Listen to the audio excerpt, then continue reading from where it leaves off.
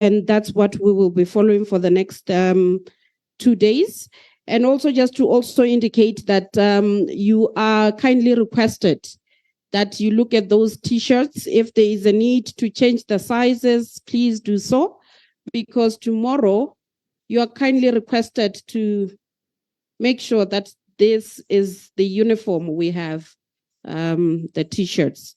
Thank you so much. At this point, please allow me to call to the podium the chairperson of the CSO Forum to give us the opening remarks. Mr. Chair?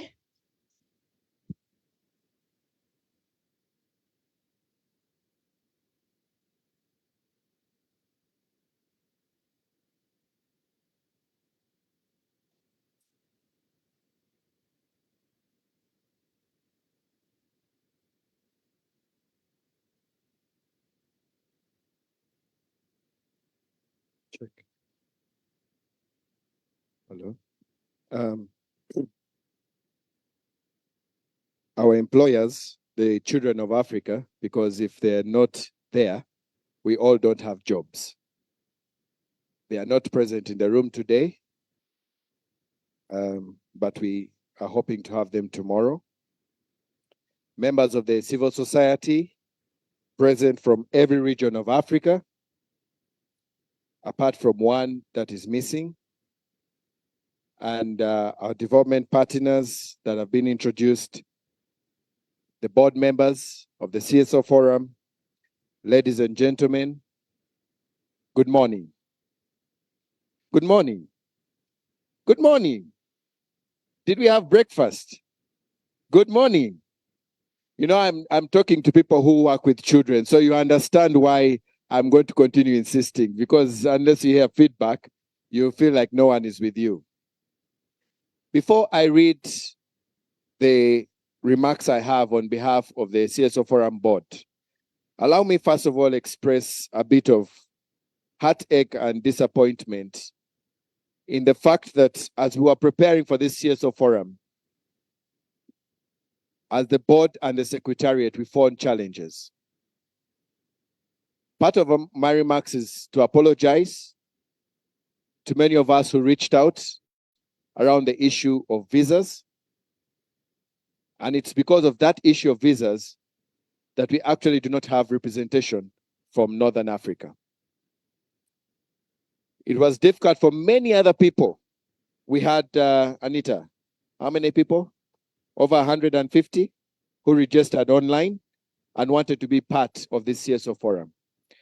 But because of the issues around visas and where somebody comes from, it was hard for many more people to join us. But we've gone ahead to make the opportunity available online. And one of the calls we'll continue to make to the African Committee of Experts to also go back to the AU and to go back to the heads of states is to really fast track this issue of visa and entering an African country. The same issue was faced in Maseru. We have faced the same issue here in Ethiopia. Hopefully, we shall have countries like Rwanda, Kenya, and others that have removed or are hoping to remove the visa restrictions for Africans to freely move. And we can come and have a bigger gathering and more representation from the whole of Africa. But I'm glad that we still have a good representation and someone from all other corners of Africa. So appreciate yourselves on my behalf. Please. I'll now go back to the speech. Good morning and welcome to the 23rd Ordinary Session of the CSO Forum. I'm deeply honored to stand before you as the chairperson of this forum, and I extend my heartfelt gratitude to each and every one of you for your dedication and commitment to the cause we are here to address today. Your presence here is a testament to the unwavering commitment to the well-being of children and the betterment of our society. It is evident from seeing even many of you who have continuously and consistently attended each and every one of the CSO forums right from when we opened and had physical meetings. It's exciting to see you once again. And for those that we haven't seen for a long time, welcome, and we're excited. The theme for our convening, reflecting on children's vulnerabilities, is particularly pregnant to the African context. Our diverse continent is home to a significant portion of the world's children. And while there have been significant progress in various areas, there's still numerous challenges that our children face daily. It is our collective responsibility as a civil society organizations to examine these challenges closely and to advocate for policy and initiatives that can protect and empower our children. Children across Africa face myriad of vulnerabilities, from limited access to education and healthcare to exposure to conflict, violence, and exploitation. It does not go without talking about the issues around South Sudan, Central African Republic, and other places where war has violated many of the children's rights.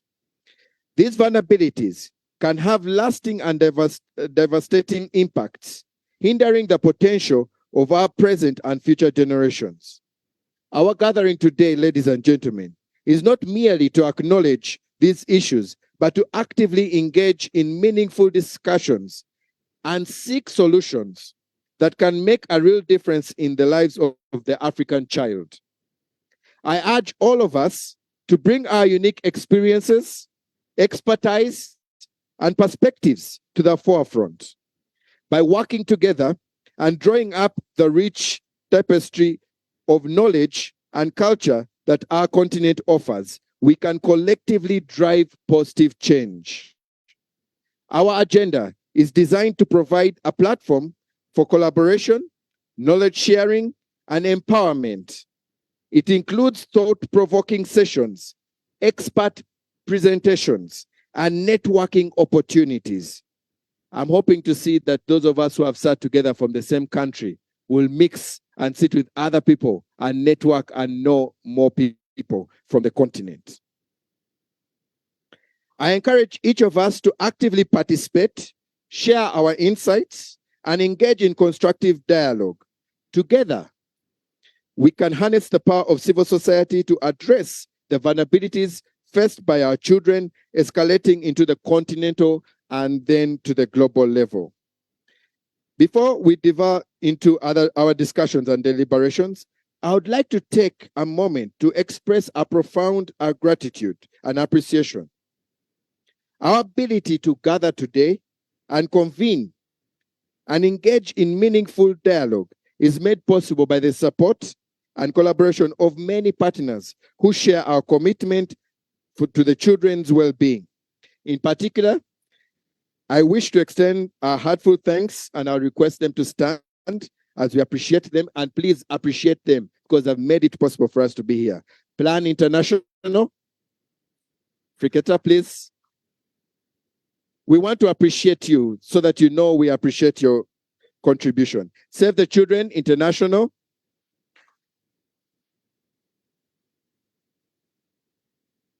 Africa Early Childhood Network,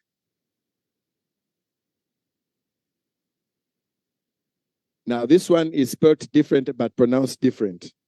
Orch, have I said it right? Orchid, you see. There's H, there's K. Orchid Project. As you continue giving every forum, I'll learn how to pronounce it better, and by the last time of my chairship, I'll be perfect at pronouncing it. Child Fund International and Gracia Michelle Trust. Your commitment, our partners, is truly commendable, and we are deeply grateful for your contribution.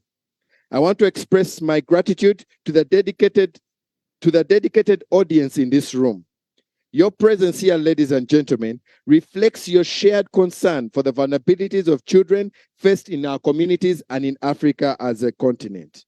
Your active participation and engagement are essential to the success of this forum.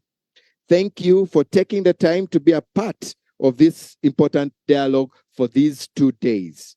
I have great faith in the determination and commitment of the CSOs represented here today. As we conclude this session, my hope is that we will not only gain a deeper understanding of the vulnerabilities of our children, but but also engage with concrete action plans and partnerships to address them. Let us harness this collective strength to drive positive change and create a better future for our children. We also will not leave out other partners we appreciate. FAWE, I was going to say FAWE Uganda, but it's FAWE, I think, the regional. Please stand, and we appreciate you. APSP,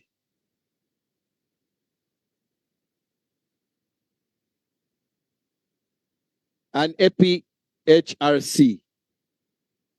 Some of these abbreviations are another title.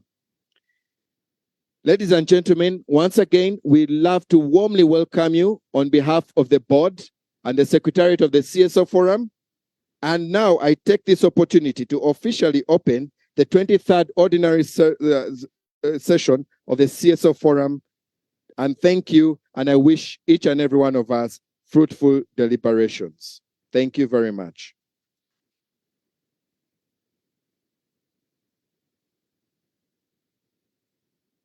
Thank you so much, Chairperson. Once more, a round of applause, please. Thank you so much. Now we are comfortable. The 23rd CSO Forum has been officially opened, and we will be moving right along with our program.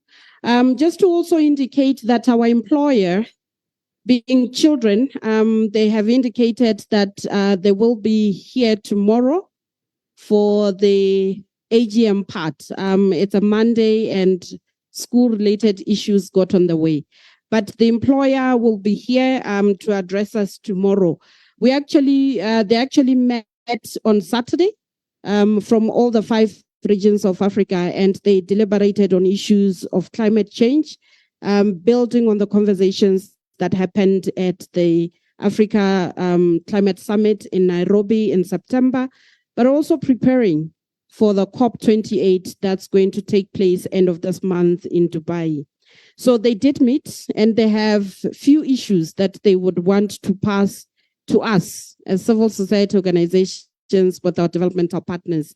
And we are really eager to hear what they have to say, particularly for those of you who are going to be participating at the COP28 to take their message along in case we can't facilitate all of them to go. So that's the one issue that I wanted you to recognize as we go into the solidarity remarks. We have many of you who are going to do the solidarity remarks, and I'm going to be a headmaster in keeping time. Headmistress, I'm told. Yes. It's not master? Oh, okay. Master is a man. Oh, okay. I am by what, Deliwe? When you're in the middle, you are what? Okay, we're not talking gender today, right? Okay, so we have many of our partners who are going to do solidarity remarks. And as I said, it's many of you, so I'm going to be timing you. You have literally 3 minutes. I didn't say speak like Fikete, but you can try and speak slowly so that interpretation can get to understand and pass on the message. So we will start with Cleophas on behalf of Save the Children International. Then we will have Fikete on behalf of Plan International. Then we will have Alicia on behalf of AFCAP. And then I'll tell you the other people. 3. Yes, do, so that they can see you. No, there's a mic there. Fikete, it's at the podium, okay? Alicia, it's at the podium. So I'm preparing you in advance. Yes. Good morning. You remember we said if the response is low, we keep saying good morning until you respond. And then that's when my time will start. So good morning. Yes, so the chairperson of the CSO Forum, the board of the CSO Forum, and all the representatives of various organizations here. And like the chairperson, I have a very long speech. I like speaking from the heart. So I don't have anything written down, but straight from the onset, I'm just going to say I'm very grateful for this opportunity, and I probably am going to go a little bit above the 5 minutes that I was allocated by Felicitas, and there is a reason for that. So it's a pleasure to meet again. It's been a while since we were all together. It's so nice to see so many familiar faces in the room, so many familiar faces, people that we've been talking online for such a long time, and we're eventually able to meet, and we hope that this trend continues. I would like to echo what the chairperson has said. Sometimes it's beyond us to have the ability to meet their financial considerations, visa issues, and all these things, and we have to take that into account. As Save the Children, we remain a partner of the CSO Forum. We believe that children everywhere should have a voice, be it directly, be it through the people like you that work with and for children. And we will continue partnering with the CSO Forum until we meet the objectives of the Africa we want for children. And that we know it will take a while. As we've seen in recent days, there are many things that are unfolding in the world. I think we stopped being African in quotes when we realized that anything that happens anywhere in the world has a very big effect on us, whether we like it or not. The entire world is interconnected. So what we've seen, various crises, we started from Ukraine, went to Gaza. We've had many crises in the Sahel, changes of government, civil war in Sudan, and all these things. And we are seeing increasingly a very worrying trend where we no longer respect international humanitarian law. It's now okay to have children, to have civilians who are not part of anything that you're squabbling about as, adults, being affected, and we are not accountable for this. I think it's setting a worrying trend because things are set to get more difficult, and we need to really ask ourselves.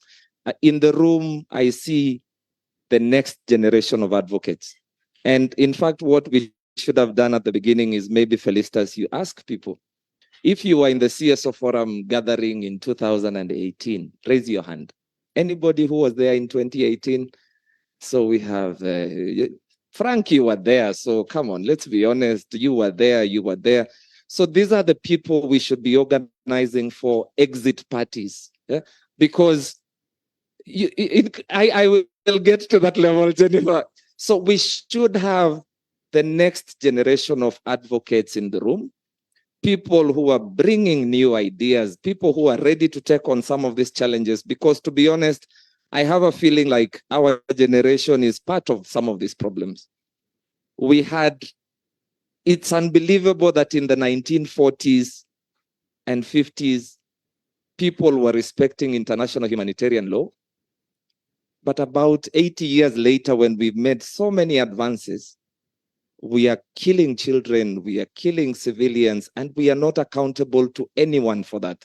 I think we should ask ourselves some of these challenges because it's going to come back home to roost. The next time we have elections in our countries and they're disputed, it's the same thing is going to happen to us. And if there is no accountability at that global level, then nobody is going to be accountable here. So when the chickens come home to roost, we need to be ready to answer to that. I saw Jennifer talk about something directly, making that suggestion that you should also be having a a goodbye party for me from the CSO Forum, because I have been around with the CSO Forum, I think, from 2013, 14 there. So that's a very long time. I mean, we have gone from this and all. We've had our highs and lows, and we've held all these things. I would really like to take this chance to appreciate everybody. I know it's difficult running a network, especially a continental network that covers the entire continent with all the challenges that we are facing. I think we've had discussions as the CSO Forum board, as stakeholders that are very interested in the success of the network. I'm particularly happy that we have such a big group of people from ACRWC today. Reason being, and something that again we discussed yesterday, in Banjul we have the NGO Forum that engages with the African Commission on Human and People's Rights. And we all agree there are many, many lessons that we can learn from the NGO Forum, and they are able representatives, because it's in the Banjul. We will assume you people share an office and you're best friends. And I would really like to encourage you to spread out. Don't sit on one table, all ACRWC, and you're keeping all the wisdom to yourself. Let's take a bit of wisdom to that table, a bit of wisdom here, and let us really learn on how we are going to use these networks that we have to advance the fight that we have for children's rights. We know various bodies are coming under attack, either from governments or whatever, even at the AU space. We will always say reforms when we want it to be something that is going to erode the ability of the organizations and the bodies to, hold governments accountable. When we ask for the positive change, it takes time. But when we are reforming, to curtail some powers here and there, then it gets fast-tracked. So kindly spread your wisdom. Let us learn from each other. We are far from perfect, and I can guarantee you we are very, very far from perfect. But I believe with the new people that keep coming in, engaging with the forum, we are going to get to where we want to get to someday. On a personal note, as I conclude, I know I've gone above the 15 minutes that I was allocated by Felicitas.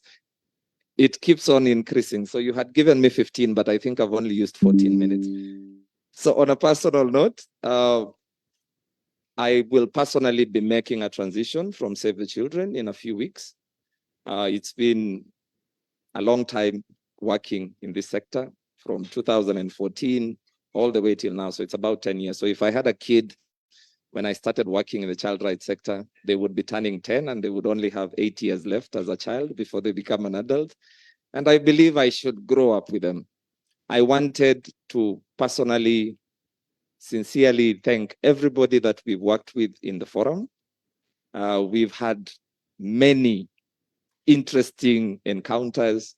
For those of us who were there in Sudan, you remember where we started, and then Egypt and Maseru and all these places.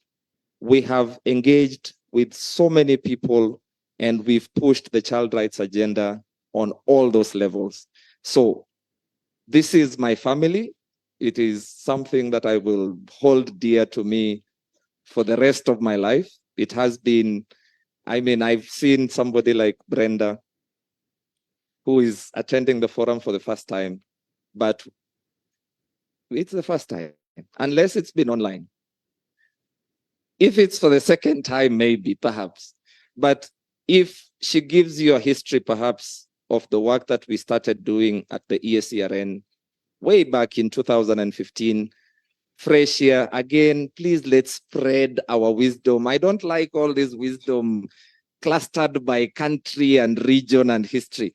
But there's a lot of history, and for me, I am really emotional about it. But I think over the next 2 days, we will have a bit more time to interact and, talk to each other about whatever it is that we are planning. But you can rest assured that even if I was to become a politician next week and become a president or a member of parliament, I will still take time and come and attend the CSO Forum, because this has been my home for more than 10 years, and I don't think I'm going to exit. So before I get chased off the podium, thank you so much, colleagues. I wish you fruitful deliberations, and thank you so much for making time. All right. Thank you so much. And don't run away with that wisdom, eh? Next time we call you, you're like, this CSO Forum people. We suddenly become people, huh? So let's even, as you are growing up with that kid, let's also be able to get the wisdom, particularly around how we still do advocacy in the changing environment that we find ourselves in. And you scared me there for a minute when you said those who did 2018. I was like, ooh, I am so safe. Put it out. Not a chance. Now, thank you so much, Save the Children. And you are one of the organizations really that have handheld the CSO Forum for a very, very long time. And we don't take that partnership for granted. We really are grateful for the partnership and the support that you have afforded the CSO Forum to date. And as you commit, we hope that we will even do more greater things together as we make Africa fit for her children. It's time now for Plan International, and Fikete will do us the honors. Thank you so much. Remember, slow, but 3 minutes.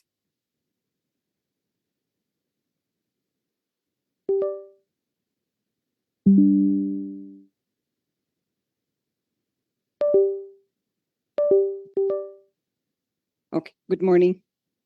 Am I slow? Is this slow enough, audible enough? Okay.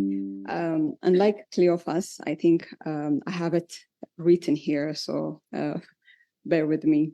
So thank you, Chair. Dear members of the Forum, Plan International would like to congratulate the CSO Forum for organizing its 23rd CSO Forum session. And it is an honor to speak before this forum. We further extend our appreciation to the Forum for continuing to provide this opportunity for partners to share progress made towards the realization of children's rights in Africa.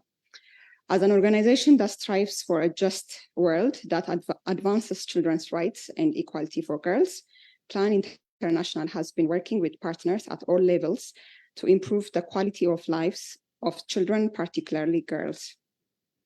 Kindly allow me to share with you some insights that we expect at the 23rd CSO Forum as we embark our CSO engagements today and tomorrow.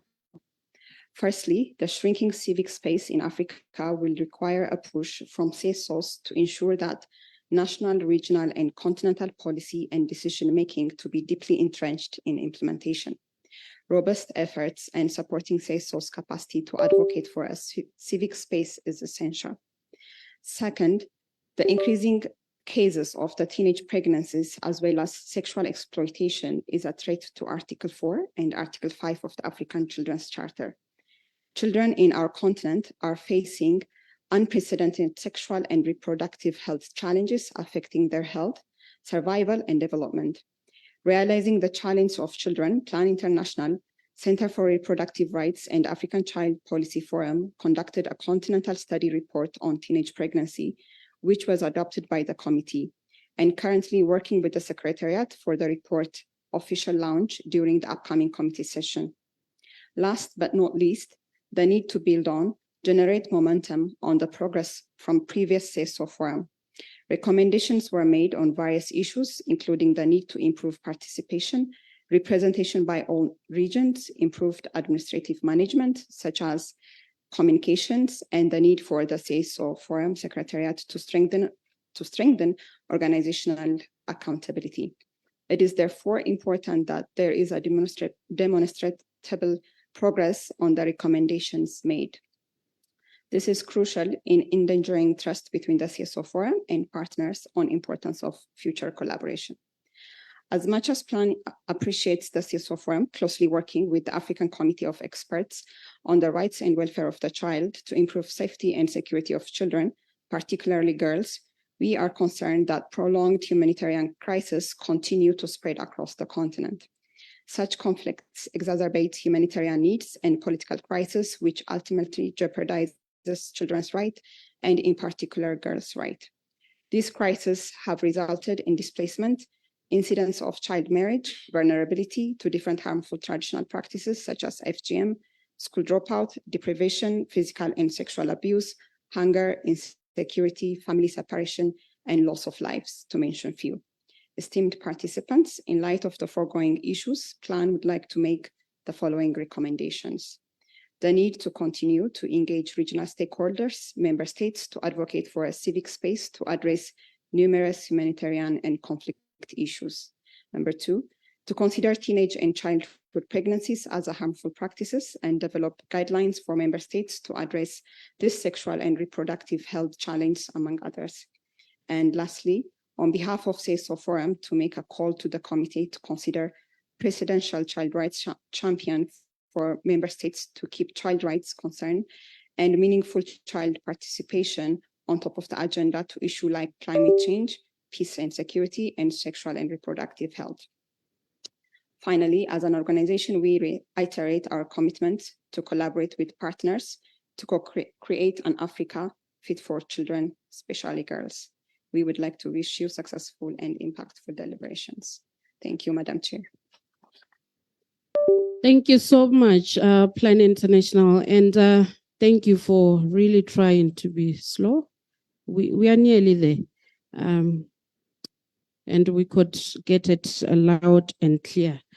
I think from the issues she's raising, we can see that the theme for the 23rd CSO Forum is reflecting on the vulnerabilities of children. And I think we are going to have robust discussions, whether these are plenary or panel discussions or side events, that will really facilitate for us and give us an opportunity to dwell much onto these vulnerabilities and what is the gap and what we need to do to improve and close those gaps. So thank you so much, Plan International. Also noting that you are still committed to be our partner, we really are grateful for that. Without much further ado, I am going to call upon Alicia from Afghan. And just to remind all partners that are making statements that we will need those statements sent to the Secretariat. We could, use our notes, but for fear of being accused by Nkosinathi and the colleagues who are from the academic, we would want to get it from those that authored the statements. We will need them because we also do have to translate them into other languages as well before we can share them with members of the CSO Forum. So thank you so much. Alicia, you have 3 minutes, and if you can make it slow as well, please. Okay, thank you very much. Distinguished guests, the board of the CSO Forum, the Secretariat, and member development partners as well. It's a pleasure to stand before you. I'm Alicia Lutomia from the Africa Early Childhood Network, and I would like to thank the CSO Forum and all the partners who have contributed to our gathering today for this opportunity to be able to address you on matters to do with early childhood development specifically. And as the Africa Early Childhood Network, our vision, our common vision basically is to have all young children in the region, in Africa, grow up in a safe, healthy, happy environment, which will enable them to not only survive, but also thrive. And therefore, as a platform, as a nonprofit platform, we are working towards the realization of this vision commonly together with other stakeholders, including the CSO Forum. So in terms of early childhood development, we know that ECD is a holistic set of services, multi-sectoral services and programs that support child's development from prenatal, that is in utero, to the age of 8. And this includes child protection, healthcare, clean water and sanitation, nutrition, play, and early learning and nurturing care, focusing on the first 1,000 days, that is 0 to 3 years old. So all these sectors are intertwined. They're intertwined and they're interconnected. And for the youngest children from the years 0 to 3 years, 0 to 8 years old, all these children, what they need at this stage is basically a multi-sectoral approach to the provision of these services for their optimal development so that they can develop to their full potential. And that is what we are advocating for.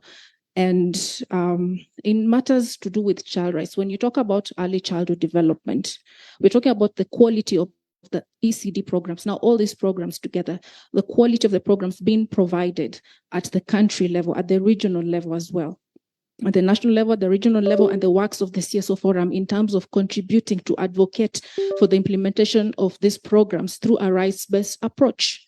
And when we talk about matters to do with child rights as well, in terms of early childhood development, we look at the CRC.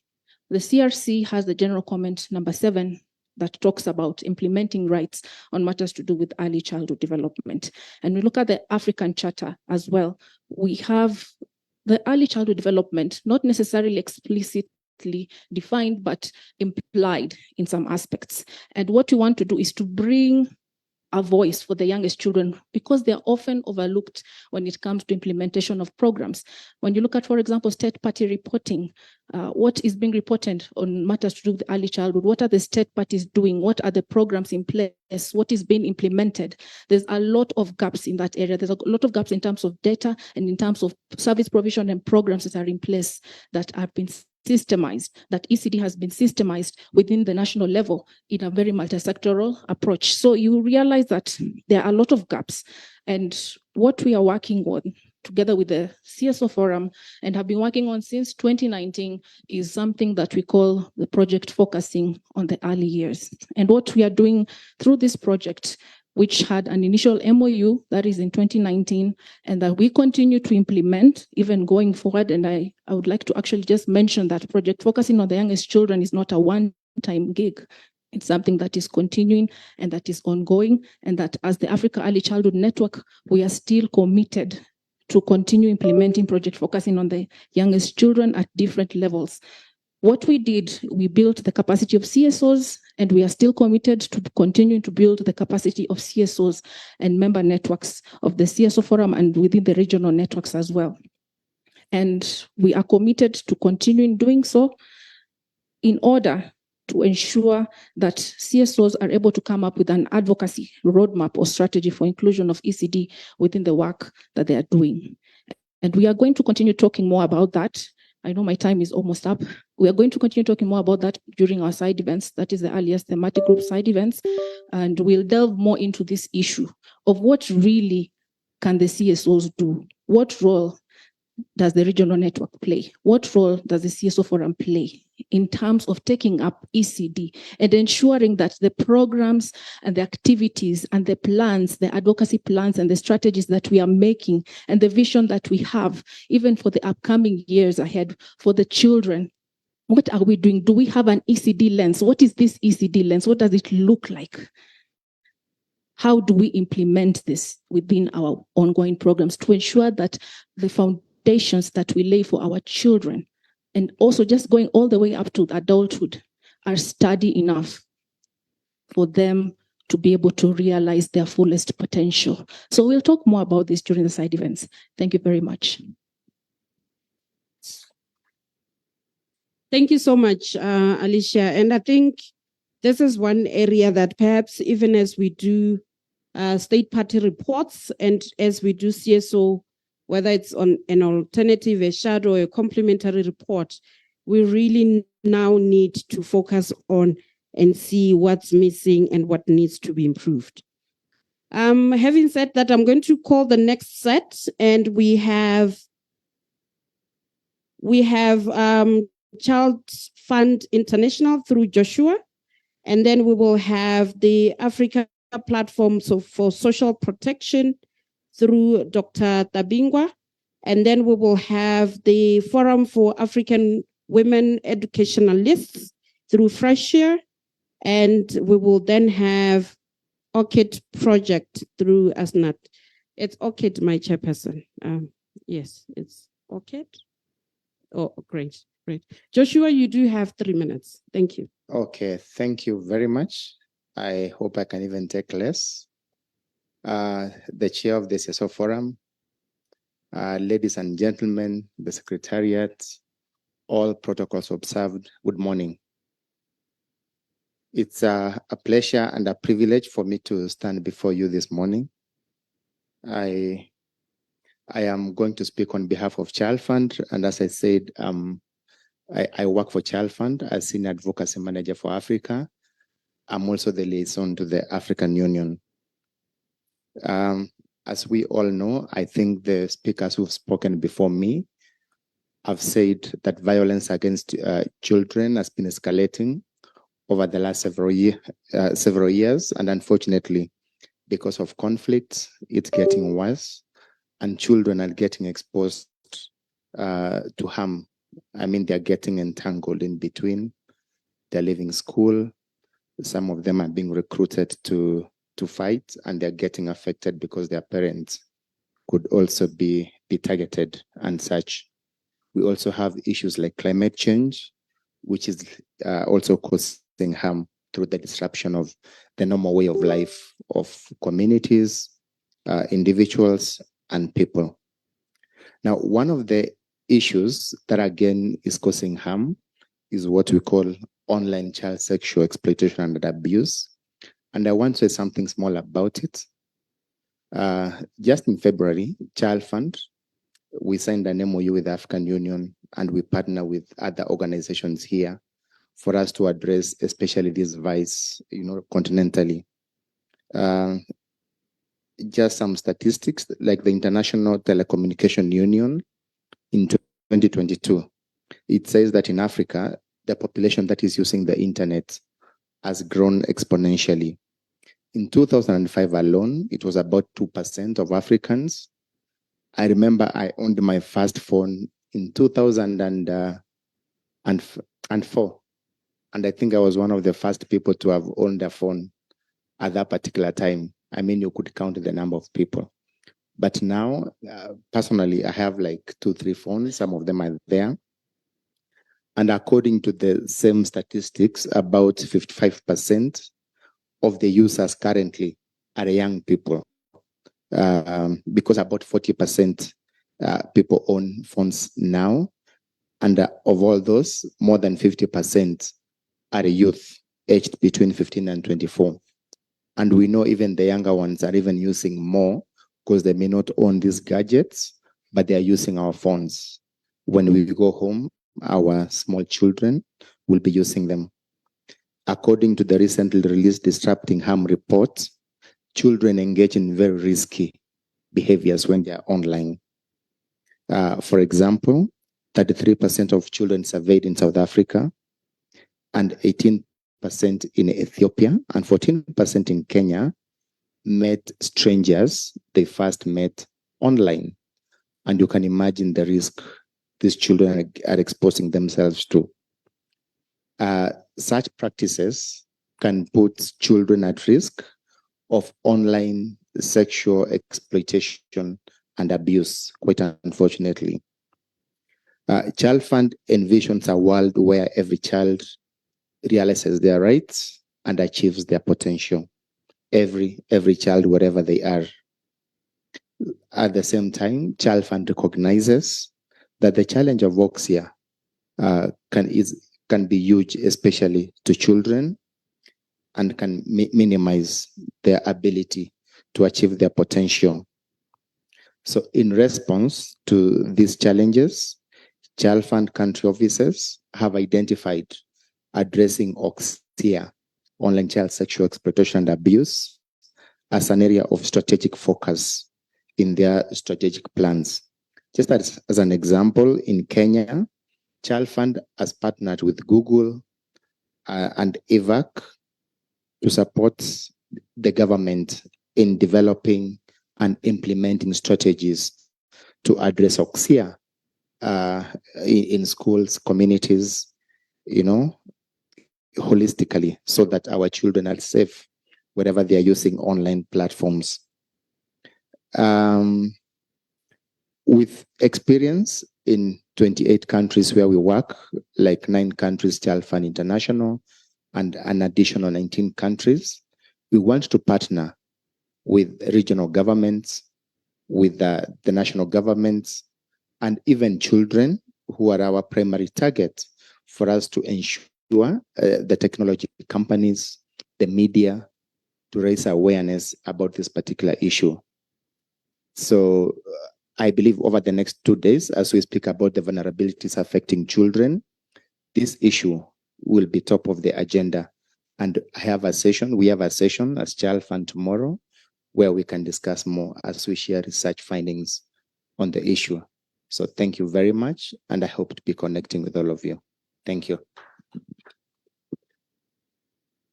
Thank you so much. I have a 10-year-old son who says to me, Mommy, when you were growing up, what were you using to play? And I'm telling him about how we used to make toys for ourselves. And he's like, there was no technology. Ooh, I feel sorry for you. Can you imagine? So that's the technology and the online abuse, particularly if we are not watchful and see what else they get into and what they watch online. It could really, really be harmful. Thank you so much, Child Fund International. Dr. Tabengwa, and then we will have Fawe. 3 minutes, Doc. Thank you very much. I see no mic, so I'm over here. All right. Good morning, colleagues. I really feel pity for the moderator because restricting us to 3 minutes, I think is a bit of a challenge. But let me try to at least do it in about 4 minutes or 6 minutes anyway. So Chairperson of the CSO Forum's colleagues from the various CSOs here, present representatives of the development partners, all protocols observed, as they say. Really, on behalf of the Africa Platform for Social Protection, I would really like to say asanteni sana. Thank you so much for inviting us to participate in this very important forum. This is important for us. The vision for the Africa Platform for Social Protection is an African continent that is free from vulnerability. And so this theme is absolutely critical at this moment. But it is also very important because a lot of work has been done. I mean, people who have come here and spoken have indicated how much work has been done on behalf of the children since someone talked about 2014, 2013, but it's a long time. So a lot of work is being done, but our children are still very vulnerable. Our children are still facing a lot of problems.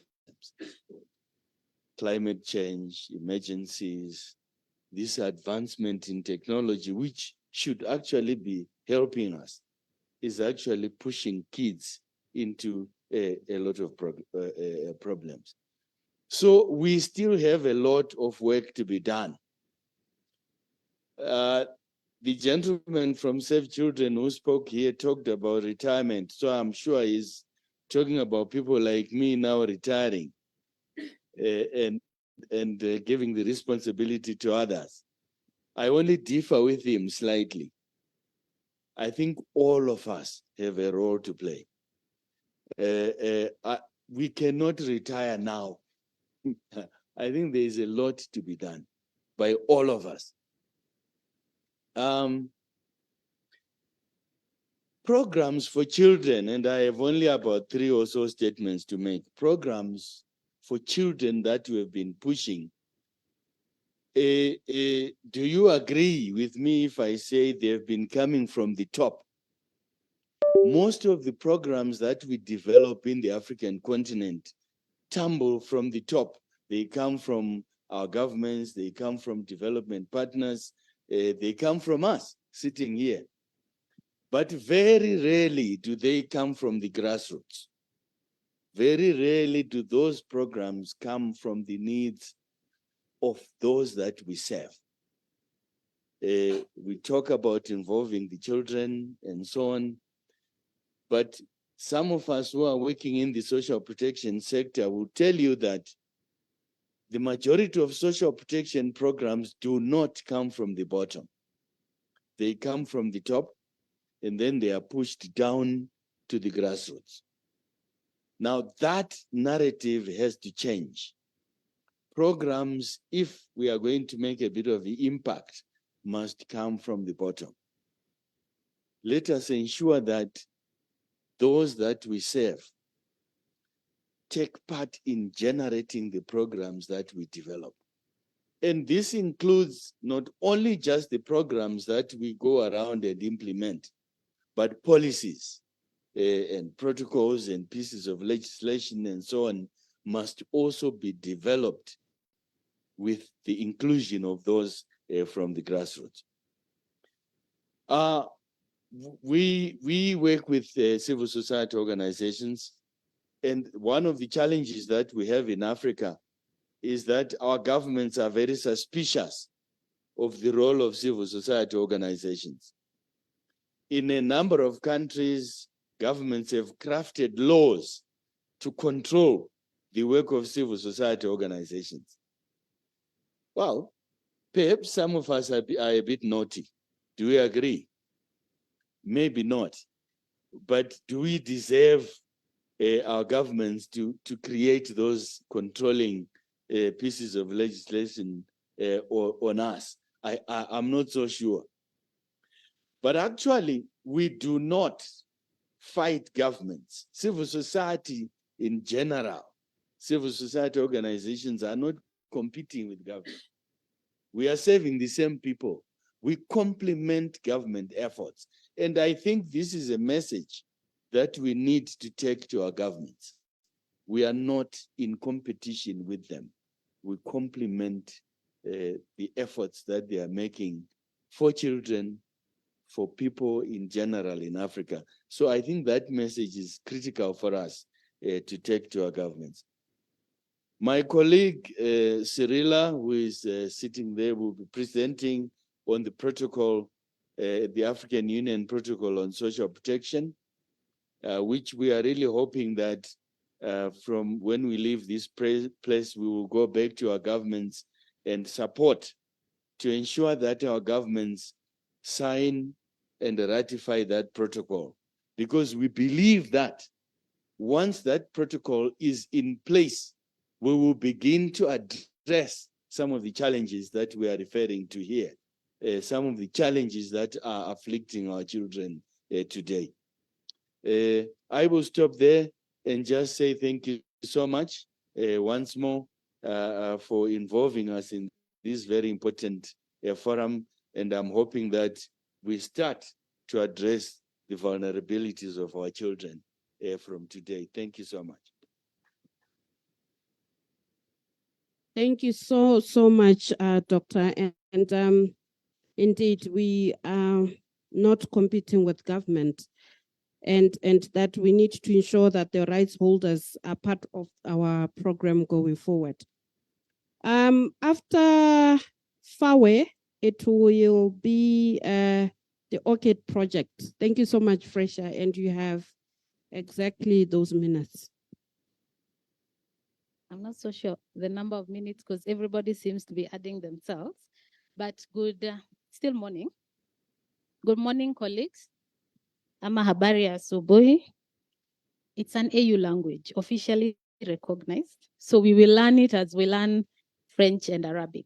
Yes, I am Fresha Kago. I work for the Forum for African Women Educationalists, FAWE. FAWE is a Pan-African organization in 33 countries across Africa. And we are proud to be associated with the Civil Society Forum. I know my personal journey with the forum began a while back, and I guess that's why Cleophas was saying some of us need to retire. I don't know whether to echo my previous, the presenter and say, I don't know whether we are supposed to retire or there's a lot of work to still be done. But our commitment as FAWE is to continue to support the forum. in its work because we do believe in its mandate. So FAWE works around the area of access, retention, transition, and completion of girls' education. Education is our core business, and we do believe in girls' rights. I know the chair had said FAWE Uganda. I think he's familiar with the FAWE in that country, but we are across 33 countries in Africa. As FAWE, we believe that girls' education goes beyond getting girls into school. It is also about ensuring that girls learn and they feel safe while they're in school, and they have an opportunity to complete all levels of education, and that will enable them to acquire the knowledge and the skills to compete in the labor market and also gain socioeconomic life skills necessary for them to navigate our changing world. And that is why throughout our rallying call as FAWE has always remained entry of girls into school, re-entry where they do drop out, the retention and the transition into schools. When we look, colleagues, today, we are now almost less than 7 years to 2030, and we promised SDGs 2030. I'm not so sure how the different countries are doing, but all of us know where we are. But when I look around at SDG 4, what we did promise our children is that by 2030, all girls and boys will be completing free, equitable, and quality primary education, leading to relevant and effective learning outcomes. I know every time our governments do their treaty reporting, they report around access. We have a policy that allows girls and boys to have access to education. However, access is not necessarily completion. And when I look at the global monitoring report, it's usually developed by UNESCO on education.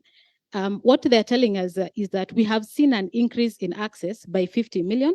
However, the transition increase is only 4 million. So there is a 45 million that, as much as they're accessing school, they're not necessarily completing school.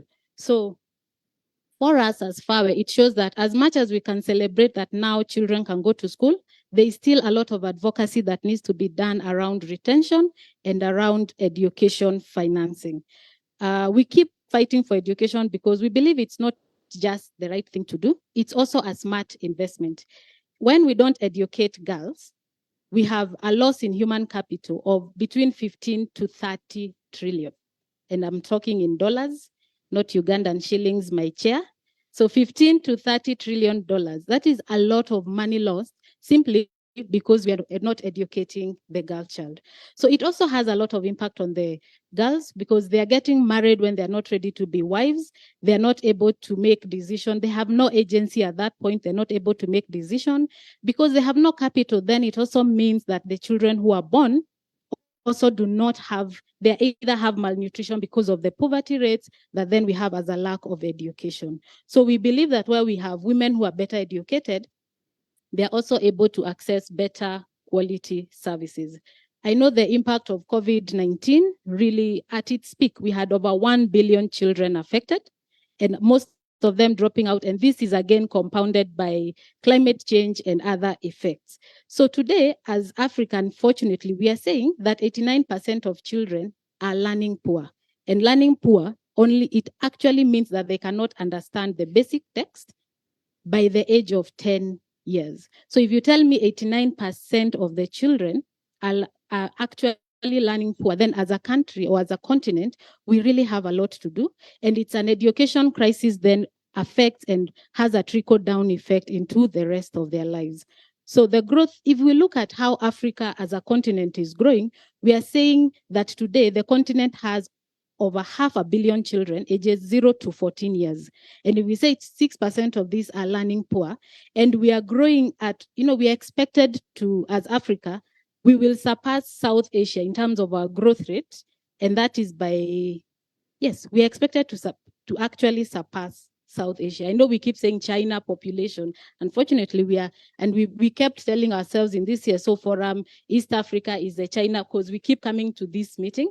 But unfortunately, that is going to become a reality, where as Africa, we are going to be having the youngest population. So what are we doing? And that's why this forum and the fight for advocacy for the education of children and rights in general is very important, because as adults, we are soon going to be outnumbered by the number of children we do have in this continent. And if we do not educate them, then we are having, I'm not so sure where we are headed as a continent. And I guess this discussion for us, it's very multi-layered. And that is why, as FAWE, we have an annual, no, it's not annual, triannual conference every 3 years. We bring together the ministers of education, because at the beginning or at the end of it, the people with the power to make this change is our ministers and our government. And we do have our third triennial girls conference on the 21st to the 22nd of November in Nairobi, Emara Ole Sereni. So allow me to take this opportunity to invite all of us, because we can't really, get into depth in this conversation now, but allow me to invite all of you to join us on that day to meet our stakeholders, the youth, the children, the government, the civil societies, for us to actually have a conversation around where are we in terms of education, what do we need to do better, what is our role as civil societies, and how can we assist our government, and how do we bring in the child agenda. Thank you. Thank you so much. Thank you so much, FAWE, for that. Public investment in children, very, very critical. Thank you so much. And ORCID, after the ORCID project, we are going to have Gracia Marshall Trust, and we will have World Vision. Then we will have TDH, and lastly, we will have, where are my notes? ACRWC. Thank you so much. You have your 3 minutes. Thank you so much. All protocols observed. Good morning. Good morning. My name is Asenath Mwithiga. I'm the Chief Executive Officer of ORCID Project. I was just ambushed just now to make these remarks, so bear with me. This morning, I was watching Al Jazeera, just following up on what is happening in Gaza and Palestine. And there came a story about Port of Sudan. And we all know what happened in Sudan in the recent months about the conflict there. And they were talking about, they were featuring this young girl who is now displaced, and they are living with some of the displaced persons. And the dream of this girl is to be a pilot, but her education was cut off because of the conflict, and now she can't attend school, and she does not know what happens to her future. That is happening to millions of girls in this continent and even outside the continent because of conflict. We know what COVID did. It came and displaced so many things. And of course, climate change, we have to mention. So the 333, as we call it, are making lives unbearable, not just to children, but for all of us. At ORCID Project, we work towards ending female genital mutilation and cutting globally. We have offices in the UK and in Kenya. We all know that 4.3 million girls are at risk each year of undergoing female genital mutilation and cutting, and over 200 million women and girls have undergone this practice. So what are we going to do to ensure that we protect the ones that are at risk each year of this practice? We keep on talking about Sustainable Development Goal, for us, particularly on Sustainable Development Goal 5 agenda. And we said that by 2030, we'll have ensured that we end female genital mutilation and cutting and child marriage. And by far, we are yet to achieve that, even though we are halfway the mark to the Sustainable Development Goal agenda. Some of the reasons why we are not able to achieve this is financing. Everybody is talking about resources. In this sector, to be particular, we need $2.4 billion for us to end female genital mutilation and cutting by the year 2030. And what is availed is 275 million US dollars. So we have a gap of 2.1 billion that we need for us to end this practice by the year 2030. We also know that this practice cuts across different sectors. Education is one of them. Sexual and reproductive health and rights, climate change. So how are we working together as partners in different sectors to ensure that in as much as we have this gap, we can catalyze our efforts and work together to ensure that the resources that are available, not just in the sector, even outside the sector, that we are working to ensure that we use this resource sustainably. At Orchid Project, we have a campaign we are calling the Funding Gap, and this is a campaign that we are working with philanthropists, working with civil society organizations and all actors, including the government, that how can we think outside the box? How can we close this funding gap of 2.1 billion US dollars? And you can find that on our website. It's called the Funding Gap to End Female Genital Mutilation and Cutting. And we are going to be talking about more of that tomorrow. The other thing is collective action. Alone, we cannot be able to end these practices, but together we unite our forces, then we become stronger. And that is where the collective action or movement building is essential. We just came from an international conference to end FGMC that was convened by AU in Tanzania. And we launched alongside our partners an African network to end female genital mutilation and cutting. And for us, we believe that in the power of the social movement, we believe in the power of collective action. And as we continue to engage with the CSO Forum, we are the new kids in the block. As people are retiring, for us, we are coming in, and we hope that we are welcome. And we are coming in to say that let us all work together to end the practice of female genital mutilation. I thank you. Thank you. Thank you so much, the new kid on the block. You are very much welcome.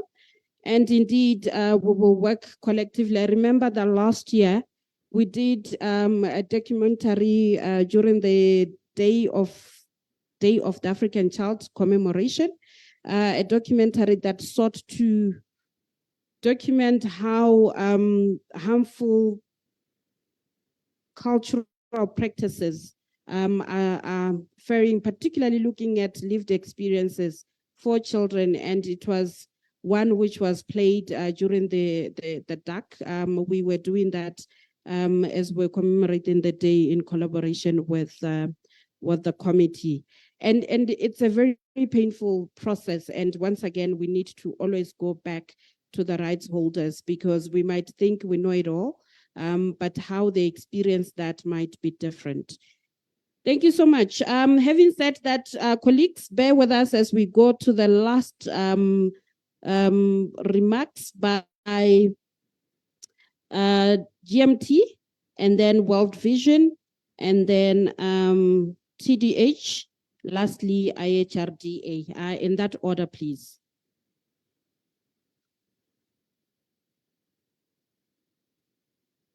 Former GMT colleague of yours, Juliet, wanted to stand up. Former Brescia, former PHRC. Hello, good morning, ladies and gentlemen. Allow me to stand on the high grounds of my predecessor speakers, and I really want to appreciate the chairperson of the CSO Forum, Damon, the head of the Secretariat, Felicitas, and team, all the founding and convening organizations, that is EACRN, CRINSA, WACSOF. I always have trouble with the northern pronouncing, Maroa. Yes, and definitely all of them. Really, this is quite a spectacular job you've done over the years with the legends and archives and furnitures like Cleo. Yes, and I didn't think he was about to bring us down, saying all of you who's been here since 2018 belong to another world. But But yeah, really, we appreciate all the efforts and all protocols observed, really. And what can I say? This is a forum that is really close to my heart. I really appreciate everything that goes on into this forum. It's a child rights forum, and I'm also one of the old faces around here, and I totally appreciate all the milestones that we have achieved. So very recently, I joined the Grasa Machel Trust, and I'm very eager to as well advance children's rights in that level. So for those of us who probably have not heard about the Grasa Machel Trust, we are a Pan-African advocacy organization. We started off in 2020 and do a lot of work on child health, nutrition, women economic empowerment, and financial advancement. And we are currently present in 18 countries in Africa, with our headquarters being in Johannesburg, South Africa, and a peripheral office in Nairobi, Kenya. So as a long-standing member of the CSO Forum, I appreciate my predecessors, Richard, and other people who've worked with the Grasa Machel Trust that, of course, have done an incredible job over the years in making sure the organization is well represented in the CSO Forum. And we are indeed humbled and delighted to join you in this particular 23rd session under the theme on reflections on children vulnerabilities. And as the GMT, we have been addressing vulnerabilities of children for a very long time. And we've had a focus on education, health, and the economic well-being. And very recently, we did a very important project called the Back to School program. I think in the March convening, you had a lot of it. One of our colleagues did present of it, but it really is focused. We've partnered with ACPF. I think I had someone represented from ACPF and a host of other partners to implement this program. It's really focused on generating evidence on accelerated learning models for out-of-school girls. We had our champion countries, Kenya, Tanzania, and Ethiopia. And we learned quite a bit of lessons on what needs to be done when we're talking about reintegrating children or girls in mainstream education. And so we documented some workable models that can accelerate the learning of these particular girls. We're talking the 15 million girls that Africa currently faces as out of school. And it's due to this that we hold a strong conviction that we need to really do a lot of efforts in advancing the empowerment of girls, adolescent girls in the continent. And having thought through the years and our experience, we are convinced that we cannot do anything for the girls without the girls. And how we are approaching this is really building on to the decade-long experience in building a girls' agency in addressing their challenges. We're doing this through a very ambitious movement called the Pan-African Adolescent Girls Movement, that we want to reach at least 2.5 million girls in Africa and equip them with the knowledge and skills and self-agency to be able to advocate for their issues and improve on the quality of life, on their quality of life. So we're very keen on partnering with everyone in this room, especially all of you, because you're advocating for the children's rights. Looking at the different frameworks that the African Union has set up to address the girls, Agenda 2040, the African Child Rights Charter, and even appreciating also the friendly version of it. And we really call upon you to partner with us to be able to reach as many girls as we can, to improve on their agency, to give them the right skills and capacity to become the next generation of better women, the next generation of economically empowered young people, and people who do not have to sit and wait for everyone else to make the change for them, but actually initiate the change amongst them. So ladies and gentlemen, once again, we are very delighted to join you in this conversation. We wish you fruitful deliberations moving forward, and thank you very much for listening. Thank you. Great. Thank you so much, Grasa Machel. And I think as we are focusing on the girl child and building her competency, her skills, and what's not, let's also not forget the boy child, because this girl will come back to the boy who is disempowered, and the only way that he will want to show that he's still in power would be one that we are not really comfortable with. Having said that, let's move on to the last speakers. Where's my list again? We have World Vision, we have TDH, and then we have ACRWC as the last speaker. We are full online, and I think we have more than plus minus 50 people online. And we have social handles. Later on, I'll give Dennis an opportunity to tell us where we are found online so that you can tweet, retweet, and tweet again, right? Thank you. Your 3 minutes, Sam.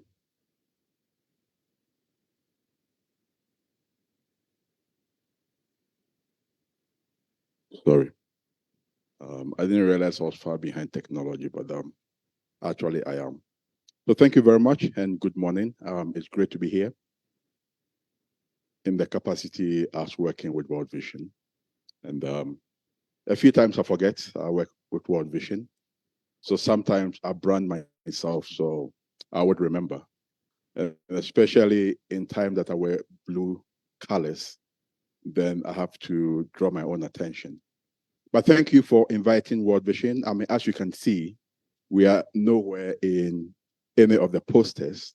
I mean, that tells you that we haven't really been part of this forum. Now, as a person, I've been part of this forum for a long time. As an organization, we haven't been. And that is because World Vision just established the AU Liaison Office. Was it barely 6 months? I've been in this position for 3 months now. So we are trying to find our way into most of the AU liaison spaces. And I'm happy we have been invited to be part of this conversation.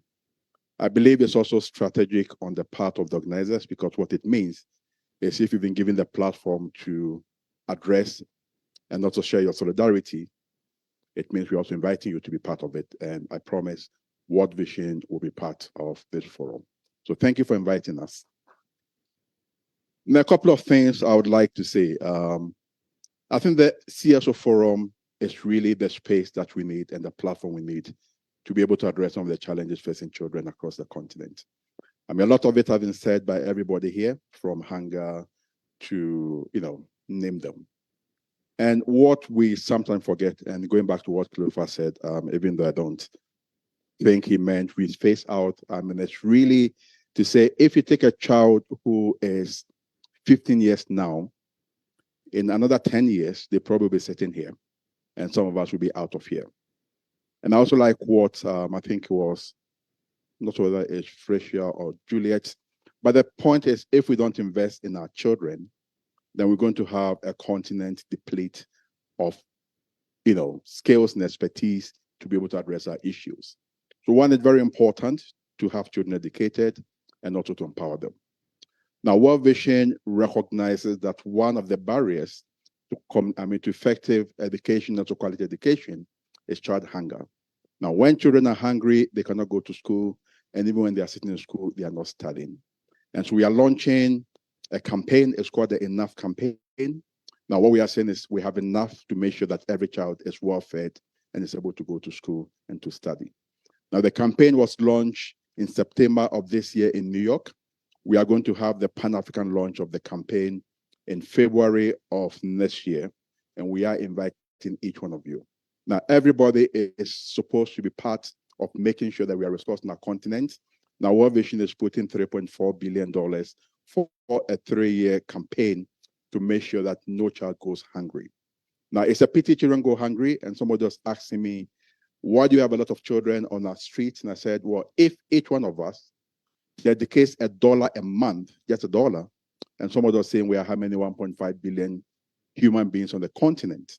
Now, if each one of us is dedicating just $1 a month, and for most people, $1, even if it falls on the street, you probably wouldn't recognize you've dropped $1. That is going to be $1.5 billion. We need a funding gap of 2.1 for FGM. So in 6 months, this continent should be able to raise more than that to feed all children. And I believe if we put our resources together, we should be able to do that. Now, with the CSO Forum, we have 3 things we want to discuss with you. I mean, call them recommendations. One of it is, I think it's very unfortunate that we couldn't get a full representation of the continent in this room. I do agree, part of it is probably related to visa, but I think we also have to be very deliberate in getting our getting our Western, getting our Central and our North colleagues to be an integral part of this forum, because it's very important. Now, whatever we have to do to ensure that happens, I think it is in our power and our means to be able to do that. Now, the second recommendation has to do with implementation of our own decisions. Now, I was expecting that as we bash our government because they make commitments and they don't fulfill those commitments, we as a CSO Forum would also make sure that all the decisions we make, all the commitment we also make are implemented. And part of it is effective engagement of children. I know we do engage them, but we also want to go back to what the doctor said about making sure that what we actually do have the active involvement of children. Now, the last thing we'd want to recommend, I know that have been a conversation over some time, is I think it would be important to have the Secretariat sitting with the committee or the Secretariat in Lesotho. I know you are doing a lot of work around that, so I'm not going to say you're not doing anything, but I think it would be really important if we can have the CSO Forum actually sitting in Lesotho and also making sure that we are engaging directly with the committee. So with those words, 2 minutes, 39 seconds, I would want to say a big thank you to every one of you. And like I said, we are the latest and the newest, maybe not Orchid now. And so we are looking for spaces for engagement, and I'll be very happy to speak to a lot of you. I've already penciled some names and organizations, and I'll be very happy to engage in some of the things we do. Thank you very much.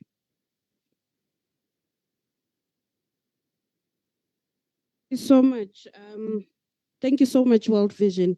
And of course, some of the issues that you did mention, some of those that we will talk about in depth tomorrow at the AGM, because that's the platform for accountability at all levels. Having said that, TDH, Grima, and IHRDA, our new ED, and then we can finalize the program.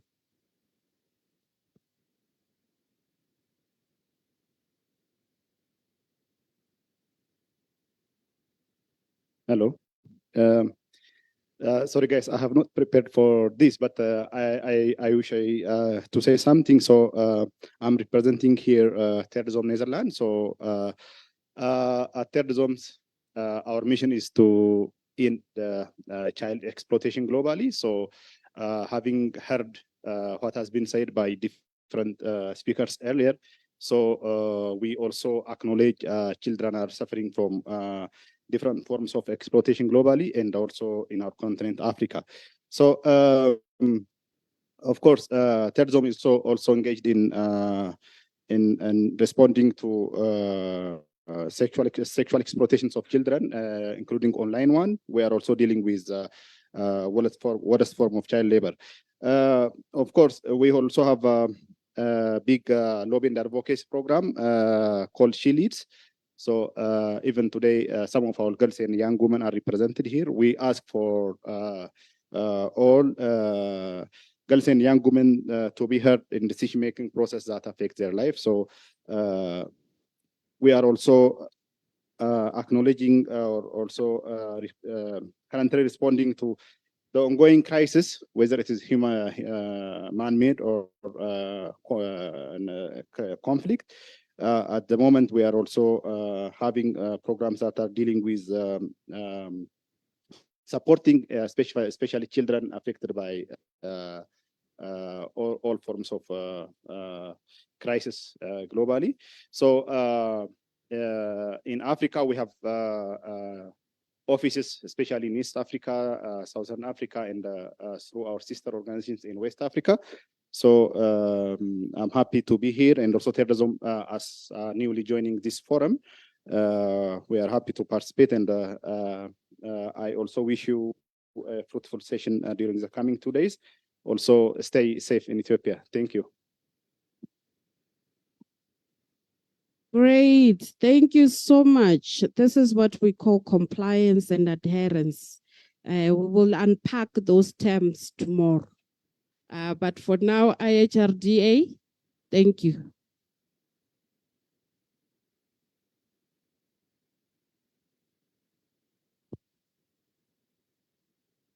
CSO Forum Board, CSO Forum Secretariat, comrades, ladies and gentlemen, good morning.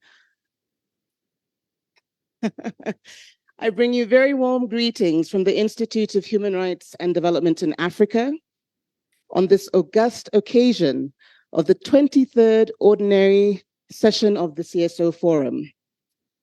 We are a Pan-African organization committed to the full realization of human rights and development for all Africans. In this regard, we are committed to the promotion and protection of the African Charter on the Rights and Welfare of the Child and the vision of an Africa fit for every child envisaged in Agenda 2040. Tomorrow, our partners from Benin, Burkina Faso, Côte d'Ivoire, and Togo will be sharing their stories about the vulnerabilities of African children in their countries, and we welcome you to come and learn from them. We otherwise look forward to learning from all of you over the next 2 days. And on that note, Cleophas, challenge accepted. As Executive Director, I do affirm our commitment to partnering, not only with the forum, but with each and every one of you going forward, not just around the NGO forum in Banjul, but on a regular basis. And in that note, our team looks forward to engaging with each of you during the course of the next 2 days, and those of you who will be staying behind for the committee sessions. We wish you fruitful deliberations over the next 2 days. Thank you, merci, obrigada, shukran, asanteni, and amaseginalu.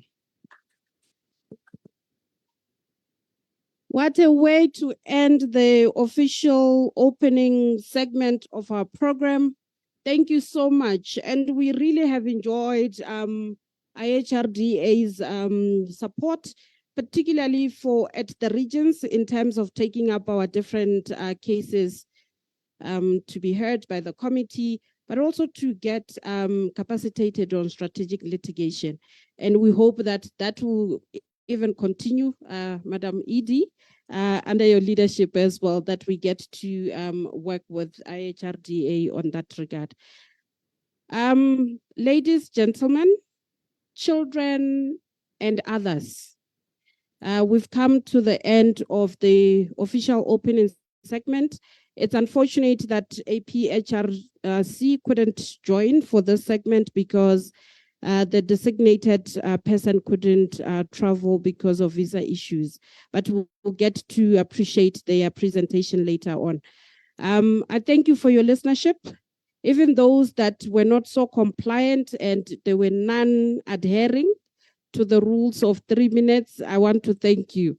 We've taken on board every recommendation, and as we discuss the next 2 days, really, we would want to open those conversations so that ultimately we can have a better product going forward.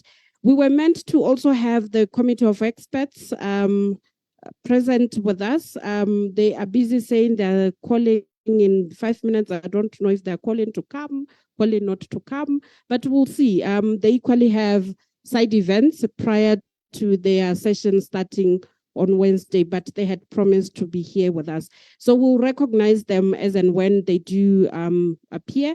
And my time for directing the proceedings ends here. And we will be taking a family portrait. Remember the before and after. Today we are taking the before. Tomorrow with the t-shirts, it will be the after.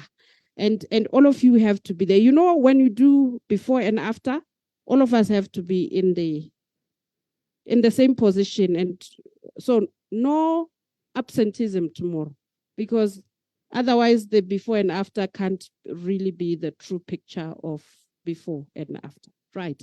But having said that, I'll be handing over the baton to the Secretariat team member, Ben. After the family portrait, we will do the right to food. So we will be directed as well on that. Dennis, where are we doing the picture? Oh, okay. So the ICT colleagues will help us to be in line properly. You know, we're Africans, we are diverse.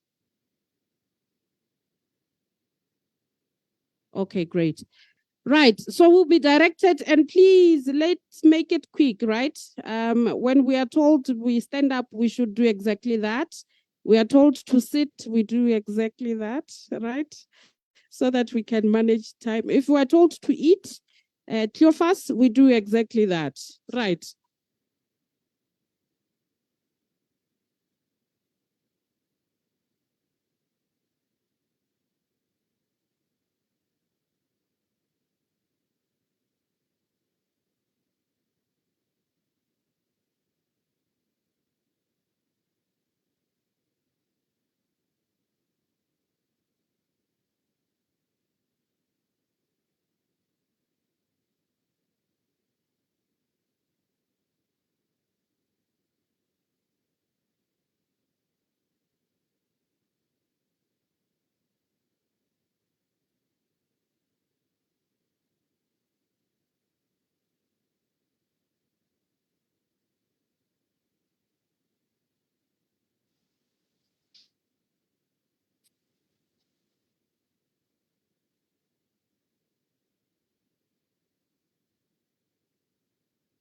Now let's talk about visa.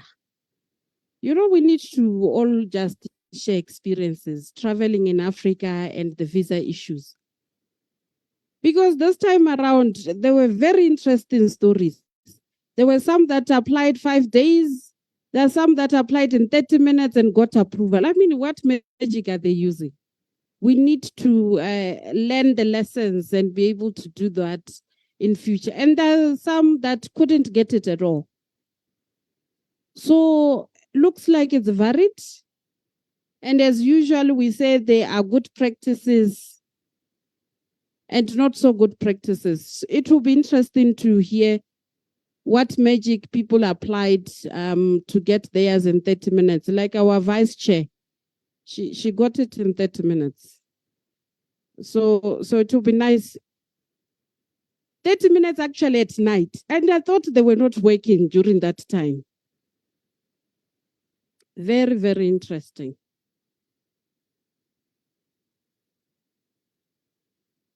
So tomorrow there will be 10 minutes of sharing experiences on visas, so that we can know the 24th session what to do and what not to do.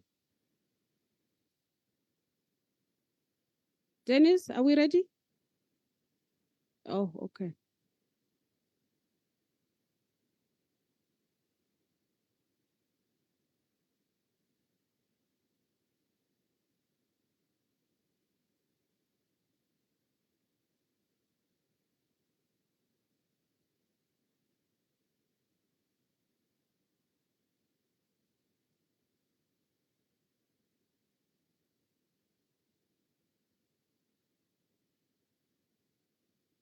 Yeah, we could remove the regions altogether, not?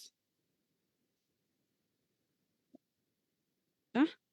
Oh, we have to have them. Okay. Oh, okay. All right. All right.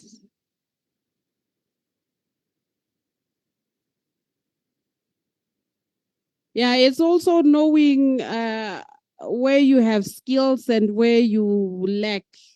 So this aspect I know nothing about. I just can like a beautiful picture. As to what it took to get there, I have no idea. But we have a superwoman in Jenny. She knows all these things. She can actually lift these banners and put one there and the other one there. I'm like, what are you doing, girl? She would know which one has to go front and on the left.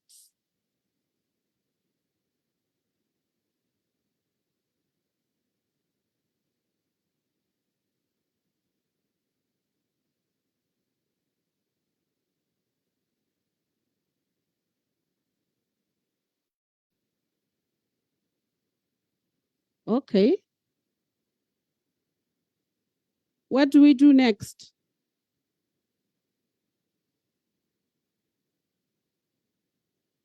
Right. I'm told we line up. I have no idea what that looks like. I had asked Dennis to use the mic so that he directs us properly. But perhaps we have the stable going up. It looks like the photo will be up. Yes, everyone is supposed to get lined up here. Oh. And the camera is up there, the lenses are up there. So they'll get everyone. Yeah. Look at the So we can move on stage. Yeah, and we know the head of the CSO Forum, the board chair. Yes. No, I said the.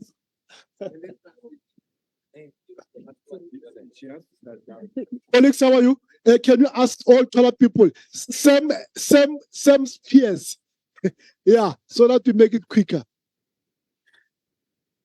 Diamond, same. No.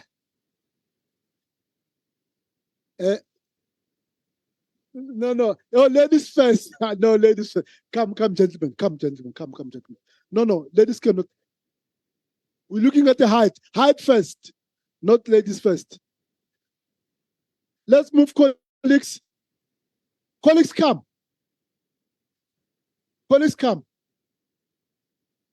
Let's come. We'll see what when we are seated. I shall be the last for fear of being labeled. Yeah. Fine. Come, colleagues, come. Should not be a project.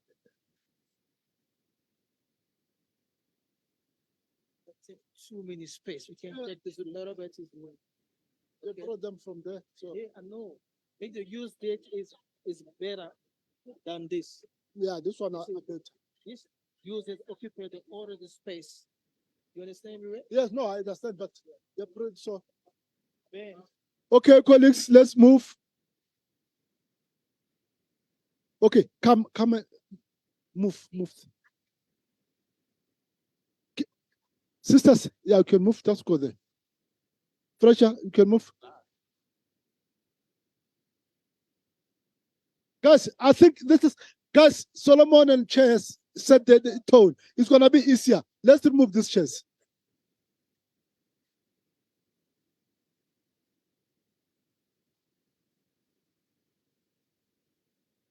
Guys, I think, sorry, ma'am,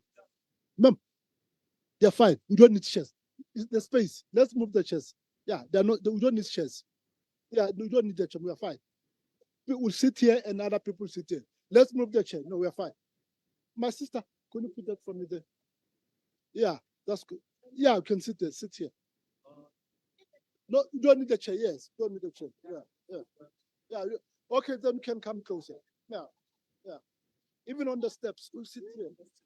Yeah, sit here, Ben. Sit here. Find somewhere to sit, somewhere to find somewhere. Okay, colleagues, can you all settle? Can you all settle?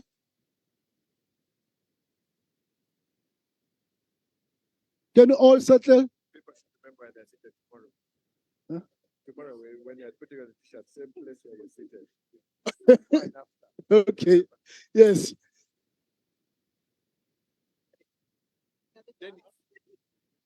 Dennis, are you fine? Okay.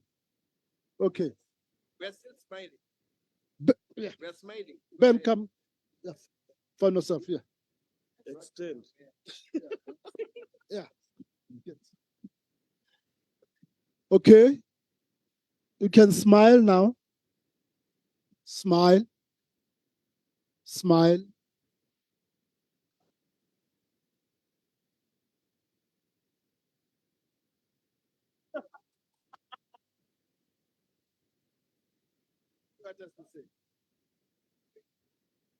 CSO.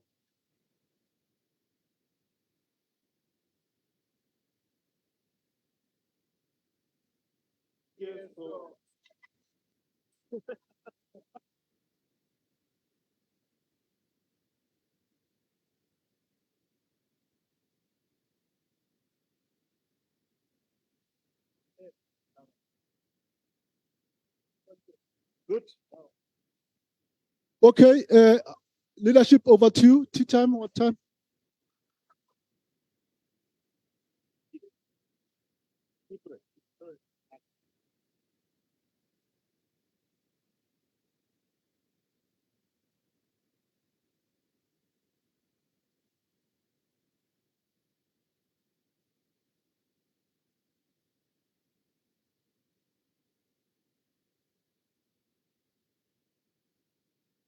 Okay, colleagues.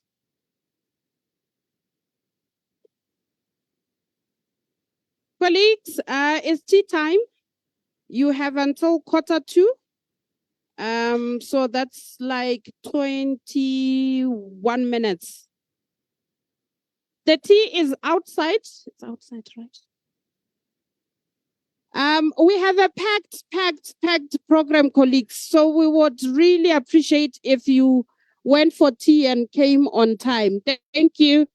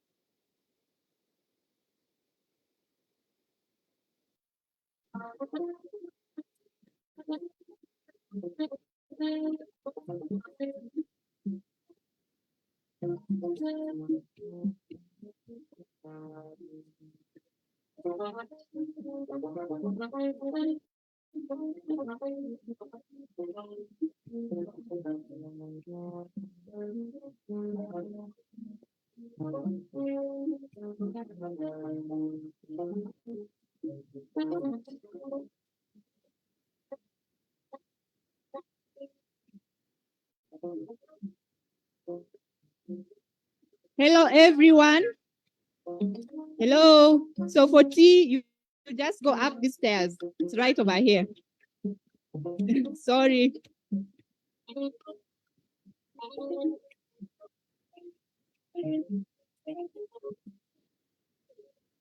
Hi, everyone.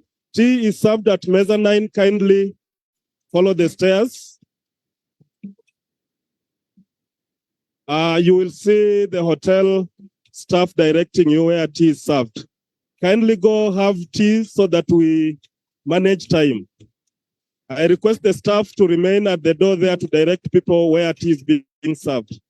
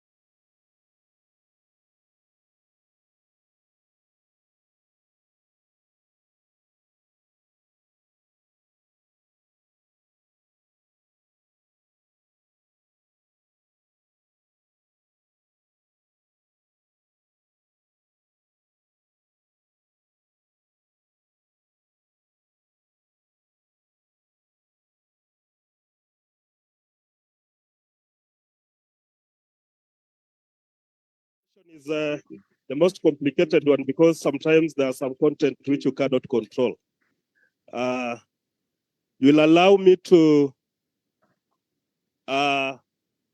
ensure that we use or we utilize this time very well, especially for the presenters.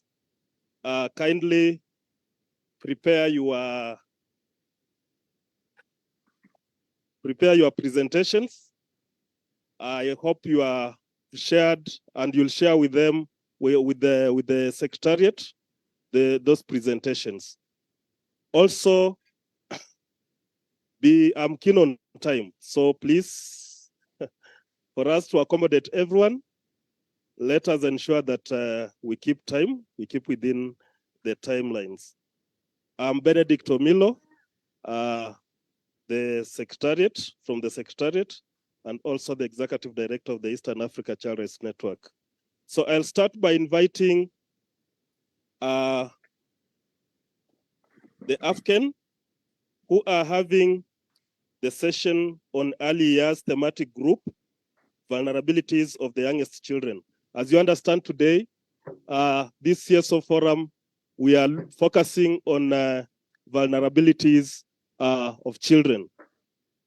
So kindly come on board, take up the podium, and I believe I don't know, for those who want to have their session as panel, please liaise with me so that we can make prior arrangements to run these sessions well.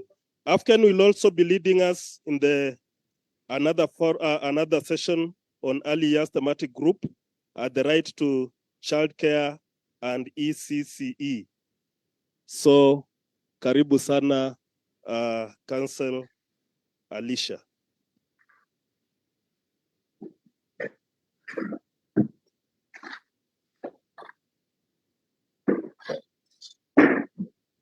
Thank you very much, Ben. Ladies and gentlemen, I'm standing here on behalf of the Early Years Thematic Working Group that is part of the CSO Forum, established through the strategy, the current strategy that is being implemented.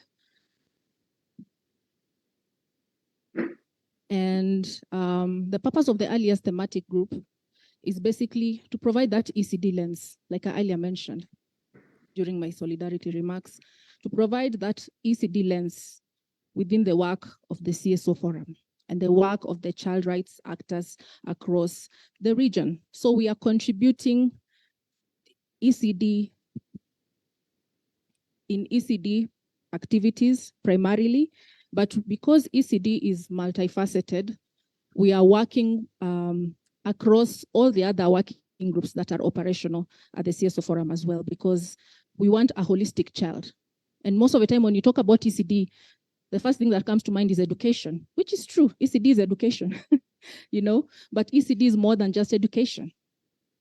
A child needs more than just education to develop to their full potential. So that's what we are going to be dealing with today during the next 2 sessions on the earliest thematic group.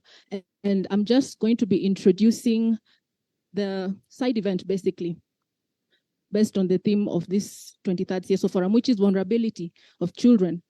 But in our case, it's vulnerability of the early years, with a focus, of course, on the early years. And when you talk about the early years, we're talking about children from 0, the age of 0, that means in the womb, in utero, that's how we call it, in utero, to the age of 8.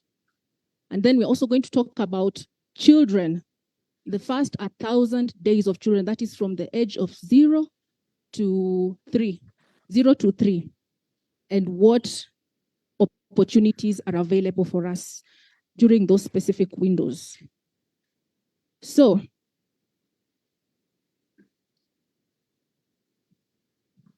the right to ECD. ECD is a right. When we talk about children, and we talk about the rights of children, we can't separate the rights of children and talk and programs and projects that we are doing towards advocating for the rights of children. We can't talk about them without talking about ECD. Because at the end of the day, ECD is about the foundational rights. the foundational rights. And when we talk about the foundational rights, as you can see here, we have health, recognized by the global regional instruments and national policies and laws. That is the CRC and the African Children's Charter. We have the right to health, nutrition, education, family care, protection, social security, participation. ECD is all of this inclusive. ECD is all of this inclusive. And as you can see, these specific programs are actually rights. These specific sectors are actually rights that are accrued towards the children generally, but more so in the early years. And that's what we are going to talk about. Why is it paramount that we ensure that children from the age of 0 to 8, from the age of 0 to 3, are actually have access to these specific rights, these foundational rights. They are gateway rights, because through these rights, we are able to achieve other rights for children. Children are able to actually be able to benefit from other rights as well, even all the way up to adulthood.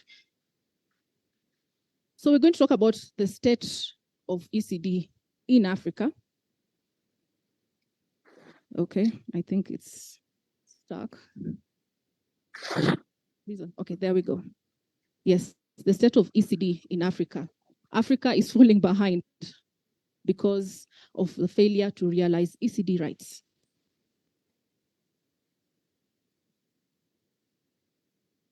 Okay. Pardon me, let me just use my laptop. It seems to be stuck. Let me just use my laptop. Yes, Africa is falling behind.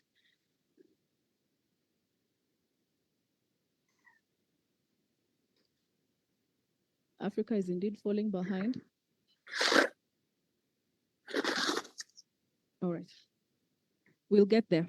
But in the meantime, let me just refer to my presentation on my laptop, then we can proceed. So ECD is multi-sectoral, multifaceted, and in terms of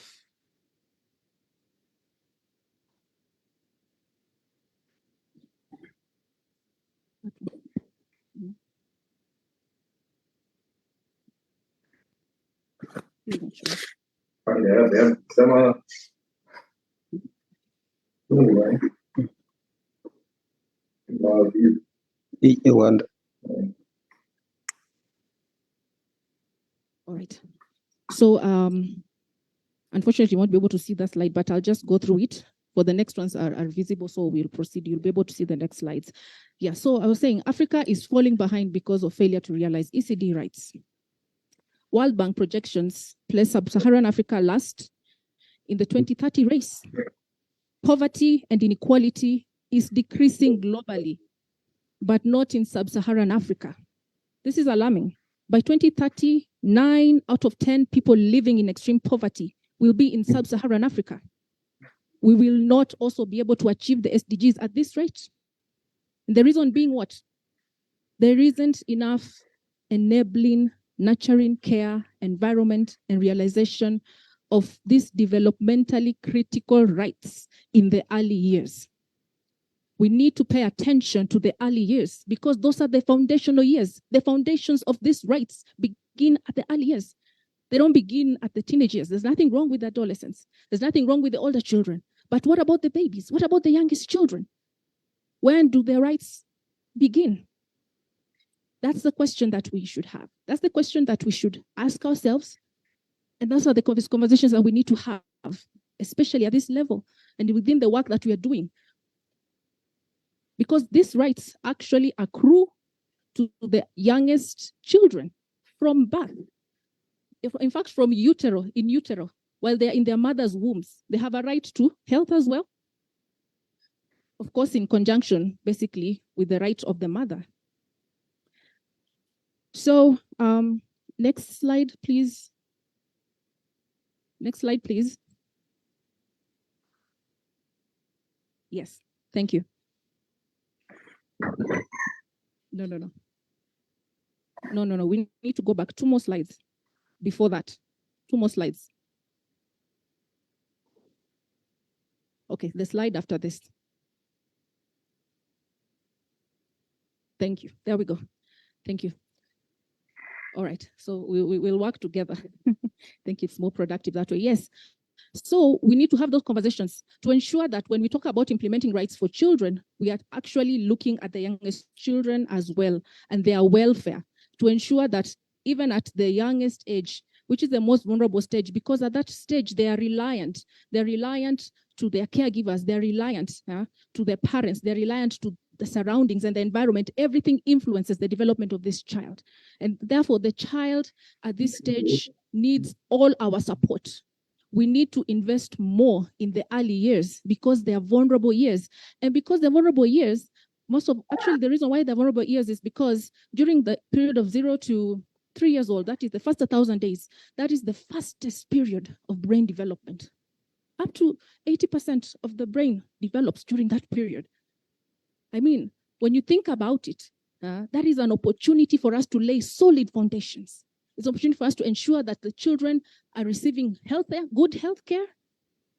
They are in stimulative environments to stimulate their brain, to stimulate the functionality of the, I'm not a neurosurgeon, but neuroscience basically gives this evidence, that during those first 1,000 days, the foundations that are laid there are very critical for cognitive, social, economical in the long run, as well as educational foundations.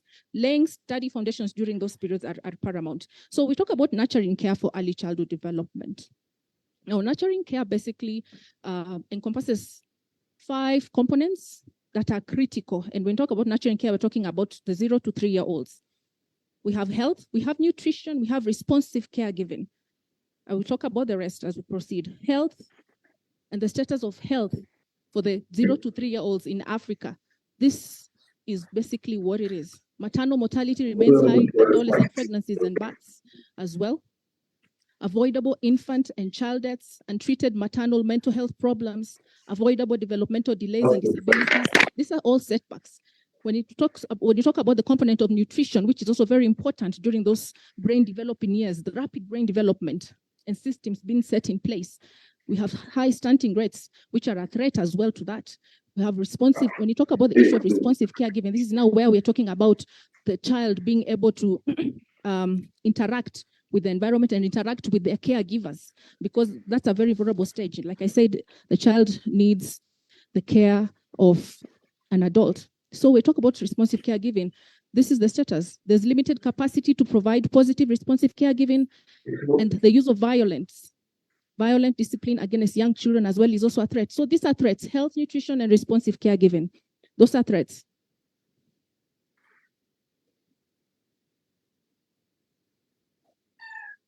Then the other components of nurturing care for ECD, we have early learning opportunities as well as safety and security. So these are the categories. The other threats are access to affordable quality ECCE from birth is limited. That is early childhood care and education. And we will have a session, a presentation on the right to ECCE. So I'm not going to delve so much into that. Then poor quality as well of ECCE as well, provision services on the same. Then poor early learning outcomes among vulnerable young children. And then poor and unequal school readiness and performance. Then on matter safety and security, the threats, household poverty are high, is high across the region. And then low birth registration rates as well, although there's much work that is being done around that area, but that still remains a threat. Violence against women and children are high as well because of the nature. You want a child to be nurtured. The environment in which these children grow and find themselves in during those early years will shape the foundations and the settings of what basically they're going to be in future and what they're going to achieve. We want them to achieve optimal, full development to give them the best start in life. Then limited access to basic services, water, and sanitation also remains a threat as well. I'm just giving a snapshot. We will delve deeper into these issues with specific presentations on the same. Okay, so vulnerability. As I wound up, vulnerability of the early years.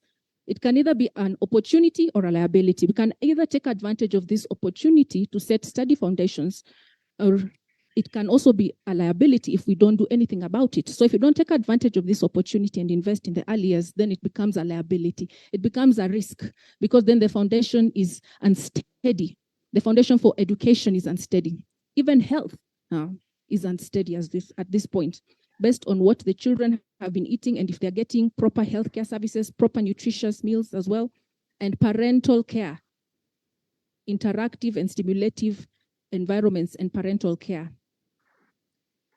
So ECD, when you talk about vulnerability, ECD provides a good mitigating and powerful platform as an equalizer for children, especially in settings where children are in vulnerable situations, in humanitarian settings,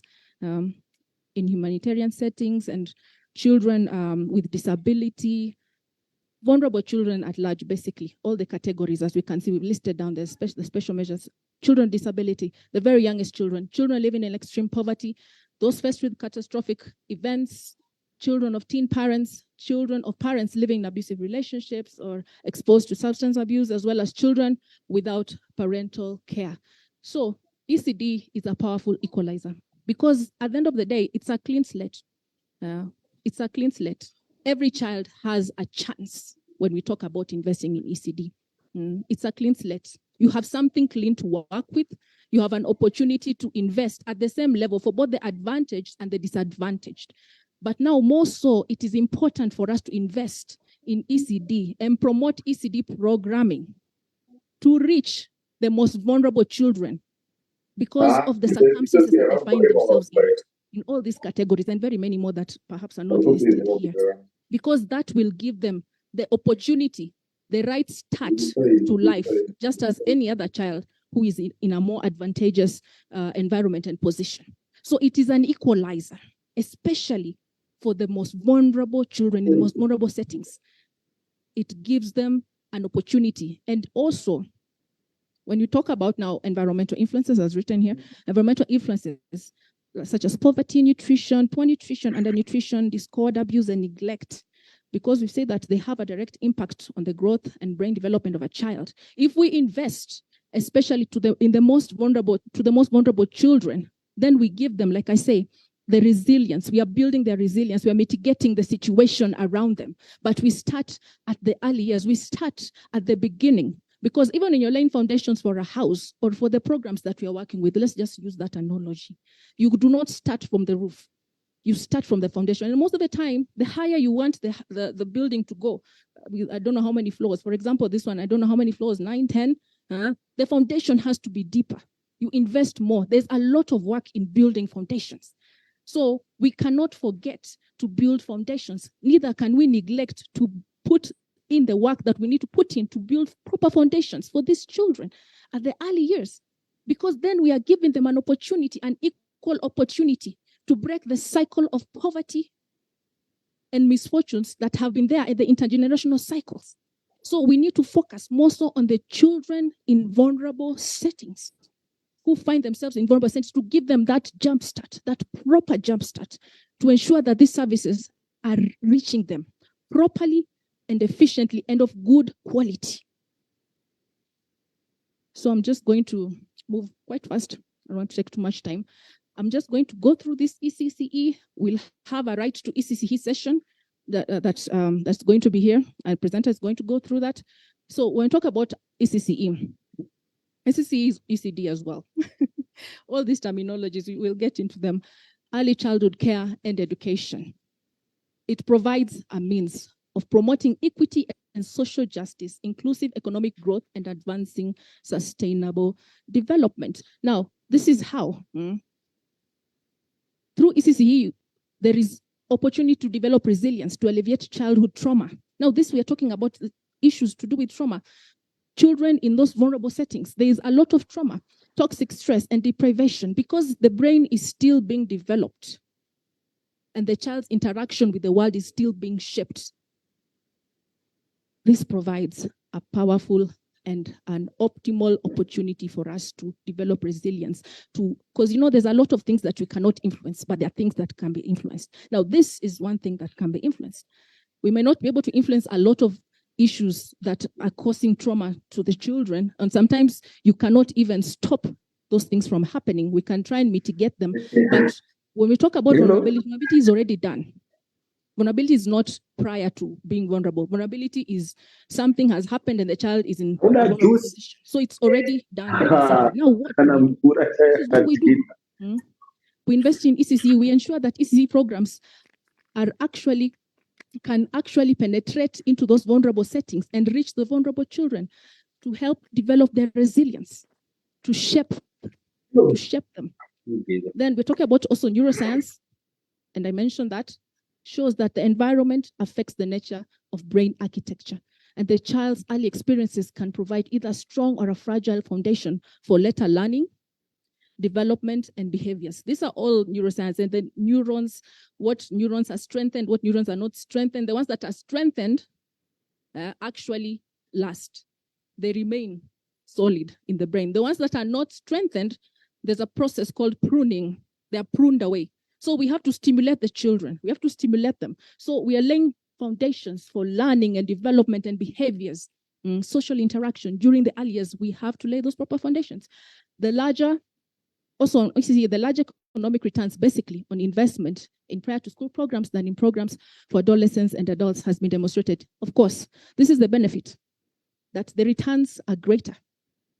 They are greater because that is the period where I say everything is placid, everything is being shaped, and where the foundation is being developed.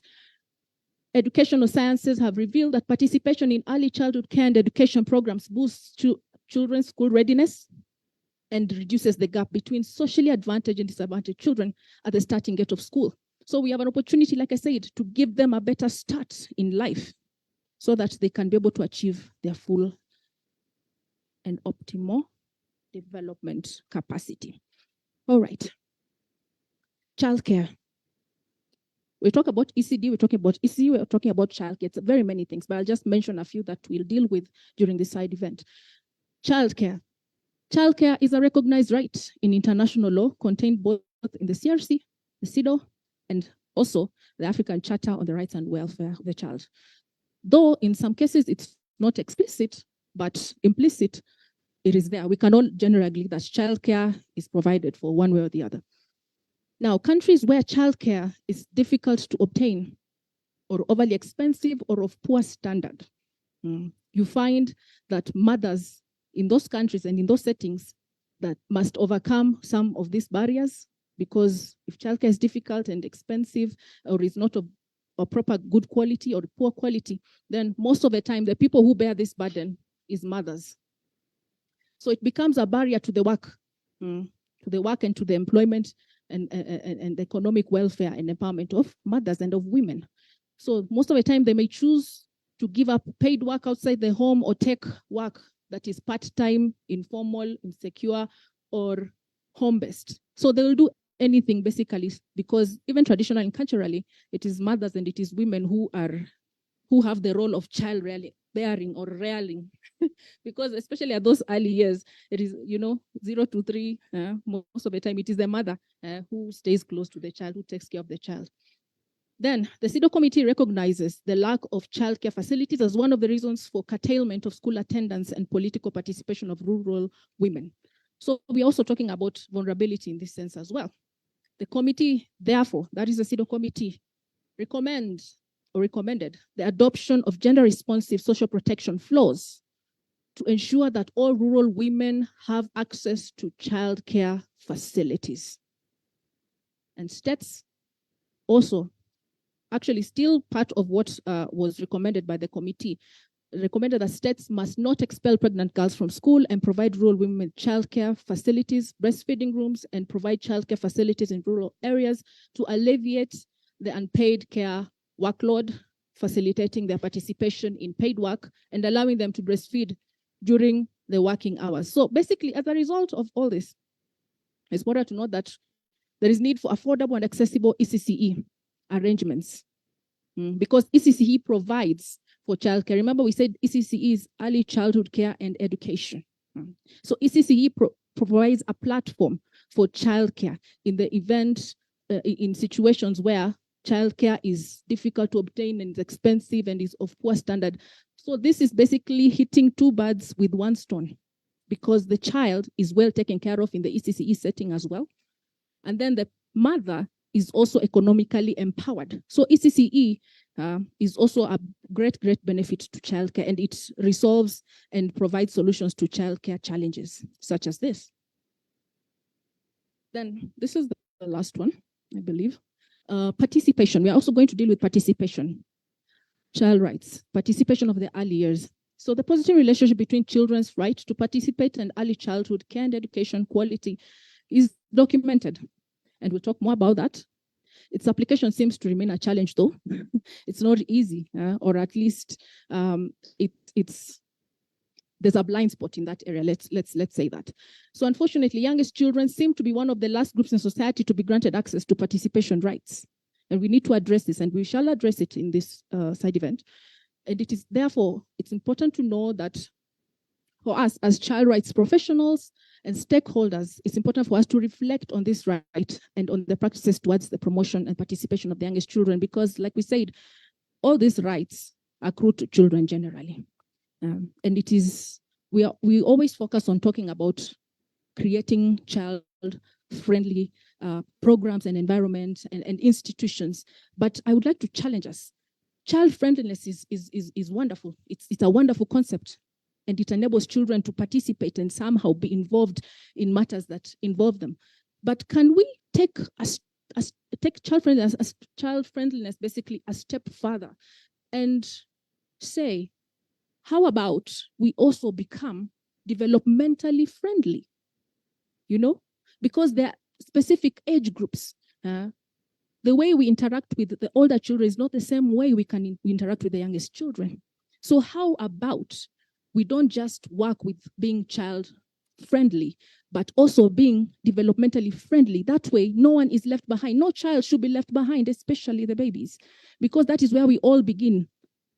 And that is where we all begin. And that is the point that matters.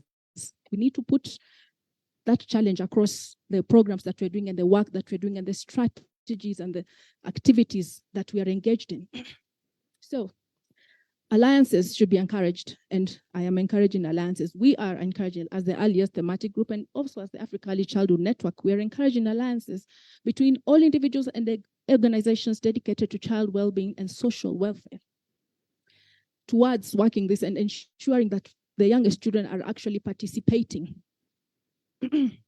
as well as the older children, and that the right to participation is realized in their lives as well and in their context. To exact, when we talk about participation as well, we're talking about to exact the right to participate. Children obviously must be capable of making their own decisions within relationships, and youngest children, as much as they don't talk as much, they communicate. So it's just learning the language. We have to make that effort. We have to take that step. We have to learn the language. How do we engage the youngest children? Because they have a language. They are living beings. They are alive. They have feelings, they have emotions, and they have opinions. If you talk to, I don't know how, probably all of us have children. And when you talk to your baby, when they start crawling, even before they start crawling, there's a way you know that the child is hungry, or there's a way that you know the child is uncomfortable, or the child is feeling cold, or the child is unwell. There is a way in which we can engage with the youngest children. So let's not shy away from it.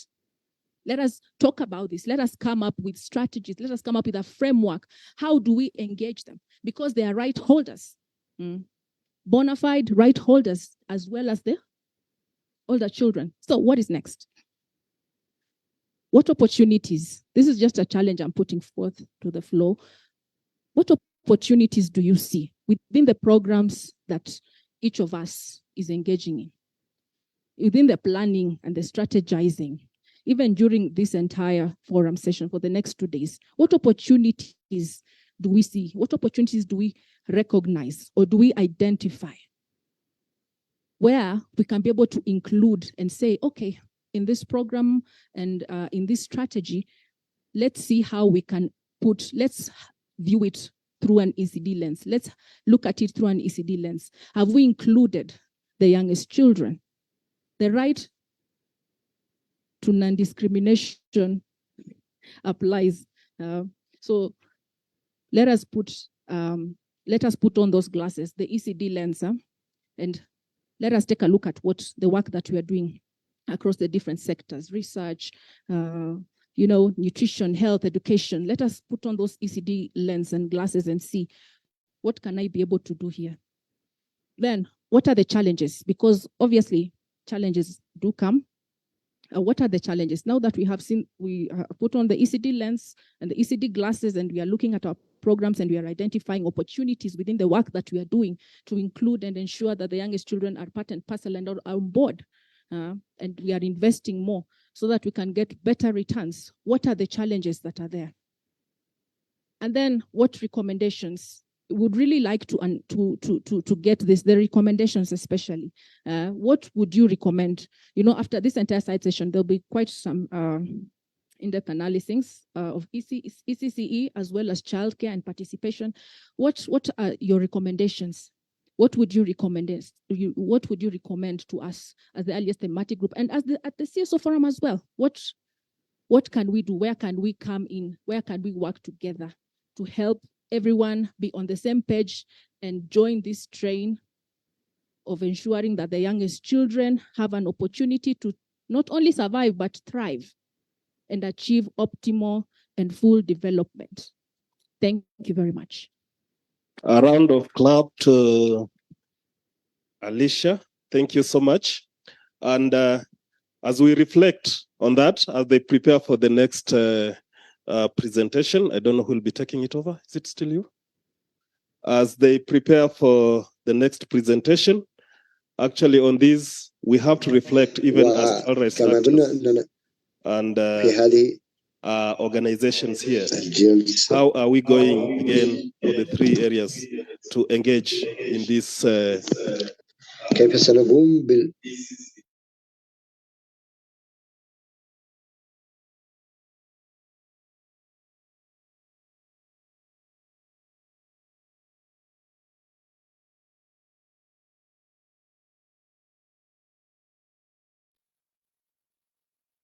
I was sharing with one of the staff, and in the reflection, she told me that because of the toxic working environment, she was mistreated until the milk dried off.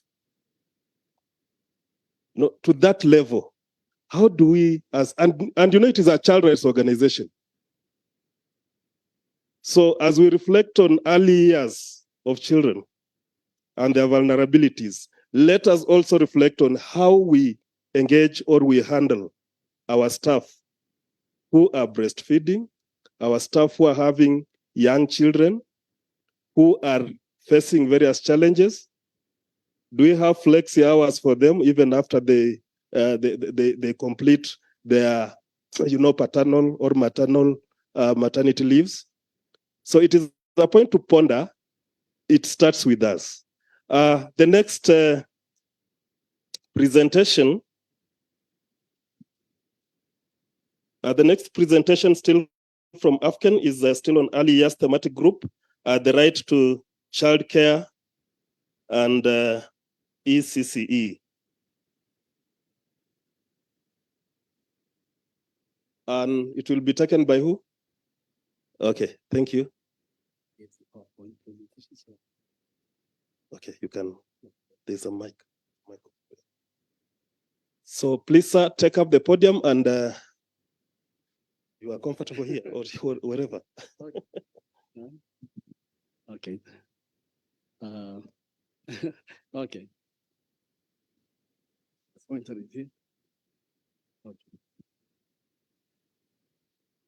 The pointer you can use it. Yes, yeah. Okay. Can use the, yeah. And then this one. One.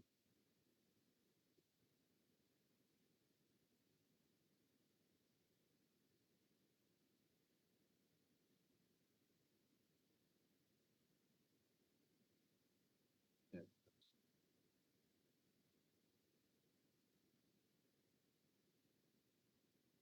Okay, welcome you all to Addis. I wish you safe stay in Addis. I'm from Addis. My name is Rashid Barak.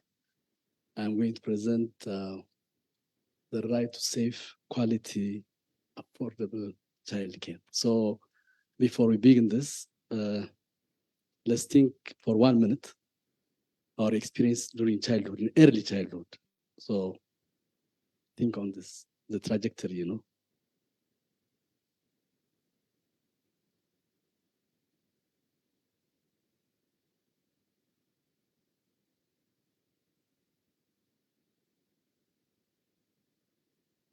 Yeah. We do have a lot of experience, you know, as a child, as a father, mother, yeah. So the right to safe, quality, and affordable childcare.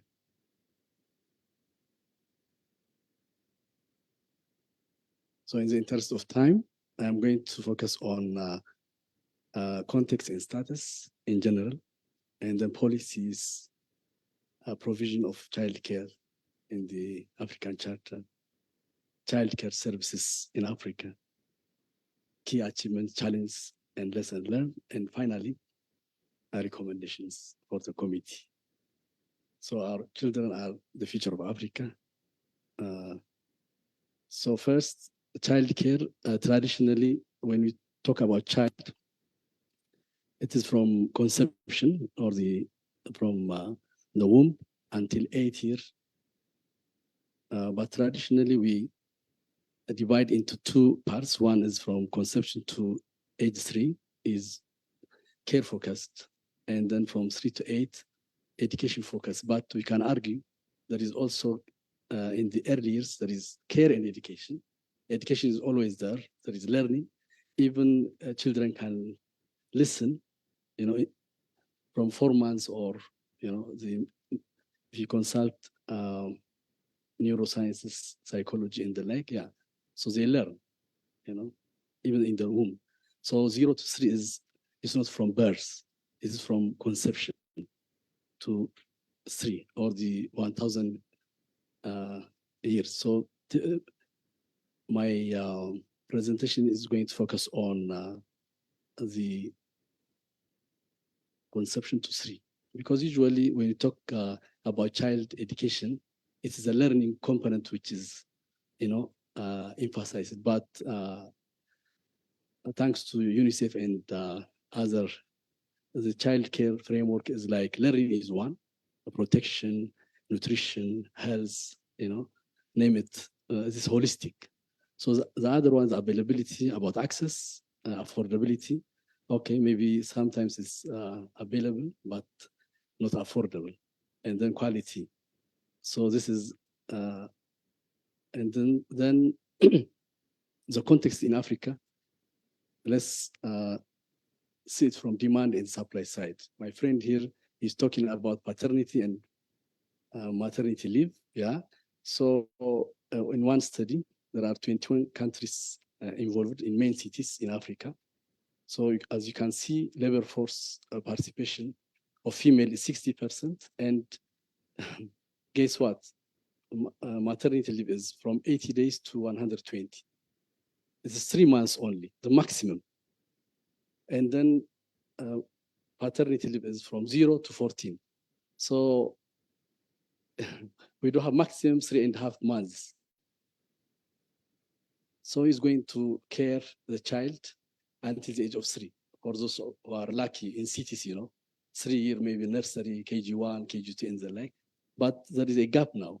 Okay, 3.5, the father, mother is there because of maternity and paternity leave.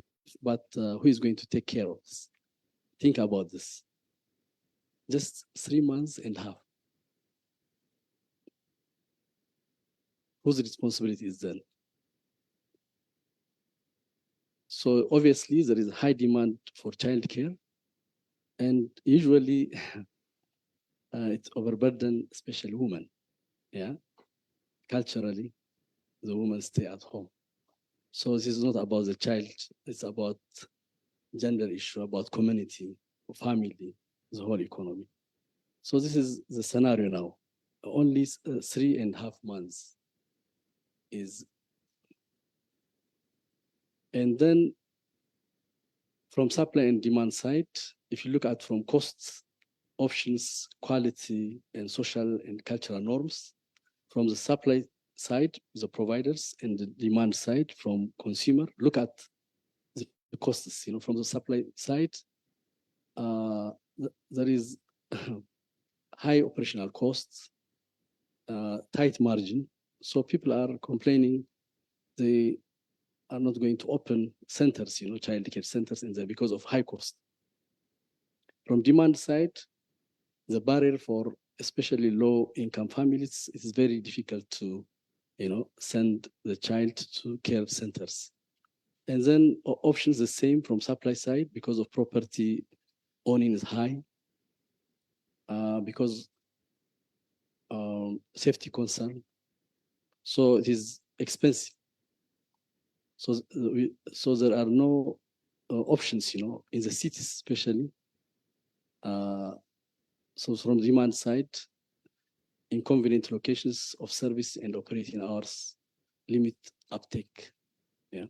And then quality, the same. The ECCE or childcare workforce, we don't have a framework, how to train them, sustain, retain from recruitment until retention, until retirement. We need a policy somehow for the ECCE workforce, And then the quality is very low. And then demand side, two factors limit that: lack of potential trust, and then culturally even parental understanding of what good quality looks like. It is also a limiting factor.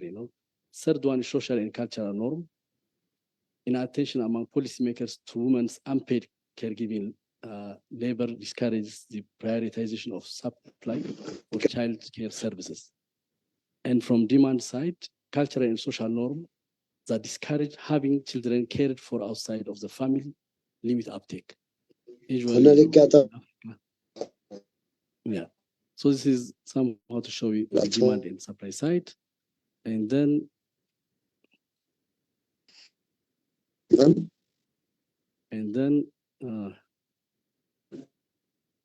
why policy matters then? If you look at this, it is not about affordable, available, and quality child care centers or home-based. So improved child development outcome. So it's not only about child, better labor market outcome for women, and then increased economic growth. So there are three pillars as to why we invest on child care. And then there are a lot of policies here, internationally and in Africa. From nearly it is 50 years now, the Convention on the elimination of all forms of discrimination against women. Like I highlighted child care facility, and then in 1981, ILO, child care services. And then in 1989, the Convention of the Child of Children, child service in facilities. And in 1999, the African Charter on the Child Right and Welfare of the Child, care service in facilities. So all this is, it's good to have policies, but we need action now. Action is missing. But this is to show you the policies we have. So, and the other one is in our charter, in different articles: good health and well-being, adequate nutrition for play and early learning, safety, and the like, responsive caregiving and protection. So this is in line with the child care framework, like health is there, nutrition, protection, learning, everything is in this article. So it is a kind ECD rights are well provided for in the African Charter. If you look at again here, the priority, rights of child must be at the forefront. It's not like charity or like doing good. This is about rights and policy provision, implementation pact, localization, and the like. So this is the major pillars that the African Charter on the right and well-being. So if you look at Article 5, this, that my friend is talking about is not the survival, protection, development of the child is emphasized. So we need an intentional investment. It's not an because many people say that this child care is expensive. Yes, from the paradigm of expenditure is expensive, but from the paradigm of investment, it is very cheap, because the World Bank and other they told us $1 investment, if you return on investment is $12, $13, it is very cheap. So it is a paradigm shift that we need to. It's not an expense; it is an investment. So and then again, from a policy perspective, we need to focus on, in the context of implementing child care rights, the right of the child must be at the forefront as a key consideration. So governments, it's not either take it or leave it, it is their right. And the other one is child care from holistic point of view. There is a missing element there, affordability, availability, implementation, serious concern in its implementation, because a lot of governments, they talk, but there is no action. And then alignment, also coherence in the system, okay? So this may be the emphasis points. And then services, when you look at the service, I'm talking about availability, affordability, and quality. So availability is like it is not uniform throughout Africa. Like if you go to Angola or Gabon, the child has got a right at birth to go to the child's care. In Cote d'Ivoire, Mauritius, and others, 3 months. And then legislative gap in Ethiopia, for example, there is no legislative, like at what age the child can access a child care or not. So this is not uniform throughout Africa. So we need uniformity. The other one is like duration of child care, like in Cote d'Ivoire, Kenya, and Mauritius is almost similar, but in others, there is no regulation to relate us to the duration of, and the other one is employer provided or supported child care. No country enforce employers build either child care or KG facilities or share child care expense to their employee. So this is, so in short, the access to availability issues, we are lagging behind. Second one is affordability. So in Africa, Angola, in their policy, there is free provision of child care. So it's possible. There is no excuse of expensive, we are poor, and like this vicious cycle. If you don't invest, and then the vicious cycle will continue. Like Cote d'Ivoire and regulates public and private child care providers fees. So there is a regulation. So look at this. The OECD high income countries, the financial support is almost 100% for child care. East Asia and Pacific, 60%. Europe, 58%. Latin America, 25%. Middle East, but Sub-Saharan Africa, look at this, 19% only that our governments are investing. So this is very low. How can you compete then globally? Yeah, so this is the scenario of affordability. We cannot afford. The last one is quality. Caregiver to child ratio, not uniform. In some countries, 1:10, in some 1:15, in some 1:20, even beyond. So there should be a legislative or quality standard as to caregiver to child ratio. The recommended one is 1:10 or 1:15. It may go to 20 or 25 sometimes, but because of safety reasons, the child caregiver to child ratio should be very small. Investment on child care workforce. The workforce is the level of child care staff is poor across all sub-Saharan Africa. So we need a framework. If you are sending, the failures to this caregiving, so yeah. The other one, inspection, the inspection supports public and private of daycare centers, not uniform throughout Africa, not mandatory even sometimes. So except Angola and Namibia. And if you look at key achievements, challenges, and lessons learned, okay, achievements is awareness of the importance of childcare. 50 years, yeah, we are now aware that this is a foundation. Buy-in of governments, at least thought level, not action. We are lagging behind in action, really. And then the challenge is access, synchronizing child right and child care and education.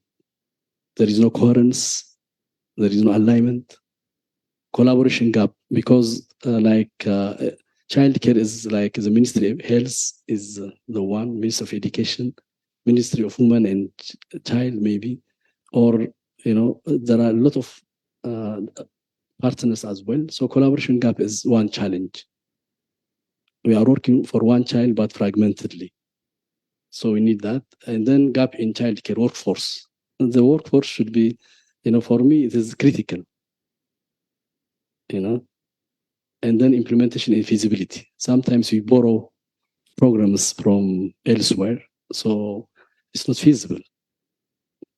So lesson learned, importance of collaboration, culture in context, emphasizing on vulnerable children, then empowering the child. Because I'm talking child care, it is by proxy that CSOs, parents and the like, we need to, because these are from 0 to 3. But later on from 5, 6, 7, we need to make them at the forefront to fight for their right and the like. And then finally, what is a recommendation for the committee? One is conceptualization, like raising public awareness about the importance of high quality, affordable childcare and its long-term benefits for children, families, communities, and institutions as well. So this is one paradigm shift. We are now, from 50 years, now we are in a better position, but still there is a long way to go. The second one is networking.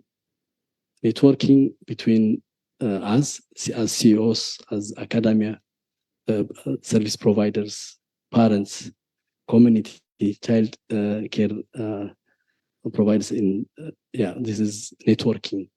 So we need to, the third one is localization. Somehow cultural, the ECCE, ECD programs are culturally sensitive. So we need to have this localization agenda at the forefront for mobilizing communities. Because across Africa, we cannot do it by, government investment as well. Only by localization, that is home-based care. Other magic formula should. Otherwise, it is very tough to address every child.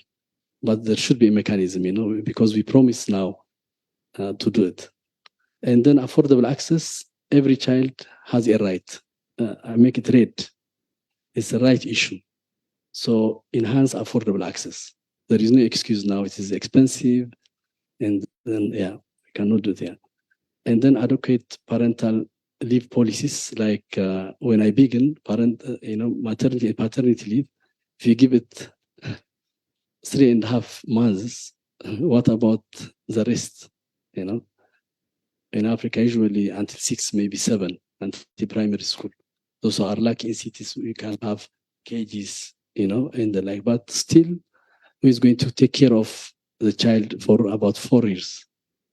There is a vacuum. Usually women, so women are overburdened from their profession. And not only about women, it's about us. Because the economy as a whole, because 60% of our labor force is women. And then the other one, child care workforce, I'm emphasizing this because I'm originally from academia, teacher education and the like. So this is the capacity of child care as ongoing professional learning, training, and development should be the focus.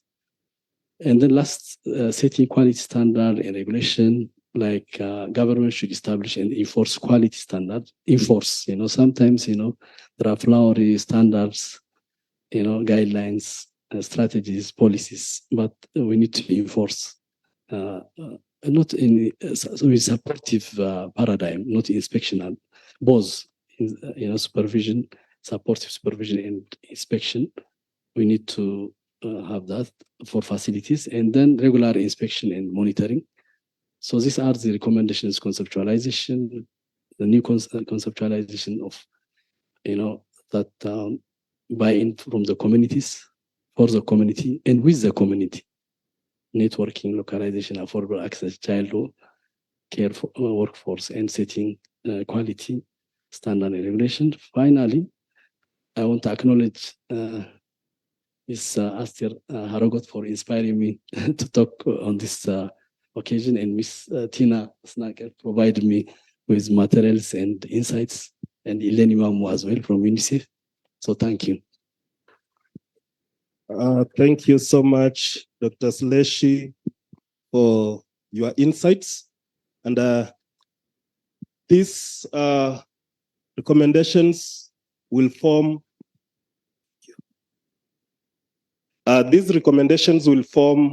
our outcome, part of the outcome statements that will go to the committee. So, ladies and gentlemen, allow me also to go to the next presenter, who is joining online virtually. And she's Professor Sandra Friedman from the Oxford University, a professor of law. Allow me to connect her with you here. And she's going to actually also emphasize on the right to ECCE. I hope the media team is in touch. Okay, hello everyone. Can you hear me? Yes, we can hear you. Proceed. That's good. Good morning, good afternoon. Thank you so much for having me. Thank you very much to the chair and to the committee and to Afghan for inviting me. I'm really very glad to be here. So what I wanted to talk about is pathways to change within the African Charter framework. In other words, to make the right to early childhood care and education much more explicit, and what the role of civil society could be, the very active role that CSO and the CSO Forum could take in this respect. So the challenge is that although, as you know, the Africa Charter talks about the right to education, and this is true too in international human rights law, it doesn't expressly mention the right to early childhood care and education. And this is true too for the Convention on Rights of the Child, Convention on Rights of Persons with Disabilities, and the International Convention on Economic, Social, Cultural Rights. The only one that does explicitly mention preschool or early childhood education is the Women's Convention, CEDAW. And so you can see that, for example, in Article 11 of the African Charter on the Rights and Welfare of the Child, talks about free and compulsory basic education, talks about secondary education, and it talks about higher education, but it doesn't mention early childhood education. And from a legal perspective, this could look as if it expressly omitted this as a concept. But what I'd like to propose is that there is strong evidence that in the Charter itself, the right to ECC is implicitly recognized. And this is important in international and regional human rights law because states only sign up to what the text actually says. And so we need to provide evidence to states that ECC is part of their obligations under the right to education. So I think there is, and many of the previous speakers in this panel have referred to the fact that there is already quite a strong evidence that ECC is implicitly recognized. And in particular, we can see that from Article 11.2, which says that the education of the child shall be directed to the promotion and the development of the child's personality and mental and physical abilities to their fullest potential. And we know from incontrovertible empirical evidence, which members of this audience will not be a stranger to, that early childhood care and education is crucial in the development of the growing child. Further evidence is provided in Article 5.2, which has already been mentioned, which is that states must ensure the development of the child to the maximum extent possible.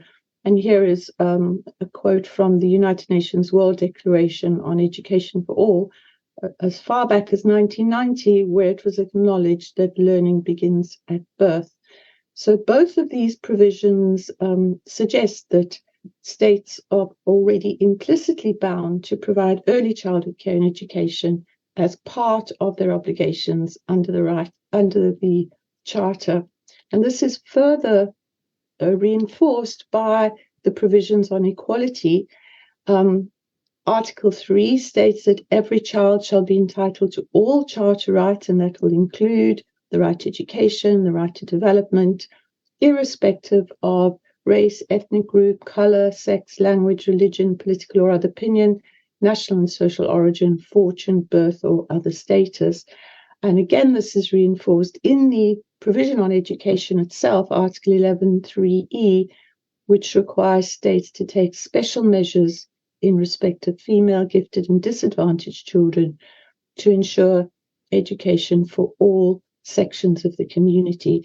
So again, this is further evidence that states have already implicitly committed themselves to providing the right to early childhood care and education by ratifying the Charter, because we know that there is also incontrovertible evidence that inequalities in early education are magnified in school and in adulthood. So what then would be the next steps? So as we understand it, the expert committee is currently considering a new draft general comment on the right to education. So general comments, as many people here will know, are the expert committee, which is responsible for monitoring the Charter. It's their documentation, their duty, in fact, to clarify the meaning of the words of the Convention.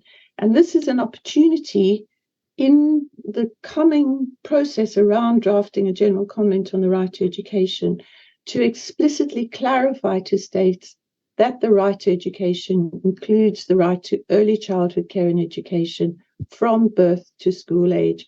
And if that could be included expressly in the draft general comment, that would be an important step forward. But not only that, general comments provide the opportunity for the committee to set out the state's obligations relating to the right to early childhood care and education. And as the previous speakers have shown, there are some really important elements to what states should do to provide this. And this could be collated together in the general comment. So how do we know what those obligations are? Well, in defining the substance of the right to of ECCE, we can look at what the committee has already recommended to states parties to do through, as we know, the committee monitors compliance by requiring states to prepare a report every 3 years.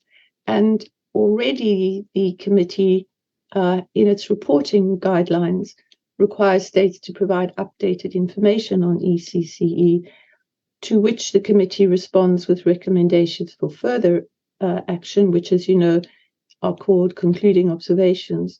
So what would be useful to do as the next step towards setting out what the right to early childhood care and education entails is to collate all these recommendations from existing concluding observations to define the substance of the right. And the reason I stress this is because states will have only signed up to what is already there in the text of the convention or implicit in the text. So we need to stick with what has been recommended and draw it together within general comments. And I just give the example of this a project that my colleagues in the Harnessing Global Data network, which is a an interdisciplinary funded research project. What we did was we did exactly this process for international human rights law. We looked at the texts, which are almost the same as the African Charter on the Rights and Welfare of the Child. We looked at the texts of the Convention on the Rights of the Child, International Convention on Economic, Social, Cultural Rights, and the Convention on the Rights of Persons with Disabilities, to collated all the concluding observations in the last 5 years, and we extracted a pattern of what has been recommended as the substance of the right. And here are some of our findings in the last 5 years. The dark blue shows that the monitoring committees for these 3 conventions, none of which mention the right to ECCE explicitly, nevertheless do require, the monitoring committees do require contracting states to fulfill the right to ECCE. And not only that, they have given some very concrete recommendations as to what this right includes in terms of obligation on states, which are to provide affordable, accessible, quality ECCE, supported by adequate financial, technical, and human resources, which are inclusive and non-discriminatory. So having done this process at international level, we are now motivating for it to be included potentially at international level in a draft general comment. And the next steps would be also at the regional level for the African Charter to do the same, that is to look at concluding observations and draw together what the committee has already recommended to states parties to do. So that's the second step in pathways to change towards a stronger recognition of ECCE in the African Charter. And the third step is to take an active role in monitoring, which hopefully many of your member organizations already do, but to set out what that would entail. As we know, states who are parties to the Charter have to provide periodic reports every 3 years, highlighting the measures which the states have undertaken to implement either the prior recommendations, concluding observations by the committee, as well as other efforts to implement the provisions of the Charter. So this is a very, it's a broad report on all the provisions of the Charter, and it's quite easy for the right to early childhood care and education to be ignored, be omitted, not given enough attention. The committee itself does not have its own fact-finding capacity, so it's dependent either on the states for these reports, but also on civil society. So civil society can participate in this process through providing their own reports, which, as you know, are called shadow reports. And this, given the members of your forum have such a very close and detailed knowledge of what is happening on the ground in their own countries, participating in that report could, if you don't do it already, provide a very powerful platform to have much more focus on ECCE through the African Charter monitoring process. So, as I say, this is an important bottom-up resource for the committee. This is an example of how to go about this, and we've worked with civil society organizations at the international level, particularly through the Convention on the Rights of the Child, which the monitoring reports can be used for both committees, and all the members of this group also can participate in that and hopefully have already. But the important things are these particular issues to pay attention to. The first thing is the state reporting timelines. So although states are meant to report every 3 years, if you look on the website, you'll see that many states are often very late in this. but nevertheless, so that's why we need to keep very close attention to when the next reporting timeline is, and preparing well in advance the shadow report, which is a report which goes together with the state report to highlight what is really happening in terms of early childhood care and education at the level of that particular country. The content of that report is crucial because the committee doesn't have any of its own necessarily resources to find facts on the ground. So if it is able to access those facts through a shadow report, that gives it an enormously helpful resource, which may then be reflected in the concluding observations. And in order to do this, as has already been stressed by earlier panelists, it's very important to have networking and collaboration with other civil society organizations, with academics, and with others within the country and at global level, so that all these resources can be shared and the sum can be greater than the parts. And of course, very importantly, children's participation in the reporting process is crucial. And at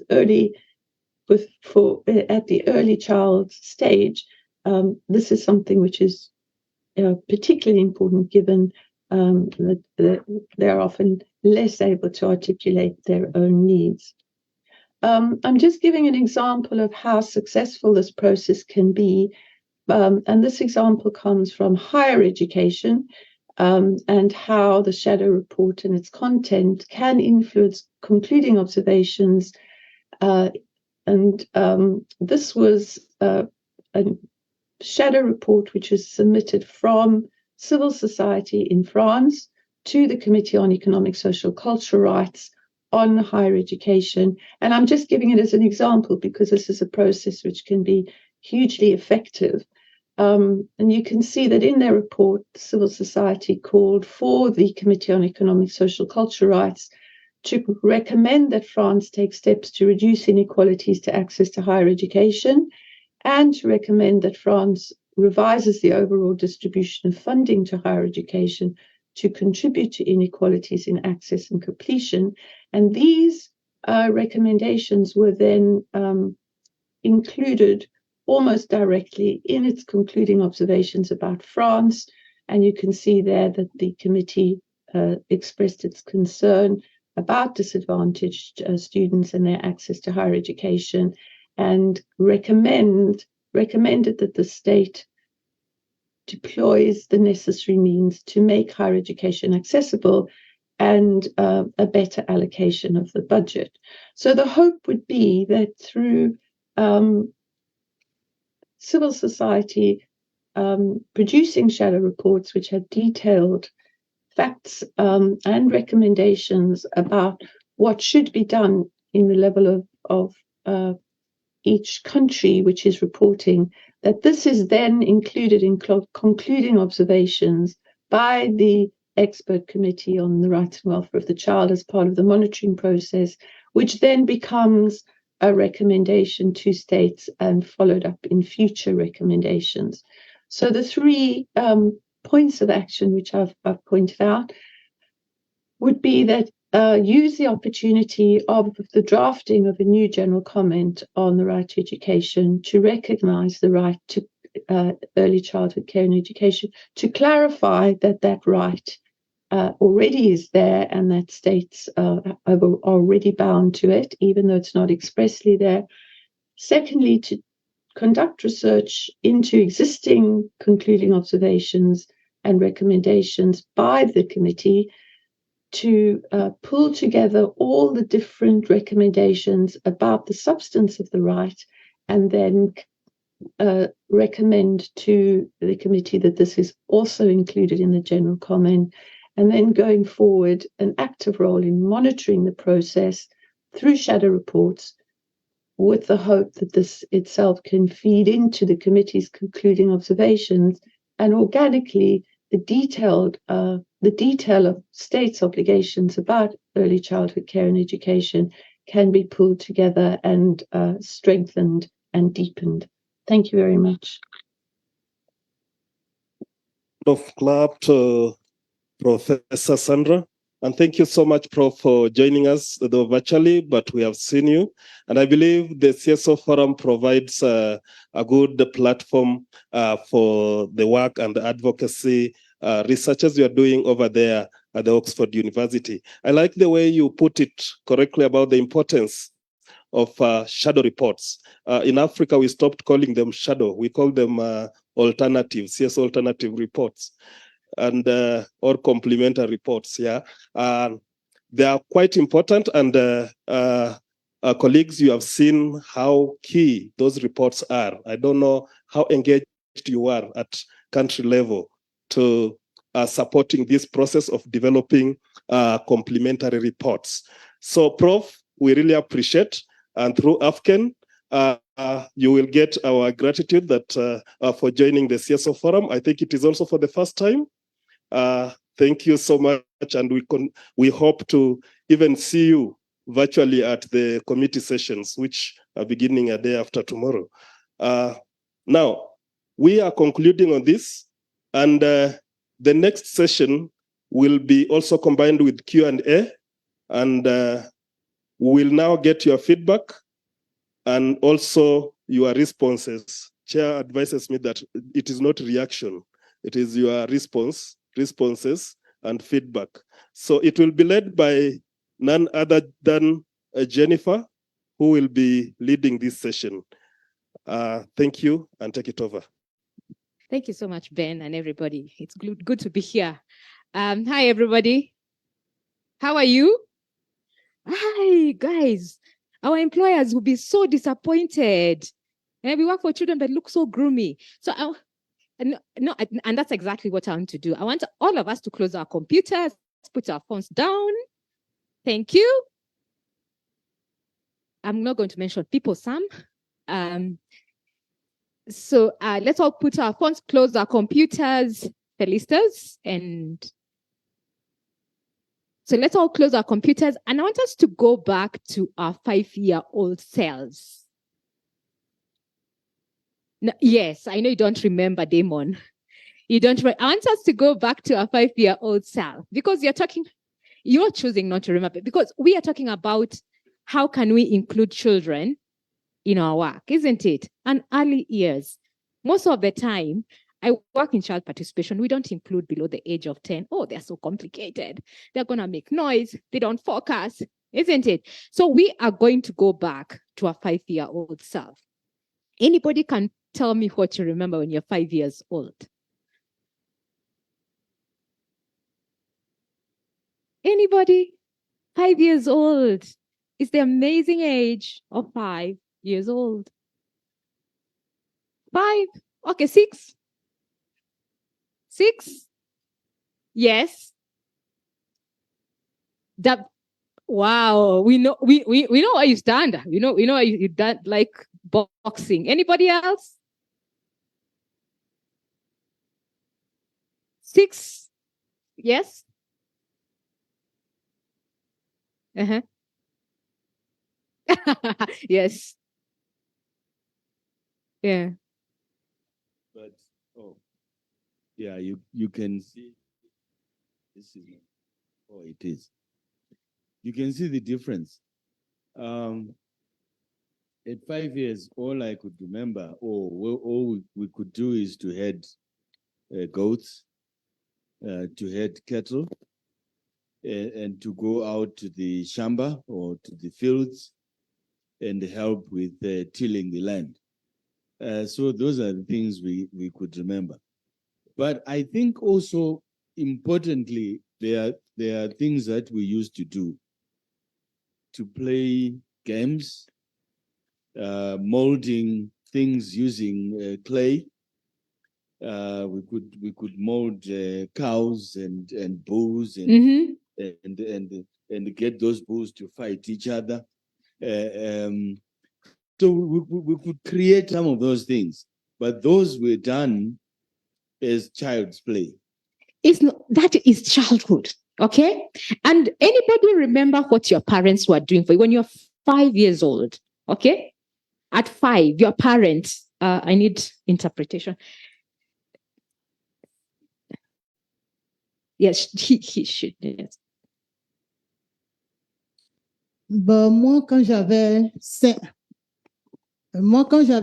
ans, voilà, je me rappelais beaucoup parce que je n'aimais pas laver les assiettes. Je n'aimais pas manger, je n'avais pas lavé les assiettes. Donc, tous les jours, voilà, j'étais prête à demander à ma maman ou bien à les voisins de la cour qui étaient prêts pour m'envoyer. Voilà, pour que chaque fois, je puisse aller au marché, à la boutique, aller venir, ne pas m'asseoir pour laver les assiettes. Donc ça, je le faisais. Et puis, ce que moi, mes parents faisaient souvent pour moi, c'est que chaque fois que mon papa, étant chef, s'efforçait chaque fois de me faire asseoir pour que je puisse écouter les conseils, les informations qu'il donnait aux gens parce qu'il était chef. Moi, personnellement, ça me gênait parce que ça me responsabilisait, mais je n'aimais pas ça parce que mes camarades partaient jouer et puis moi, je ne jouais pas. Donc, vraiment, ça m'a beaucoup marqué aussi.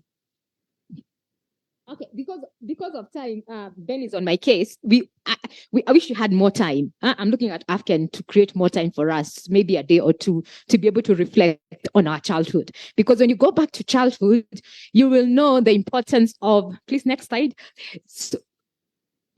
Next slide.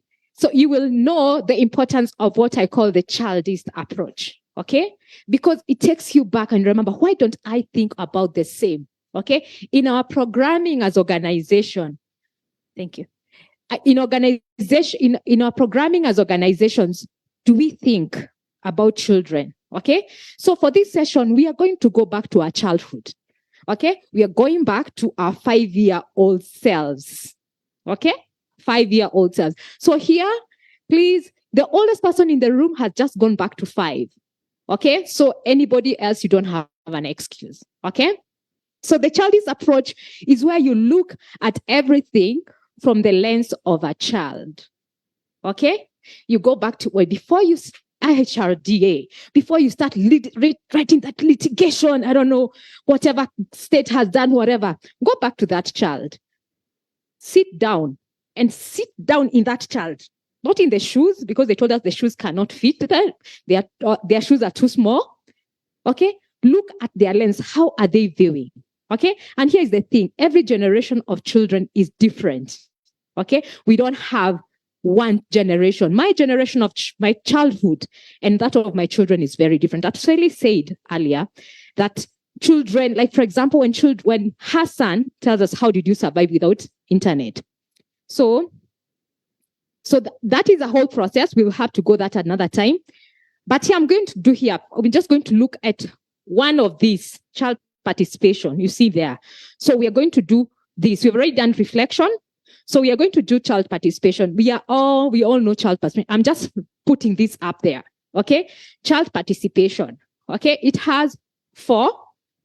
It has 4 quadrants, but I'm going to add 2. One preparation, another one feedback. Okay. Because it's something that people miss out. Okay. You look at what space is available, what is the audience, what is voice, and what is influence. So for our group work, we are going to answer several questions. What are opportunity, challenges, and recommendations in advancing ECD rights within your programs? Okay. From a what? Child lens. Okay. The 2 professors and Alicia, they've already done an amazing job. So I don't know how much time we have. So we are going to have, how many tables do we have? Some, I think we're going to merge. 1, 2. Okay. 3, 9. Okay. We have 6.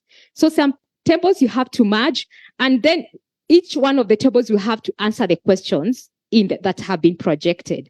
And I think we have 5 minutes, and I'll request, so this is table 1 that you're going to work on preparation. Okay. And I'm going to merge you. Yes, I'll merge you, the 2 of you. Okay, you answer the questions on preparation, and then you will do space. You are francophone, all of you, right? I think there's francophone. You join this group so that it's easier, right? space, okay? And then this group, you're going to do voice, okay? You answer question around voice. I'm going to merge you with the ones in the behind, okay? And then audience, you guys are good, okay? Audience. And then, okay, there's no time.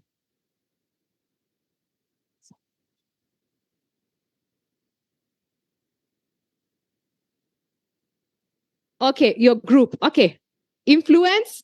And then finally, feedback. So feedback, I'm going to merge the two of you. Okay. So I'm kind of thinking there's no time and I need to consult. I've been called behind here. So you guys can merge as we go on and maybe probably do it over lunch. And then we can finalize. Okay. Can we? Okay. Go into our groups. Thank you.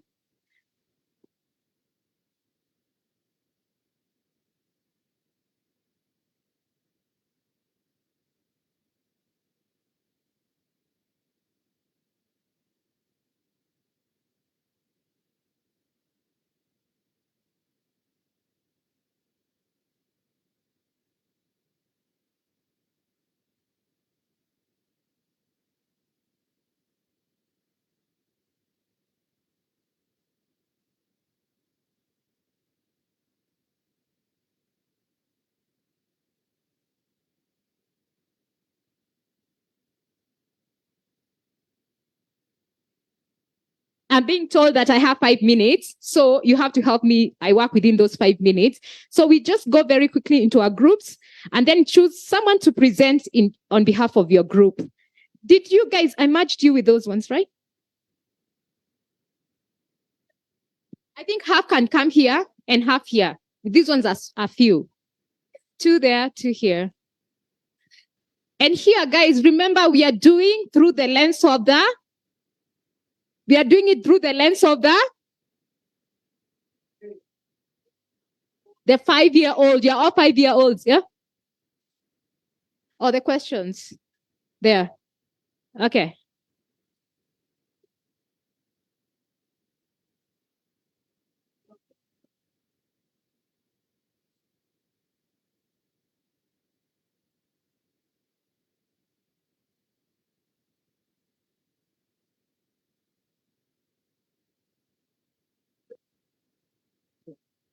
Sorry?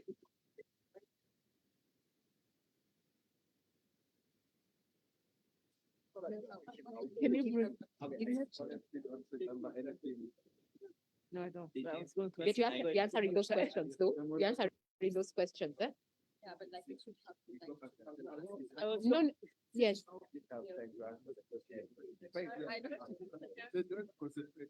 Then it will be easier. But we got the 5. No. It's not that. That is not a concept. You're not going back to your 5. You're thinking as how would you prepare a 5-year-old in preparation to participate? Exactly. Now that is exactly. You're programming your event. Like you're not thinking as anyway.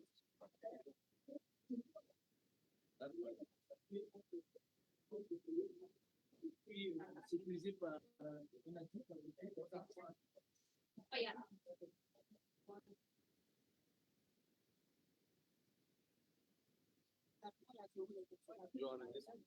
You get that number?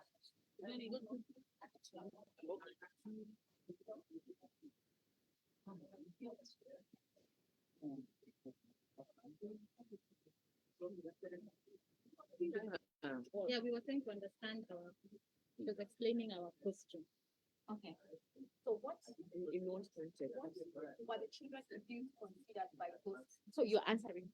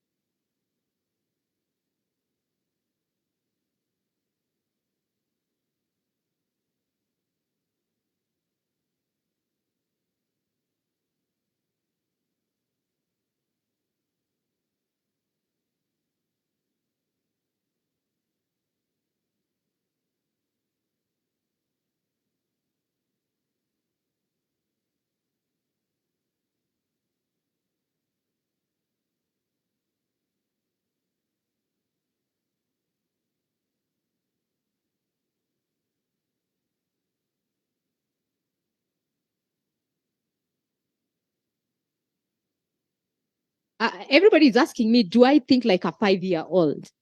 So, sorry. Uh, so I'm going to clarify this. I'm not saying you go to a 5-year. I want you to think like that 5-year-old. Don't think like, with your preconceived, what will that 5-year-old be? You understand? Okay. Or this group. Let me ask you a question.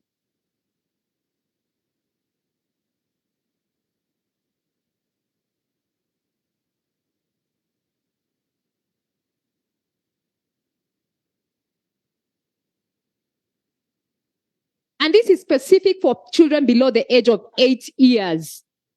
Below the age of 8 years. Not all children, below the age of 8 years.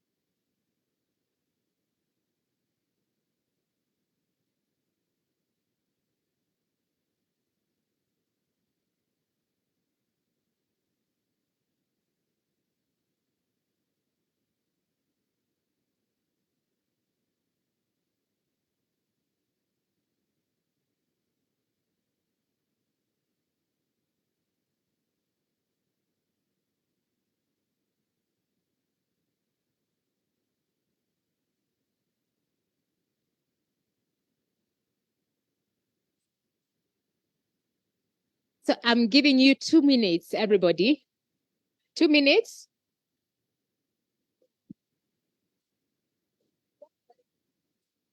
Time is up. I don't want you to start eating me and suing me for right to food.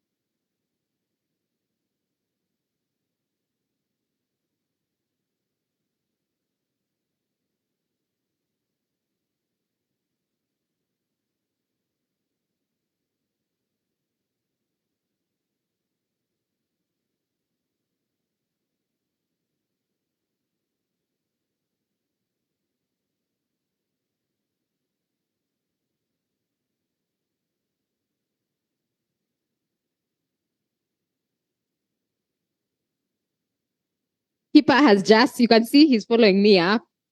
So guys, you can see it's not me.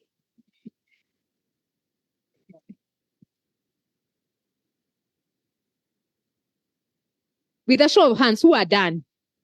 Which group is done?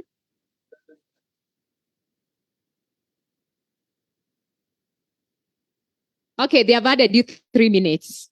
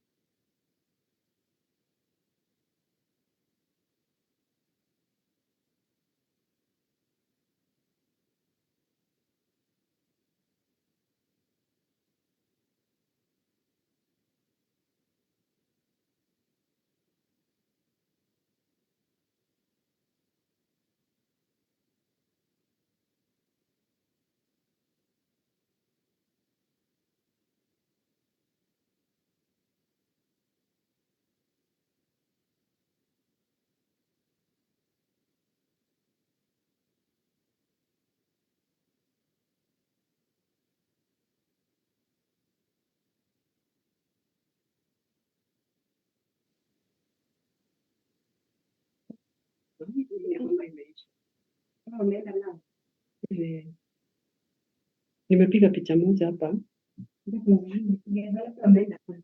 Oh. Na sasa nilikuwa nataka kuja.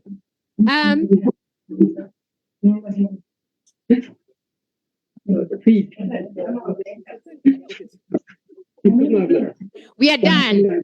We are done. Thank you, guys. Thank you. Thank you. Thank you. Thank you. Thank you for this. By the way, this AFCAN has committed. Everybody clap at AFCAN. They have committed for us to do a deep dive for this. This was just a test, okay? So they have committed to do a deep dive.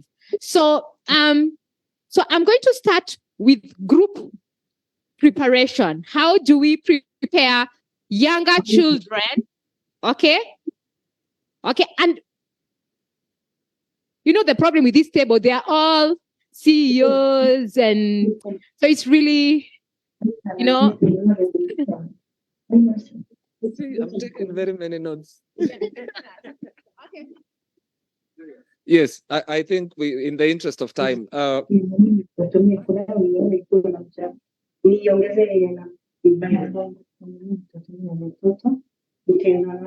okay, I will stand up so that I can see the people still talking.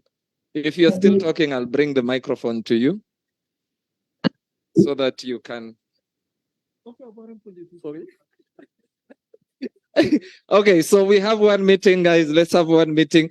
So essentially, our group was dealing with the issue of participation and whether children, one, know the reason about, you know, their participation, and do we have the resources for them to be able to participate.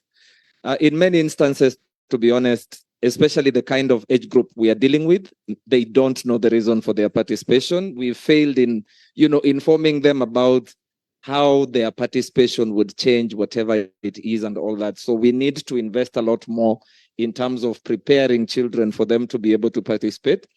But we also realize that at that age, children are more comfortable participating in areas that they are familiar with.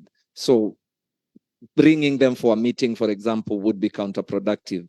Working with them in a school, in a club, you know, with people they are familiar with, in a Sunday school, having a topic for them to discuss throughout the year, that is something that can make more sense other than, you know, lifting them up and bringing them here.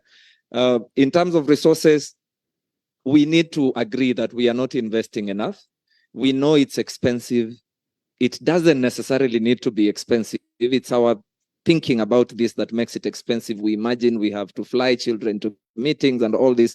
But if we can use already available mechanisms, you know, the things that we've discussed, it doesn't need to be expensive, but we also have to, you know, budget for it, ensure that children are aware of their various rights when they are, you know, participating and all that. Another recommendation, and maybe the group will add on later, is we have to bring back the role of parenting. Parenting is very important. I mean, we gave an example of Kenya where schools are currently closed, and when the schools closed, they're closing now until January. And the first thing we saw in the newspapers, on social media, were parents complaining, what are we going to do with children for the next 2 months? Your own 2 children, you have a problem staying with them in the house for 2 months. We are not properly parenting our children. So how will they participate when you don't give them space at home to discuss these issues? You see your kids once every other month. So parenting, very important, something that we also need to think about. Thank you. That was from Group 1. Thank you so much. Thank you. Why I know they have gone to a 5-year-olds. 5-year-olds are the only ones who give a recommendation on parenting. If you've gone to any meeting, children will always say, I want my parent to be at home at 6 p.m. I want my parent to play with me. 6-year-olds are the only ones who give that recommendation. That's why I know they have gone to a 5-year-old age. Next, space, and let's all put our translation.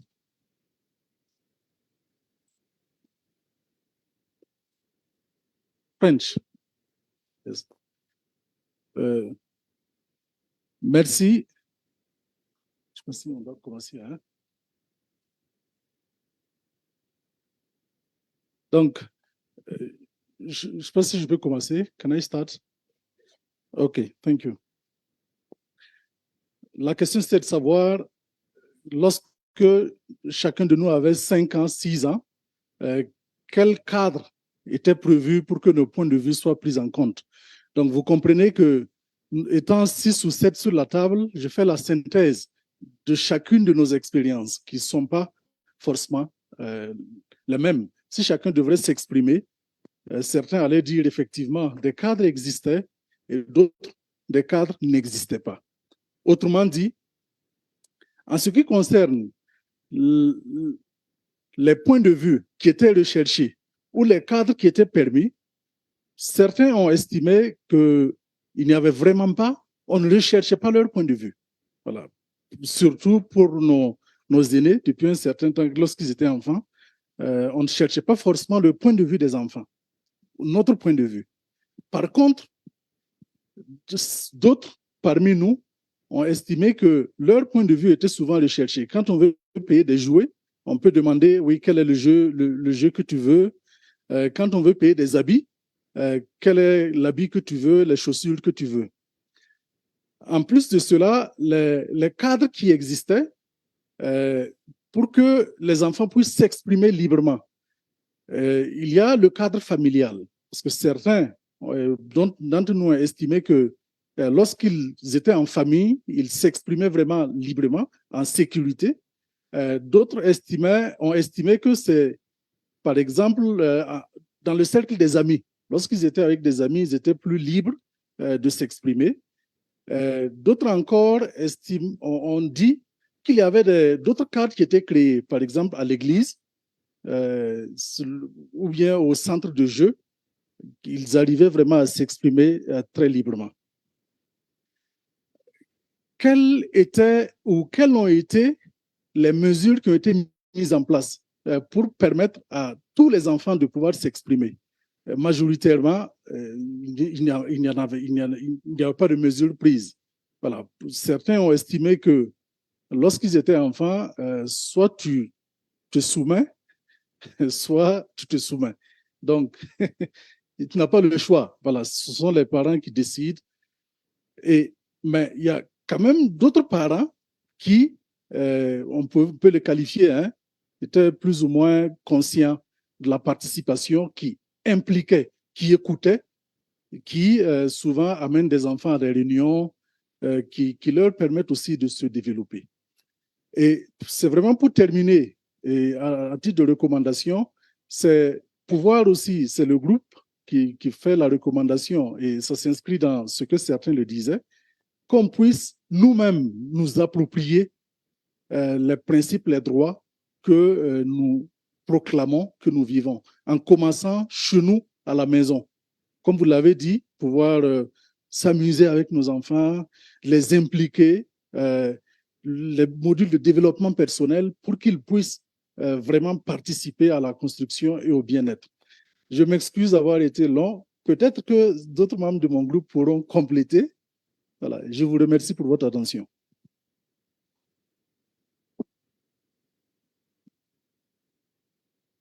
Merci. Thank you so much. Again, listening to myself.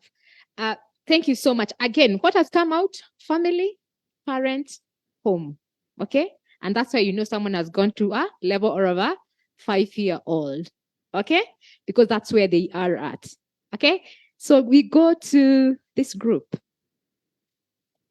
who was presenting. Okay?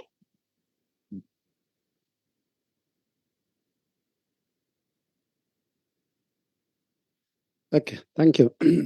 Now I have to act like 5 years old, not like a mature person. Yeah. In our group, what we have agreed on the first question is, as a child, there is no information which has been given for the children to view or to express themselves. And as a child, we become jealous of one of our friends when she tell us she came from an educated family and her family has encouraged her to just suggest or to express herself. Otherwise, at all, there is no such information for children or for us to express ourselves. And even it was strictly told to the child to follow the rule of the parent or the elderly and to be a good listener other than just interacting and giving information or arguing against the adults. And there is one proverb even that which has been mentioned, just don't play with the children and then they will stamp you with a sharp. And then children are encouraged to listen critically. On the second issue of saying no, or children, do they know of saying no? And then we agreed that, or we discussed that totally there is no. Even when scenario which has been raised, even at school level, the teachers were beating the children to use their right hand than left-handed, that means against a nature would then practiced against the children. In the third point of the range of options, totally no, there is no option which has been given for children. And then they have to be followed strictly the option which has been given, and then which is linked to with the first question about information. You have to clearly listen, and critically follow and learn from the elderly one or from the adults. So this is not only within the family, and this issue is also manifested within the cultural institution, in the religion, in the school, in the neighborhoods. All these issues are there. So no one is considering the children as a one who do have a voice. Thank you. Thank you so much. You had it starts from the family. Okay. In the deep dive, you'll see adultism start from the family, how you were brought up. And then you project that to your program on how you plan. Okay. What activities you come up with. It's all projected by the way you are brought up.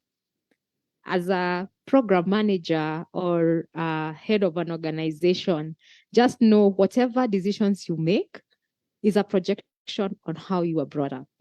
Okay, this group. Thank you. Yes. So we are on audience. Yes. So is there a process for communicating children's views? Well, we say that children at any age, they must have an audience, or they must be able to have an audience to communicate their views. It also depends on their evolving capacities.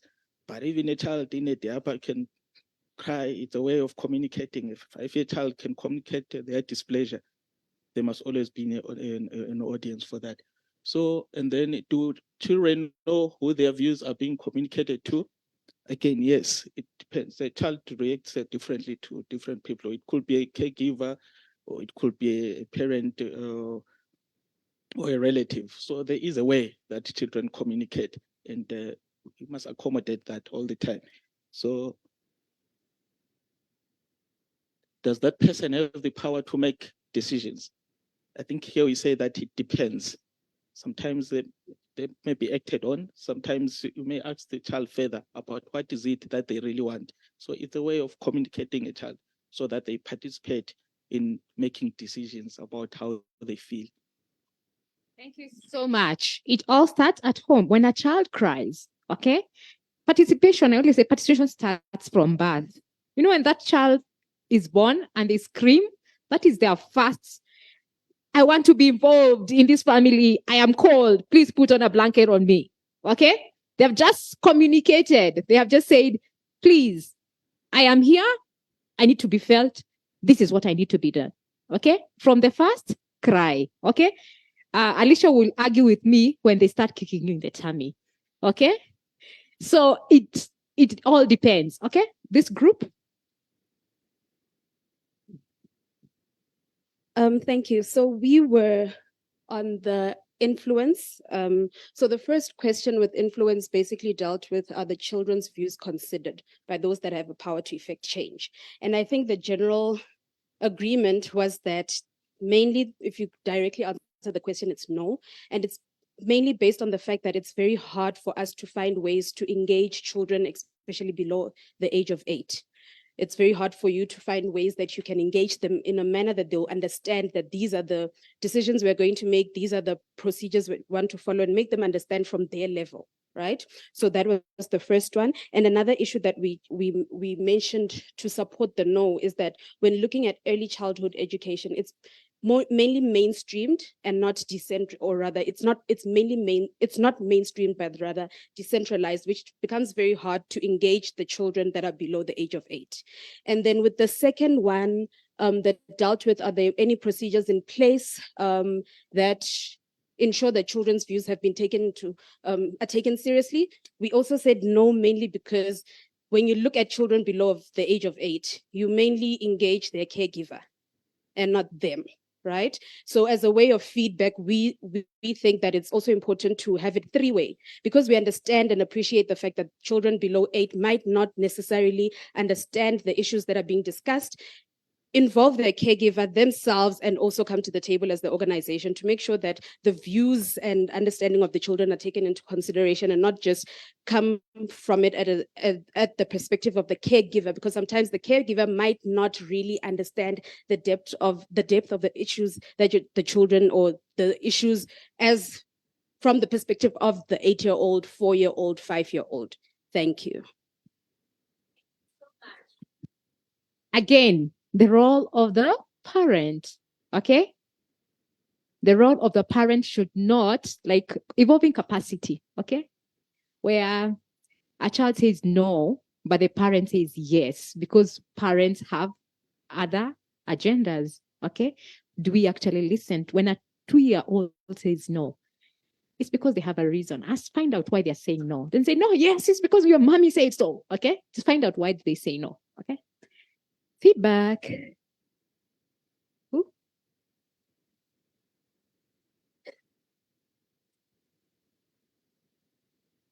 Okay, thank you. Our group was a feedback group. For the first question, what did or will you do with the information? We have been discussing in some pointers, and I will be presenting.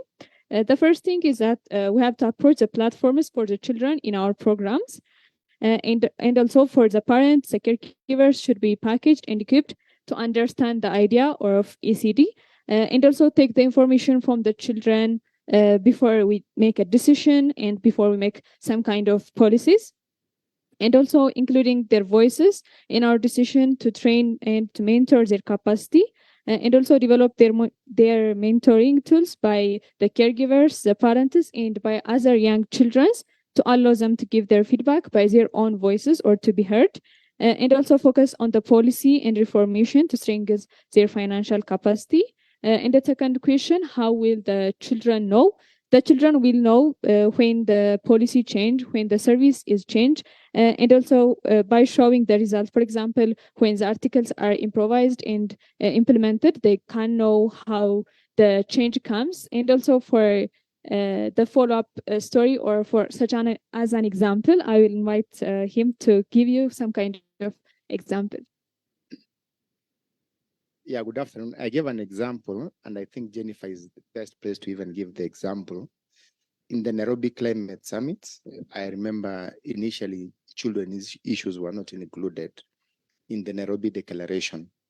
Thereafter, I know some Gomoto guys from the CSO Forum and ourselves, when children actually spoke, and we had children as young as less than 8 years, then Article 45 was included, which recognizes children as a critical player in climate change discourse. Thank you.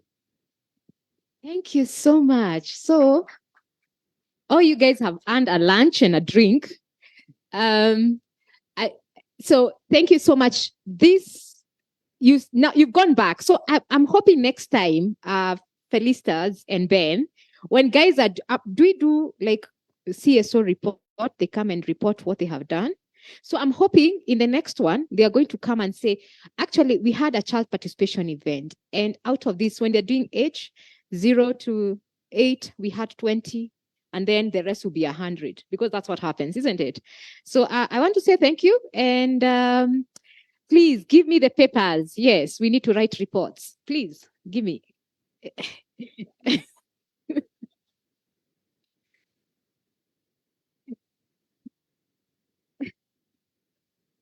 Please.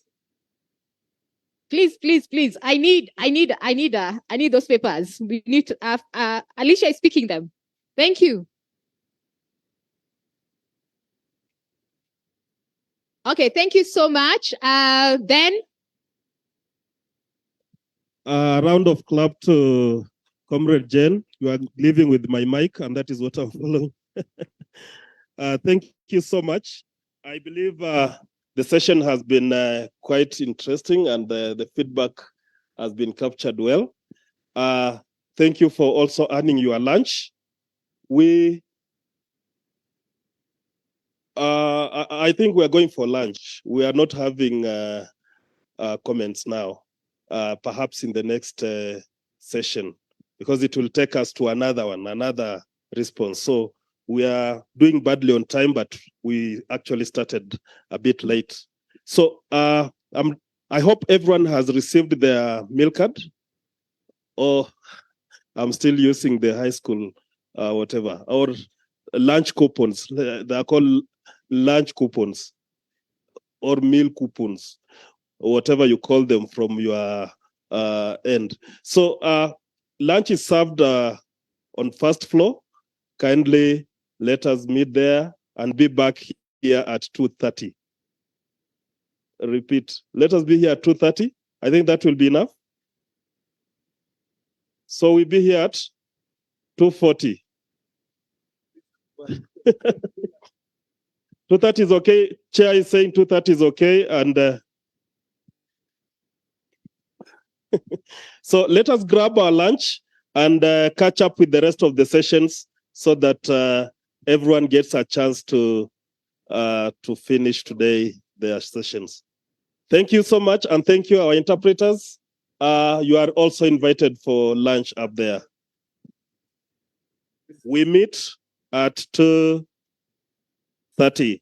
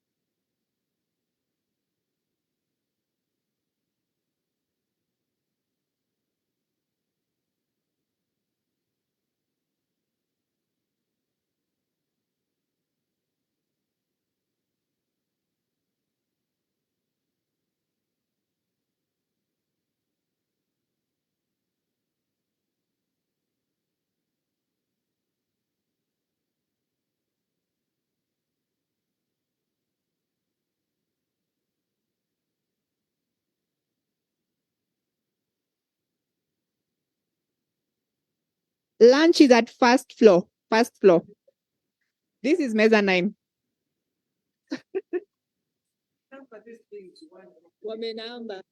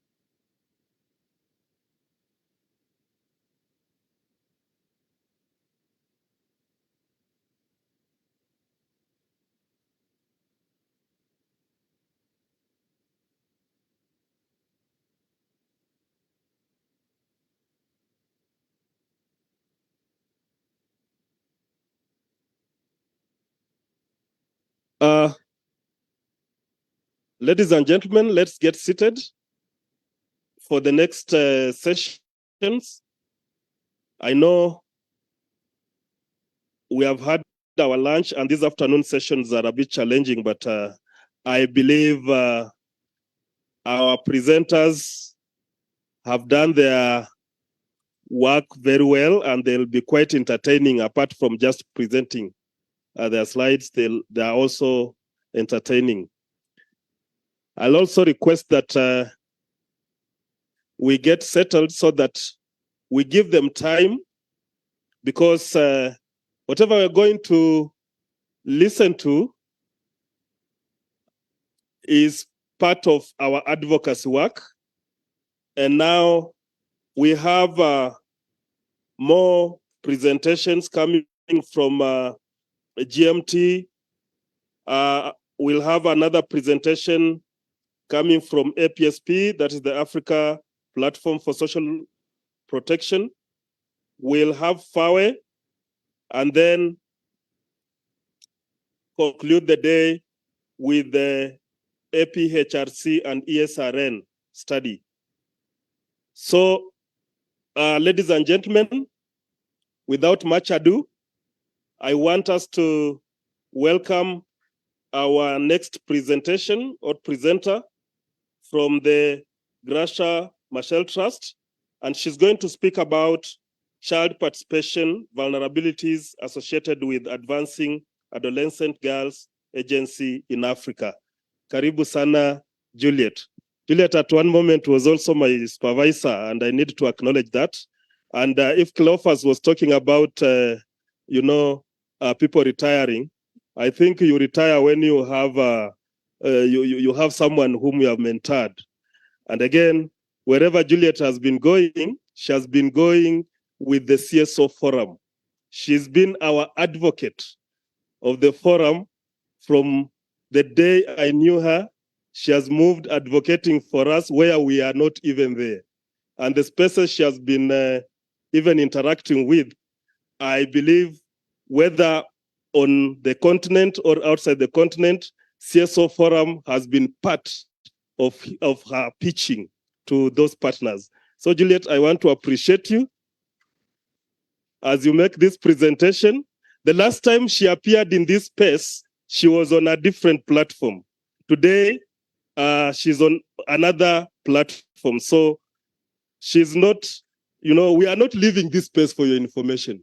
We are just leaving the, changing the stages and going with the space everywhere we go. So thank you, Juliet, and welcome. Thank you. Thank you so much, Ben. Hey, Ben, next time I'll be the one, hooting the horn for you. And I'm really humbled. And when you say that, the other person I'd like to put in the spotlight, it's some really made me shine in advocacy. With all the support going on with back to Girls Advocacy Alliance. So anytime you hear me, them say all the nice things about advocacy for me, and Sam is in the room, I'm looking at him like, see what he did. So thank you so much. So I might have to push that. So colleagues, we are entering a very interesting session, and it's not gonna be a long one, it's really gonna be a short one. But there are two ways we're going to do it. One, we've been all morning talking about, putting ourselves in the shoes of early children, like toddlers and below the ages of adolescents and things like that. So now, being this part of the day, we are about to enter into the shoes of adolescents. And hopefully before the end of the forum, we'll have moved back to our age, okay? So this session is for us to now put ourselves in the shoes of adolescent, and in particular sense, the adolescent girls. Why the adolescent girls? You're gonna discover that, why there's a lot of emphasis on the adolescent girls. And we will begin with a presentation around the vulnerabilities associated with building the girls' agency in Africa. I know we all have always come up with amazing programs, amazing projects to really intervene for the girl child. But again, a time has come when we are emphasizing on child participation. The CSO Forum has developed into, setting aside children's session, and there's also recently this year the African Union started the child platform on ending child marriage.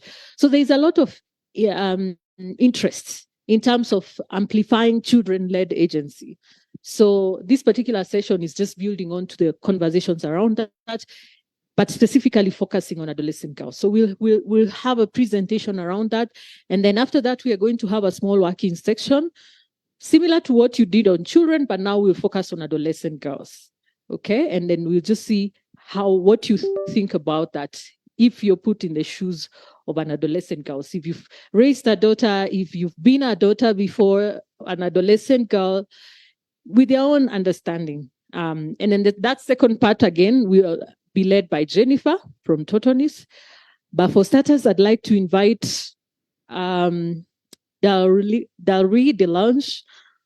I tell her I like her name always sounds like it's French, then it's Swiss, then it's a little bit of South Africa all combined. So she has a very fancy name, and she's our senior program officer for the Pan-African Adolescent Girls Movement. Welcome, Dalry.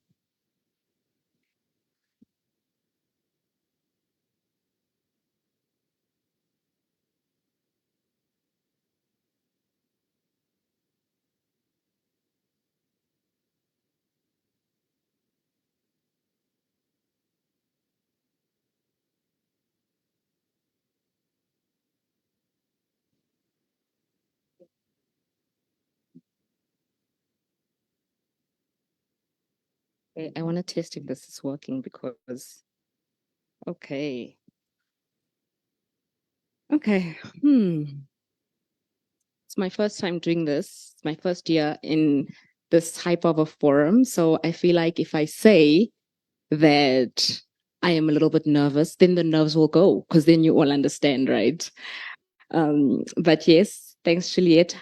Good afternoon, ladies and gentlemen. My name is Dalry Dalanga, and I am the Senior Program Officer from the Graça Machel Trust. I would like to start off the presentation by mentioning a few quotes that we observed from some of the girls that we worked with.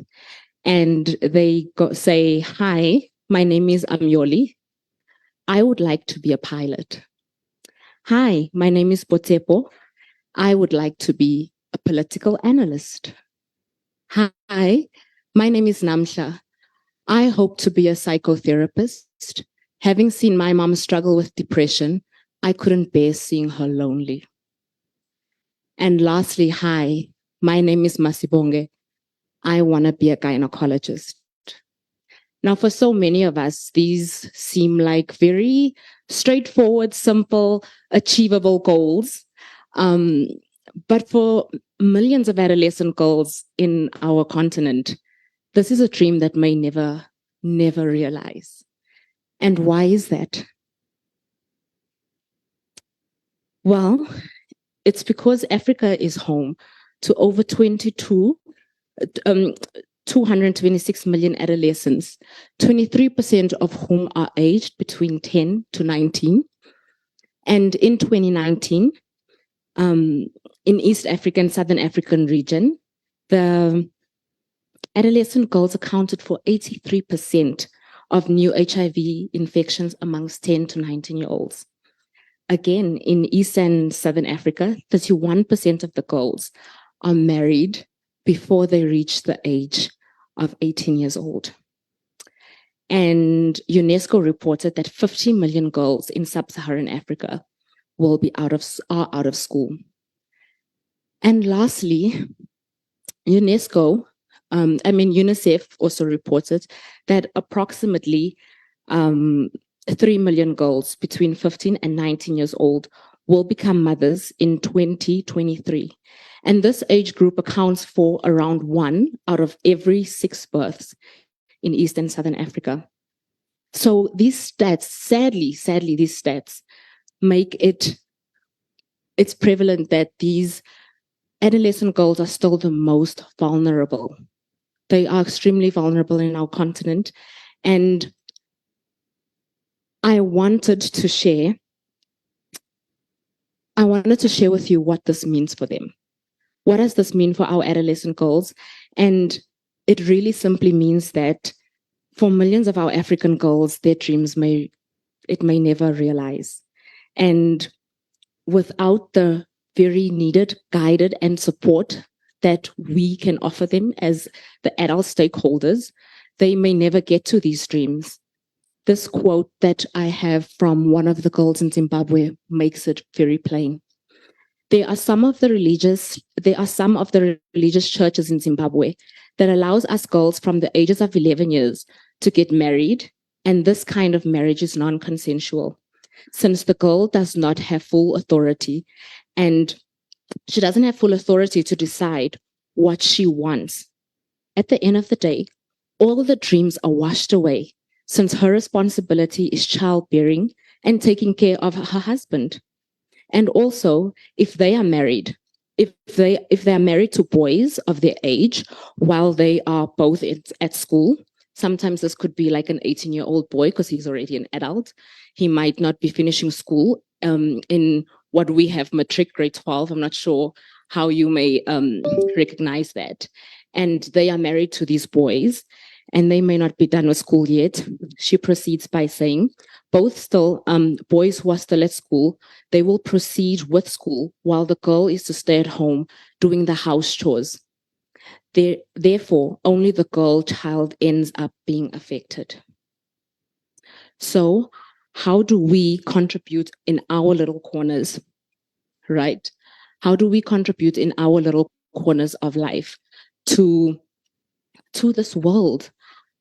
One very important way that we can do this is by building the agency of adolescent girls.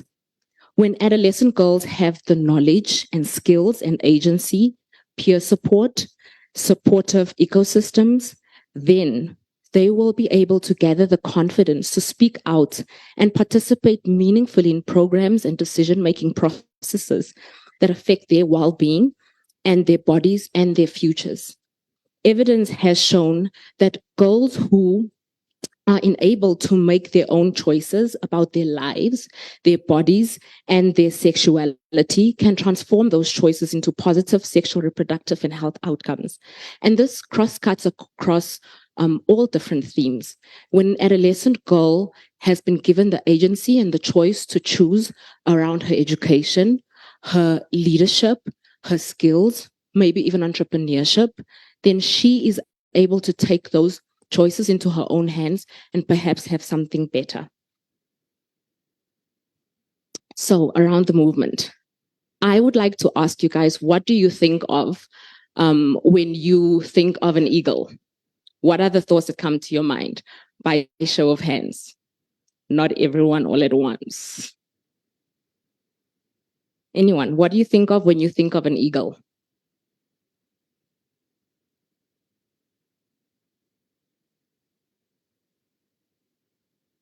Yes? An eagle flies high. You said heights. Yes, sir? Heights, flies high. Straight. No? God view. Ah, like eagle. Yes.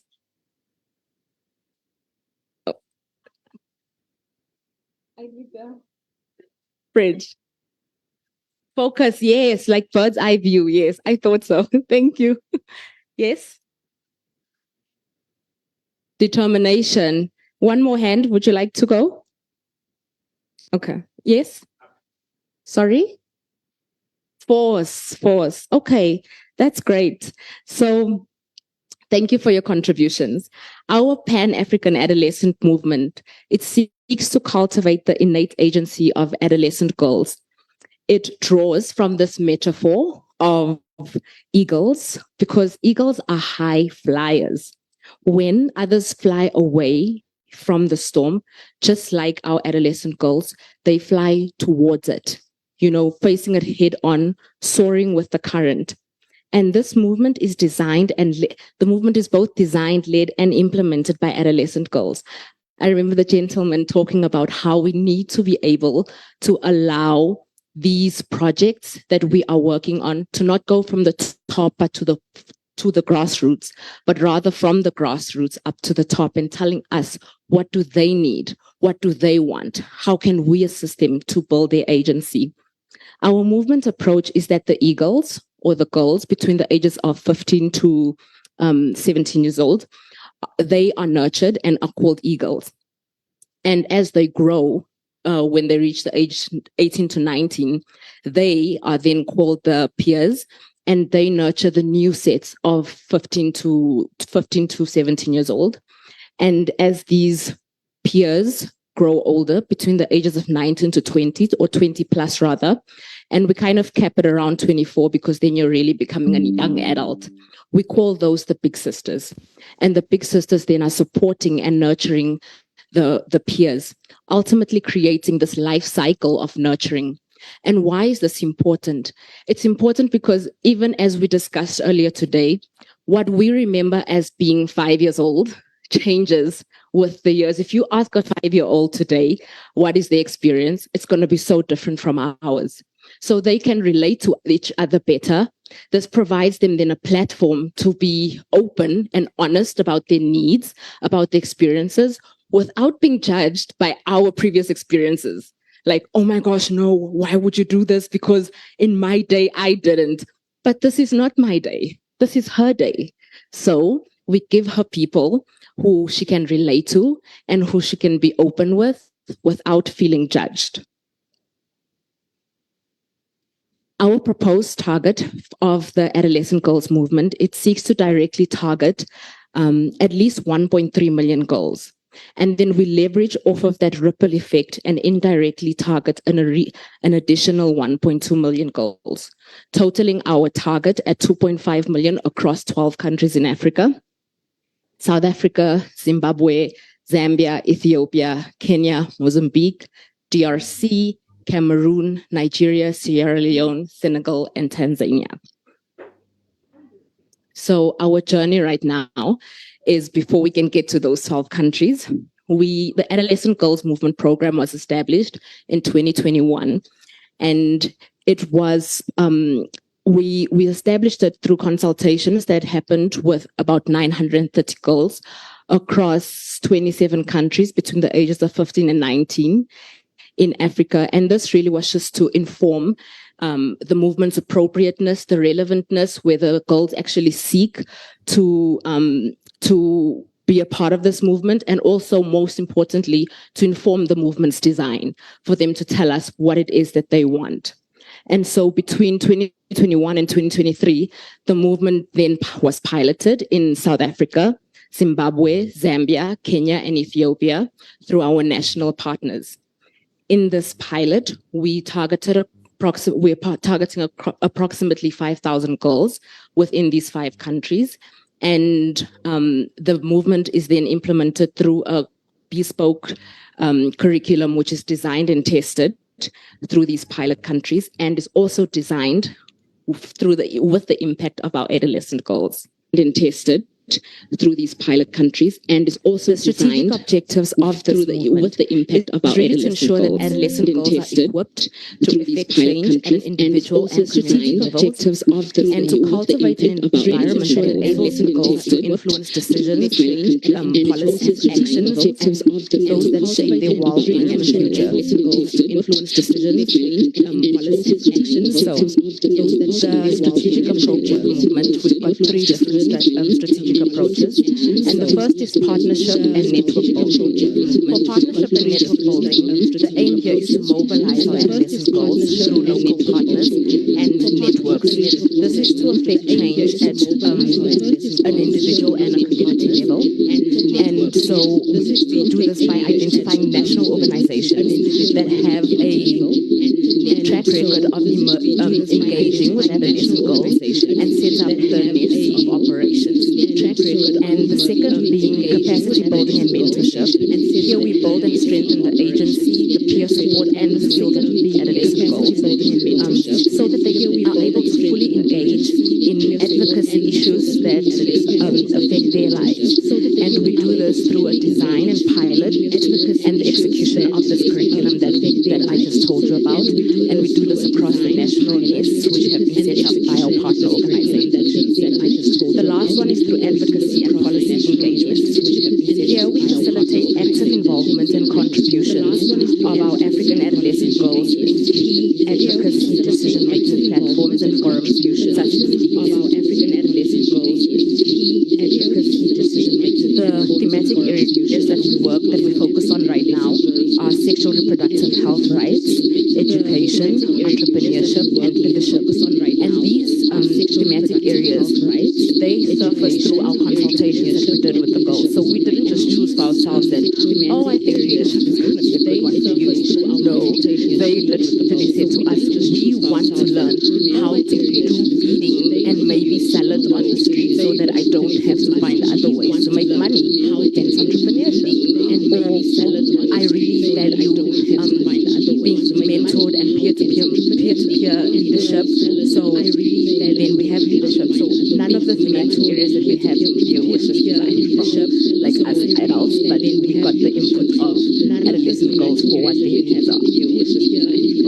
And then last, no, not last, our target stakeholders. These are stakeholders at a community, national, subnational, continental, and global level. And they will then deploy appropriate strategies for engagement. And these include the adolescent girls, most importantly. And this is where we're doing the capacity workshops and mentorship sessions.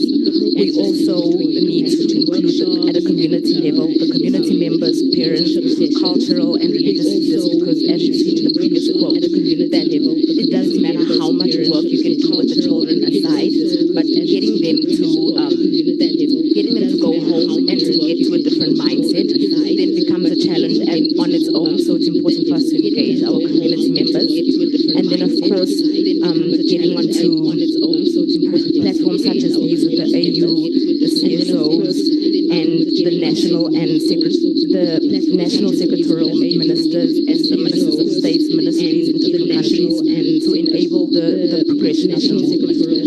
We have found that you cannot do this work without adolescent girls, and some of the partners that exist here are like reference group members. We've got steering group, we've got steering committees. The steering committee is solely the adolescent girls, there's no one else there, and they drive programs on the ground. They have vehicles on the ground to tell us what works, what doesn't work, what do they need, what don't they need. And then the change that we want to see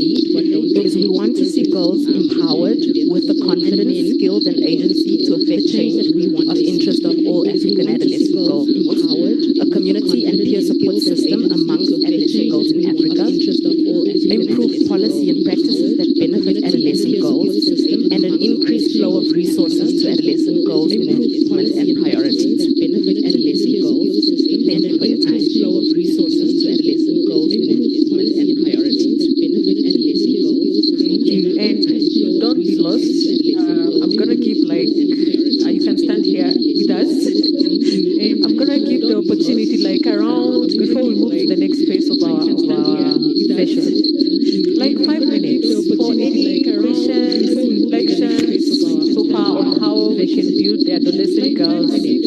Agency, the continent, anyone would like to share how they can build the adolescent girls in it. Agency, the continent, anyone first I saw a hand share at the back, we can build the adolescent girls in it. I thought I saw a hand, yes, the lady. First I saw a hand. Did that anyone else? You can take 3 hands. I thought I saw a hand, yes, the lady. Okay. Oh, yes. Did that anyone else? You can take 3 hands. Go first. I thought I saw a hand, yes, the lady. Thank you very much. I'm actually really impressed by the activities and also the answer.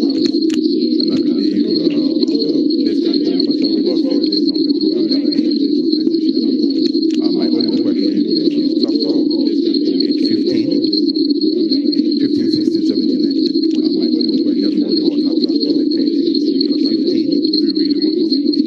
those 15, 16, 17, probably have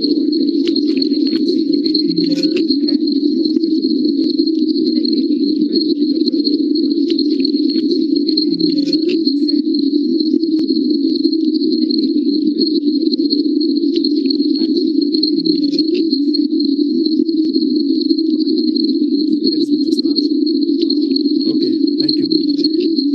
start from that age. Just wonder why you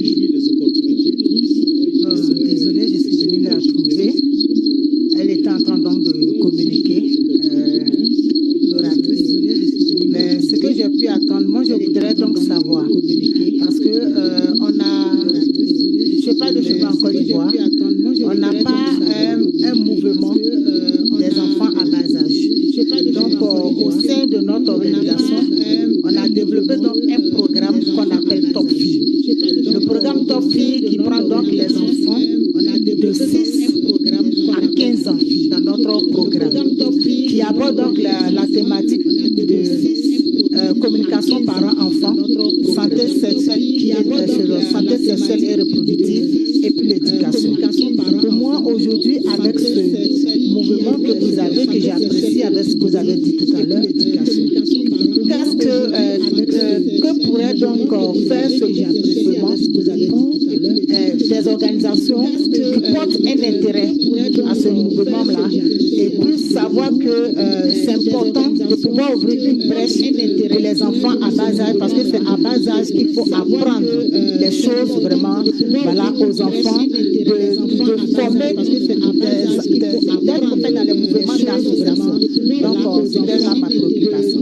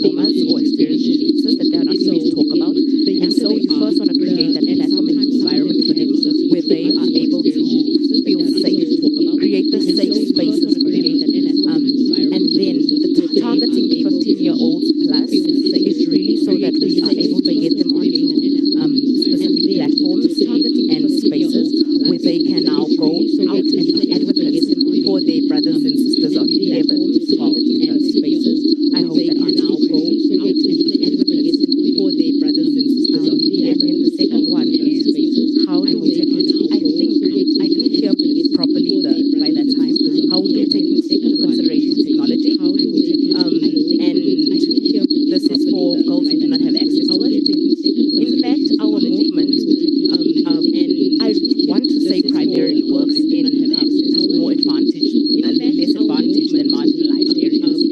So because of the technology, we have to find ways to bring it to them. So we can't always get millions of computers, but what we can do is in a space like this, if there is a facility where they can have access to either a technology item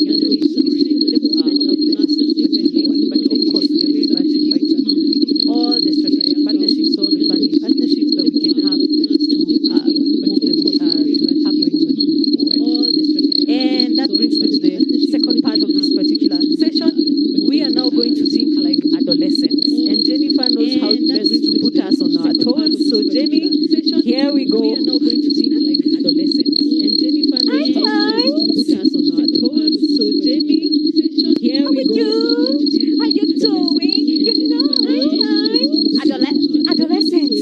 Hush, man, we don't have a teenager. How you doing? It's so adolescents. Hush, man, we don't have a teenager. Please skip to the green slide. The one with the green. That's where I'm going to start. So we're going to you know, the adolescents to the green slide. The one with everything. So I'm going to start. There are no, I have a 13-year-old who changes.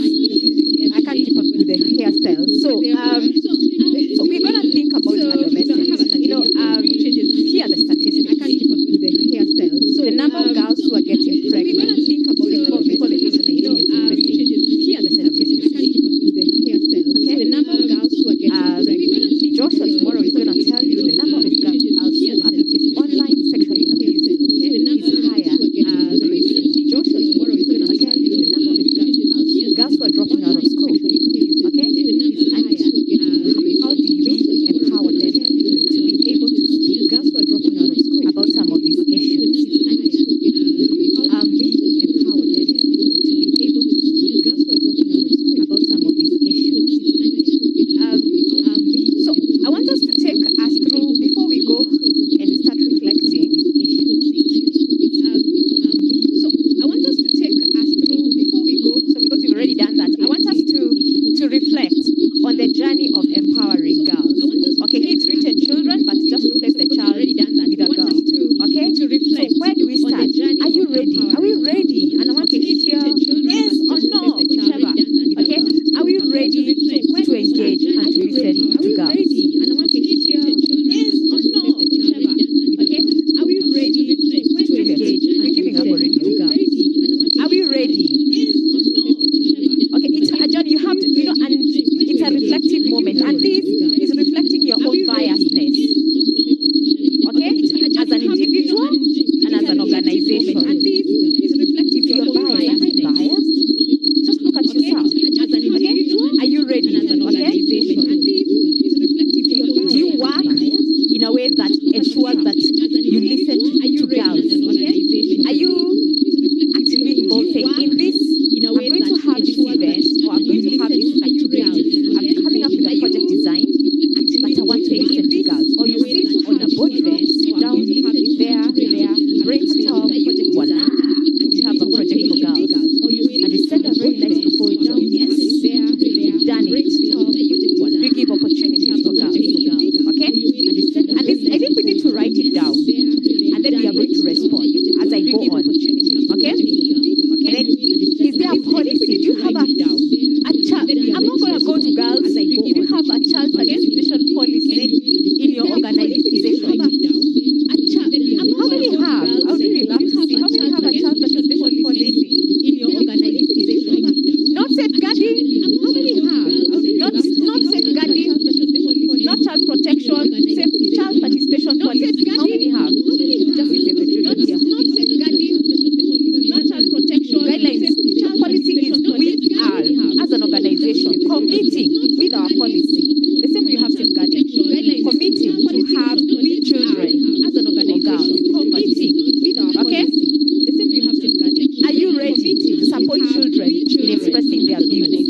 And this is beyond giving them a space. Support children in expressing their views. Is letting go of your space and saying, oh, sit down, I'm going to stand up. Okay? Letting go. Do you have the range of ideas? How am I going to engage them? Okay. We don't have money to. Do you have the range of ideas? Bring them along. We can use technology. Okay. We don't have money to.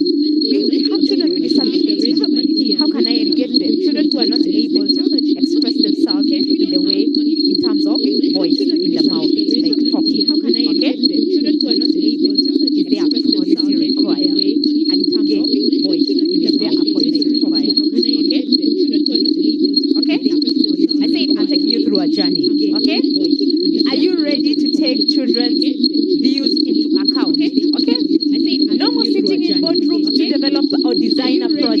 From today on, we have to go to the field, listen to the children, and then come back and sit down and design the project based on the views of children. Or no, I have a PhD project based on the views of listen to children. Children, they don't know anything. You know, I went and did project management, Oxford University, and welcome. You know, I went and did project management, Oxford University. Are we? Or do your PhDs speak? Okay. Master. Are we diploma on behalf of children? Do your PhDs or ChatGPT? Okay. Master. Are we diploma on behalf of children? Do your PhDs? Does decision-making process enable you to take the views of children into account? Okay? Does decision-making process enable you to take the views of children into account? Okay? That's a good cafe here. That's a good cafe. Okay?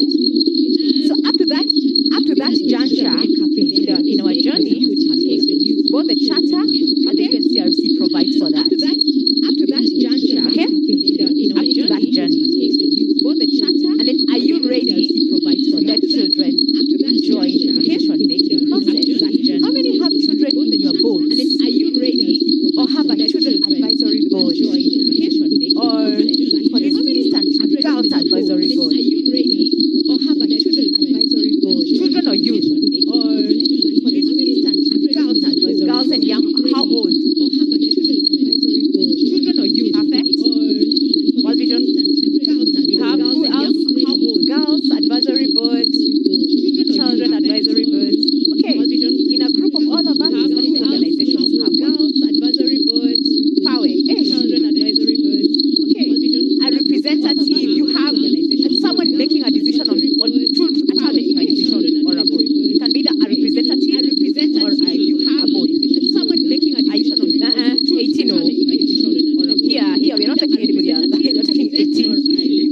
So, is there a procedure?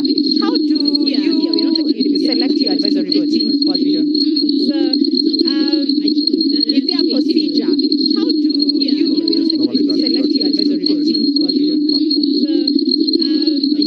is there a procedure? How do you select your advisory board? There is a board, so they're requesting a board, and then the board they will go there. Okay? And then, are you ready to share power? Okay? Sharing power with children. Ouch. You know, I can see the adults. Are you ready to share power? What do you mean? Share power. I'm the one who is the project manager here, and I'm their beneficiary. No? Are you ready to share power? No? Is there a procedure that enables children and adults to share power? Okay? Are you ready to share? And then, is there a policy that requires children and adults to share power? Okay? Are you ready to share? And then, is there a policy? Okay. Requires children and adults to share power. I think I'll allow Catherine talk, and then we can go. And then, is there a policy? Okay. I don't want to take on. I think I'll allow my giving the microphone to go.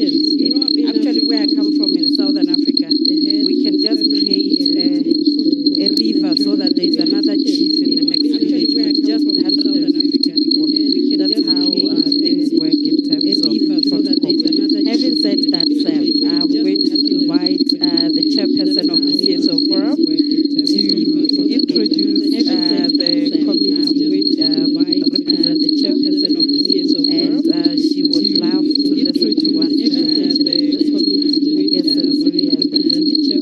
before she can she would love to listen to what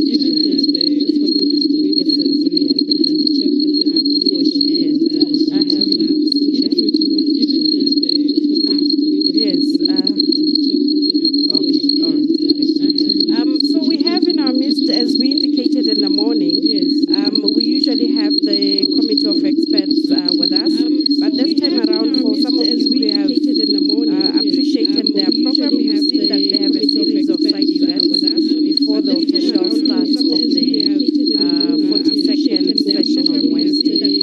So they are held up, but we are privileged that we do have the head of the secretariat for the committee of experts on the rights and welfare of the child, Catherine Minor, and she is accompanied by her colleague.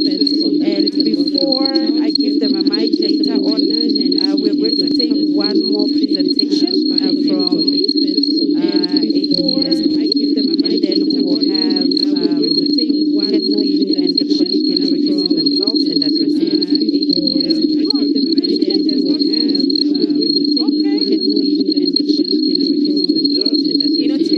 complicated. They go like this.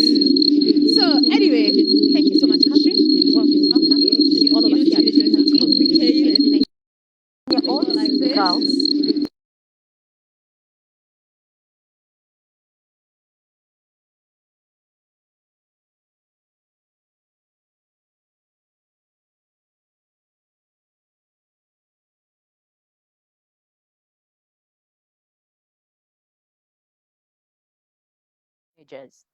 For audience, what?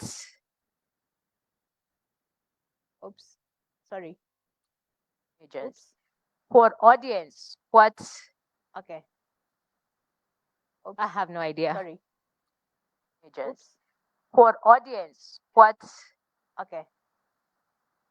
Oops. I have no idea. Sorry. Yeah. So anyway, so we are going to go into our groups. Do we stick to the same groups or do we? I have no idea. Sorry.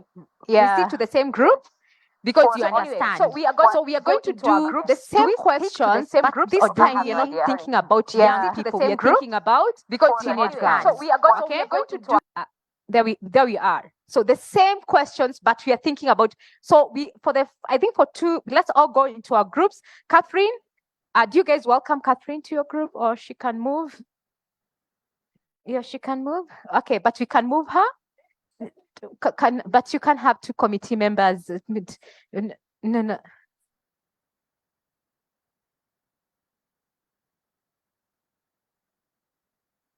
Oh, I'm sorry. Oh, the team. I am sorry about that. Okay, let's go to our groups. I don't know how many minutes I have. 5. Yeah. 5 minutes. And you remember, teenagers have different. I think in the presentation before mine, they have different needs. Okay, they have different needs. They have more knowledge than children. Okay, let's go to our groups. So this is the Francophone group. Frank, if you can able to come to this group, please. This is the Francophone group. So those ones are doing preparation. These ones are doing space. Space. These ones are doing voice. And this was audience, influence, and feedback. Yeah. Okay.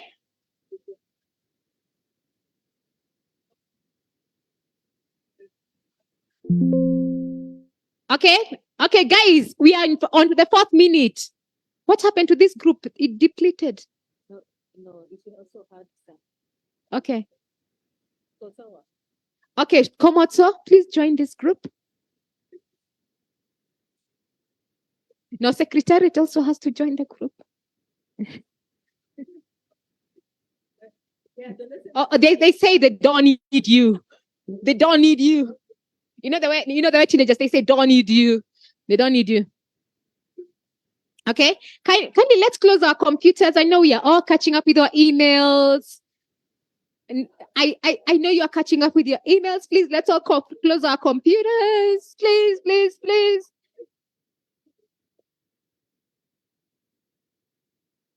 Let's close the computers.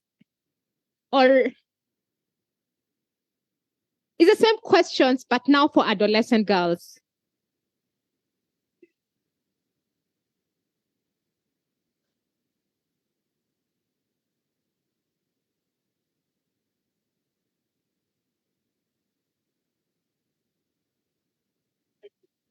No, it's not changed.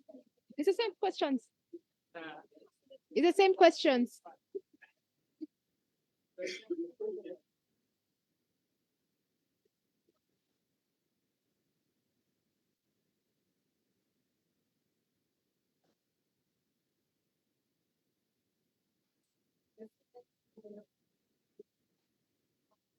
It's the same questions. It's the same. I just changed the word child to girls. It can't. It's not applicable. It's not applicable. It's not applicable. You can't.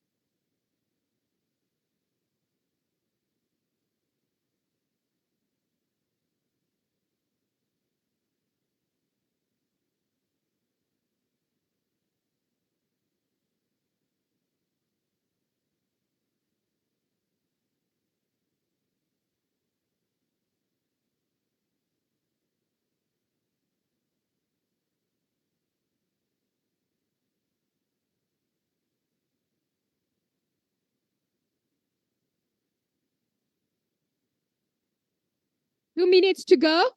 2 minutes. 2 minutes. Please write. Please write.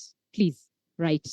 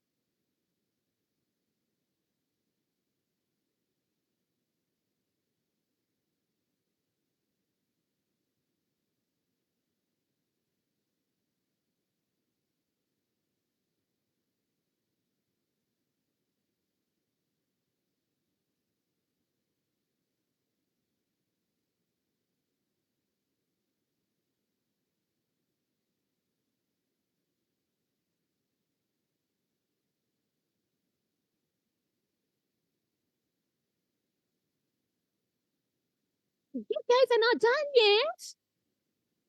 You're not done yet.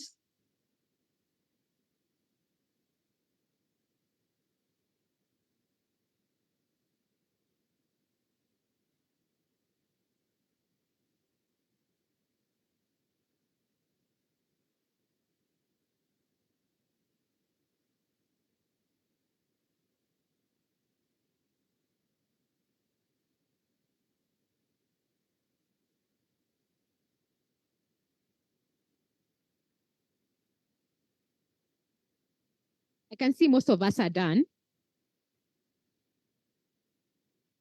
You guys are not finished?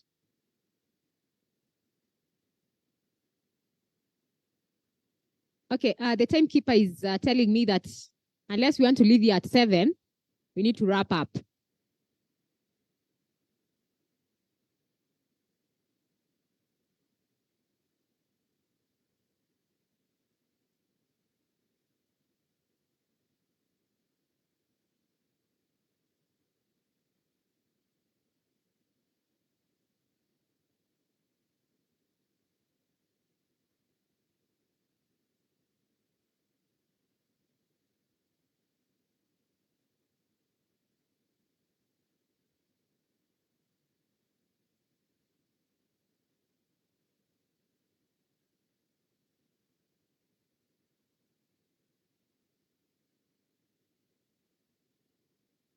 Buddy, thank you.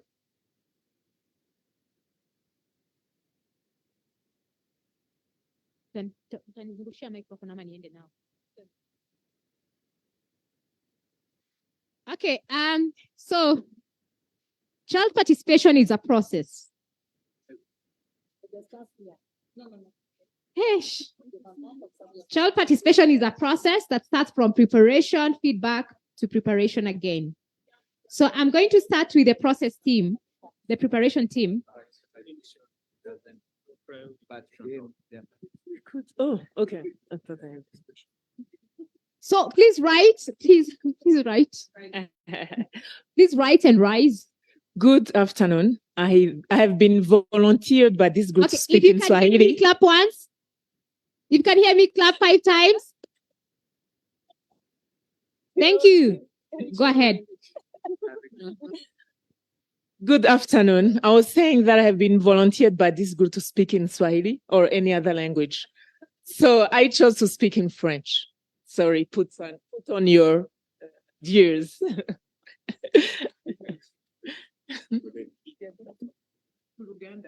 Okay.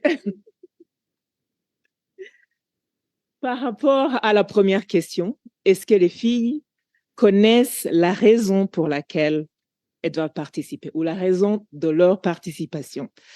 On a dit oui et non. D'abord, est-ce elles connaissent, mais est-ce qu'on parle des adolescentes qui vivent dans les milieux urbains ou est-ce qu'on parle des filles qui sont dans les villages reculés ou dans les bidonvilles en ville, dans les milieux urbains? Et aussi, on a discuté par rapport au fait que certaines organisations vont vouloir aller travailler avec les filles qui vivent dans les milieux, dans les endroits reculés qui en sont défavorisés, mais pas avec l'intention de leur faire participer. Donc, comme vous nous avez dit de réfléchir par rapport à la mobilisation, on dit qu'il faut qu'on soit intentionnel dans la façon dont on investit dans les filles, adolescentes et surtout pour qu'elles connaissent vraiment la raison de participer. Donc, ce ne sont pas les ressources qui manquent, mais c'est le problème de nos priorités, des priorités dans une organisation. Donc, il faut qu'on soit intentionnel dans la façon de les faire, d'allouer les ressources. C'est bon.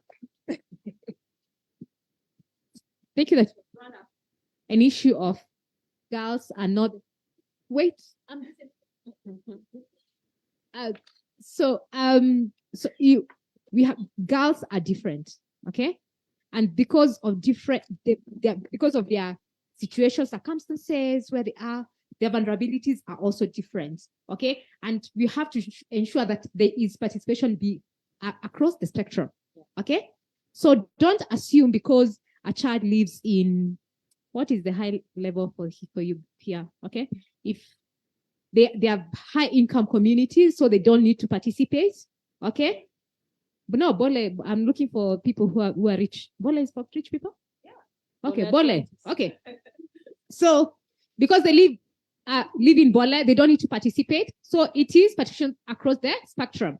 Okay. Ensure that there is the mobilization, inclusivity of children, of girls, okay, of different vulnerabilities. Okay, thank you. Space.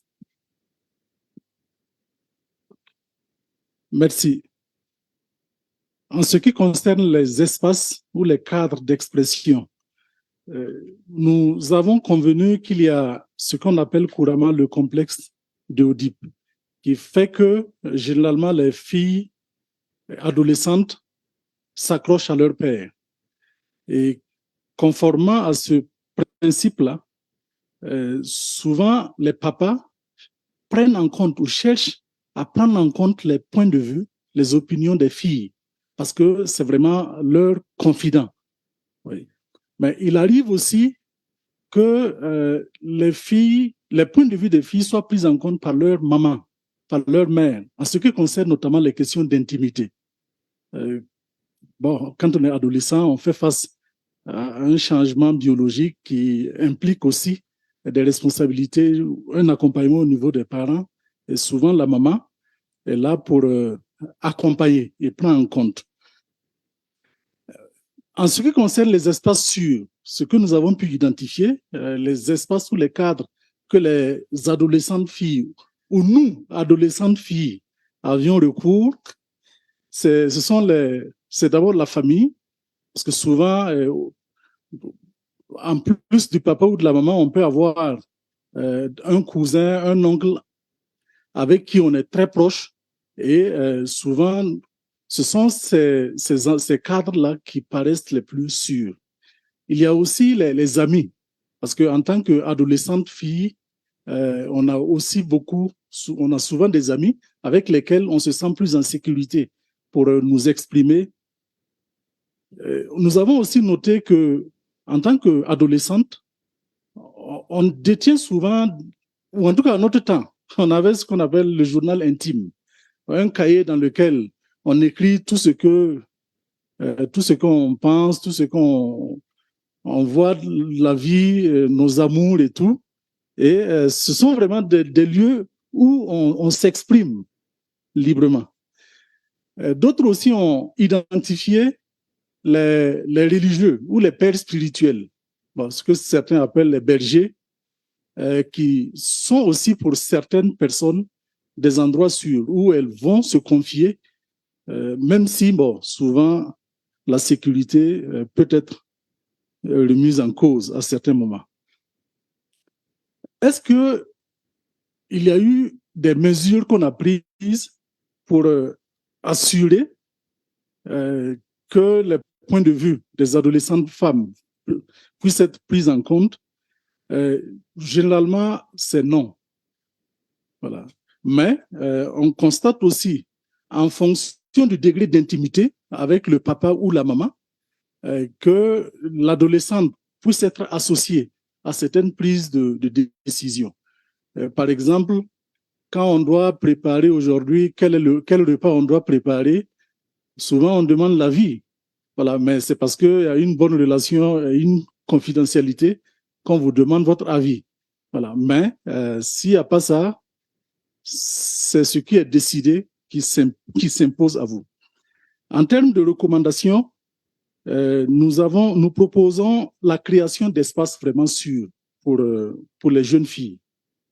Parce que de plus en plus, elles ont recours aussi aux réseaux sociaux, le monde digital, où certaines s'évadent, mais les réseaux sociaux ne sont pas, si ils ne sont pas bien utilisés, ne sont pas vraiment des endroits sécurisés. Donc, il faut qu'on puisse leur créer des espaces sûrs, les sensibiliser sur l'utilisation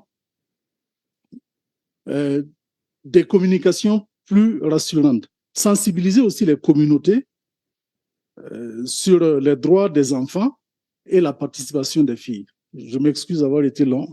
Je vous remercie.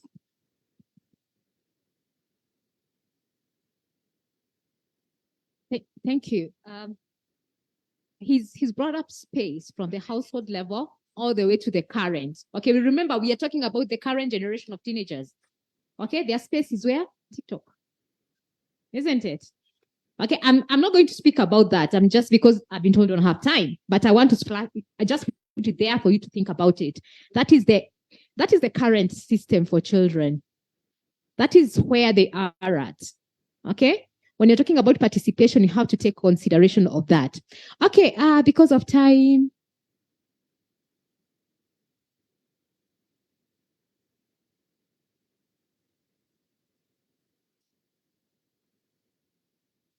Okay.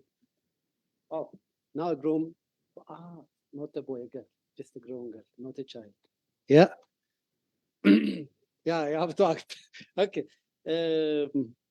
Just we discussed on that on the issue of information. We are a voice group. Yes, some information can be obtained from a school, and then some from the mom or the mothers can share the information. Yes, if they are educated. Otherwise, they themselves don't have much information to share to the girls. And in the earlier time, even the information that they shared to the girls were very threatening, not in a way that it helped them to grow up and then capacitate them or empower them, rather to threaten them and then to get far apart from that issue. And the other information now, especially nowadays from a church, from where churches are working on the young people, and then through that they can get an information. And mainly, many of the information during the earlier and that right now is from the peer. Peer group are the major source of the information. They can get much of the information from their peer groups.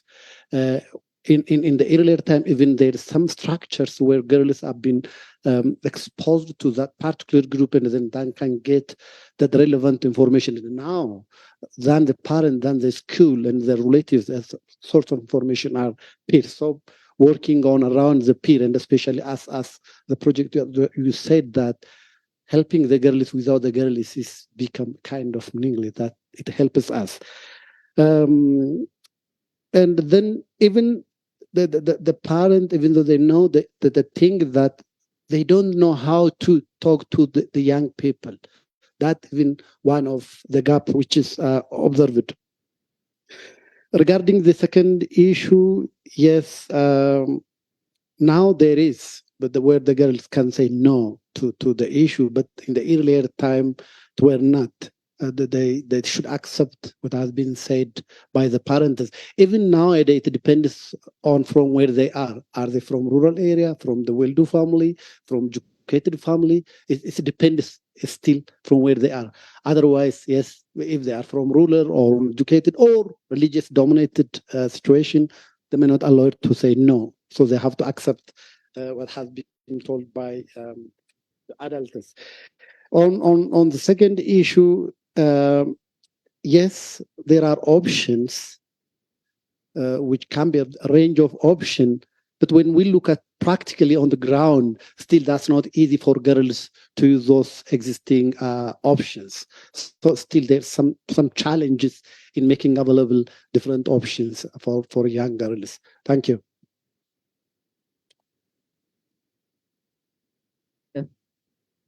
Thank you. And remember, traditional cultural practices that make girls' voices not to speak, we need to start challenging those places that girls can talk, but their voices will not be heard, Because why? Anapiga kelele. What is that translated in English? No, that is not it. You're nagging. Okay? Okay? You're nagging. Girls nag, men talk. Okay? So we need to be look at our own bias. Are girls talking or they're in their periods? That's when she's talking too much. Okay, so you don't listen to their voice because of your own bias. Okay? Okay, thank you.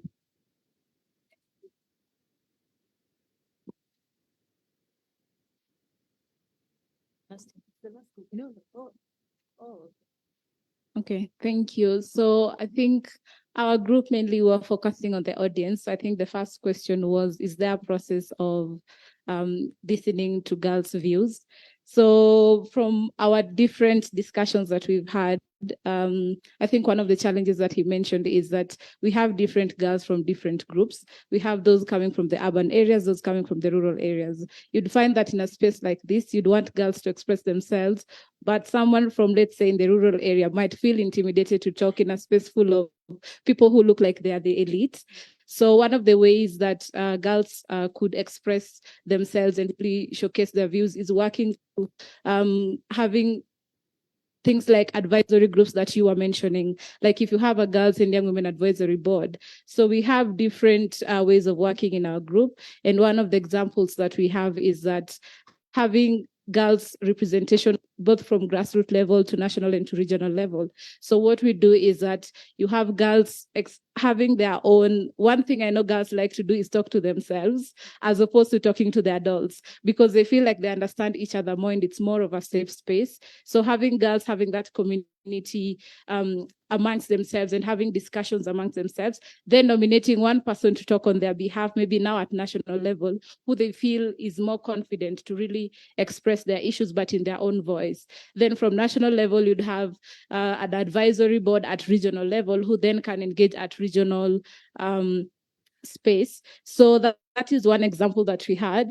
And the other one is having community action teams. So again, in different communities, case example is from South Africa, where they have people within the community have their issues, but they have their discussions through indigenous games. So again, ways of communicating with girls is different. As you mentioned, some prefer TikTok, maybe some prefer YouTube or Instagram. So at community level, they have their own games where they can play and also communicate with one another, and also have their own champions who then have their own campaigns, maybe through court, if there's a court case that is ongoing and they want to influence a particular change. So the other question was,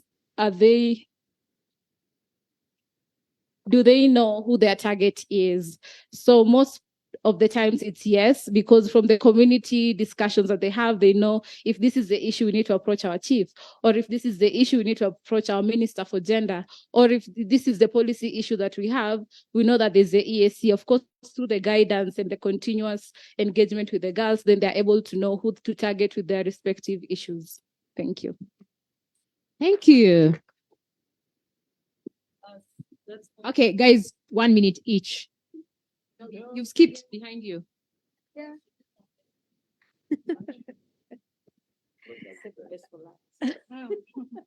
Thank you. So for us, with the first question, it was centered around, are the views of the girl taken into account by those that make the decisions, right?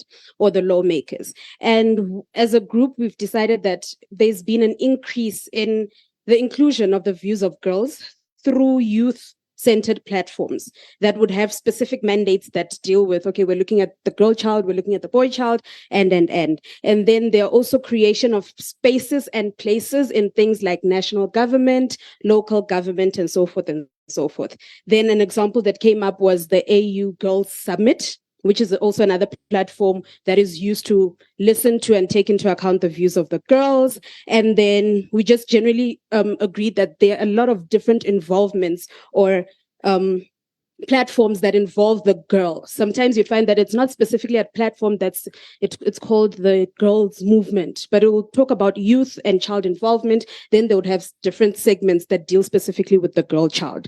And we also noted that with the second one, right, with the policies. So we didn't want to say yes or no, but we were like, okay, we're not there yet, but it's a work in progress, right?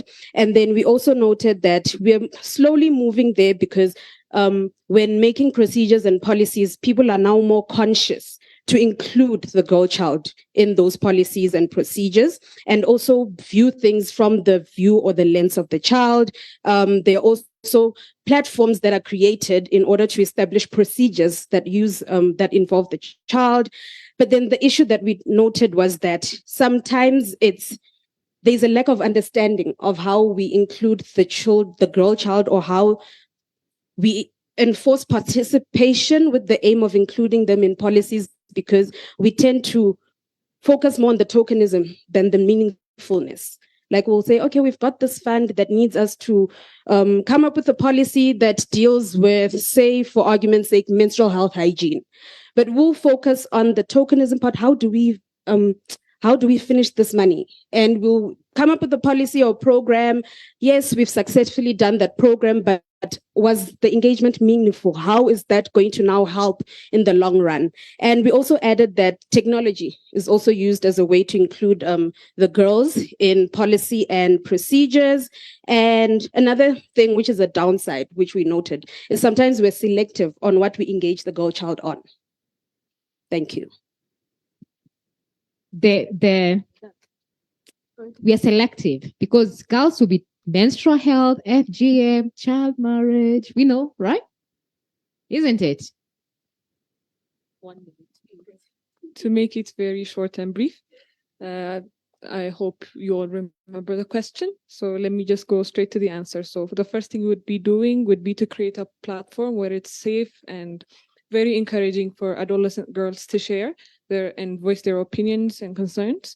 The second one would be to package the information so that they'll be able to understand it, and even contextualize the platforms as well as the content that we're giving them, because a girl from Bole may not see the same issues a girl from Piazza or somewhere else sees. So that would be the second thing. And we will establish monitoring tools that can be used to follow them up, or even encourage them to take a leadership position so that they learn and encourage each other while they take on the challenges and face their problems. Of course, we need to provide them with the proper information and a safe internet access so that they won't be going in a different direction. And through these platforms, meeting can be enhanced by technology. We can use it to bring a positive impact in their lives. And then we need to take into account the different areas they come from so that they can actually benefit to the fullest. Wow, thank you much. Thank you so much for bringing technology. Joshua, your job is cut tomorrow. So back to my friend Juliet. Yeah, mine is just to say thank you so much for all your participation.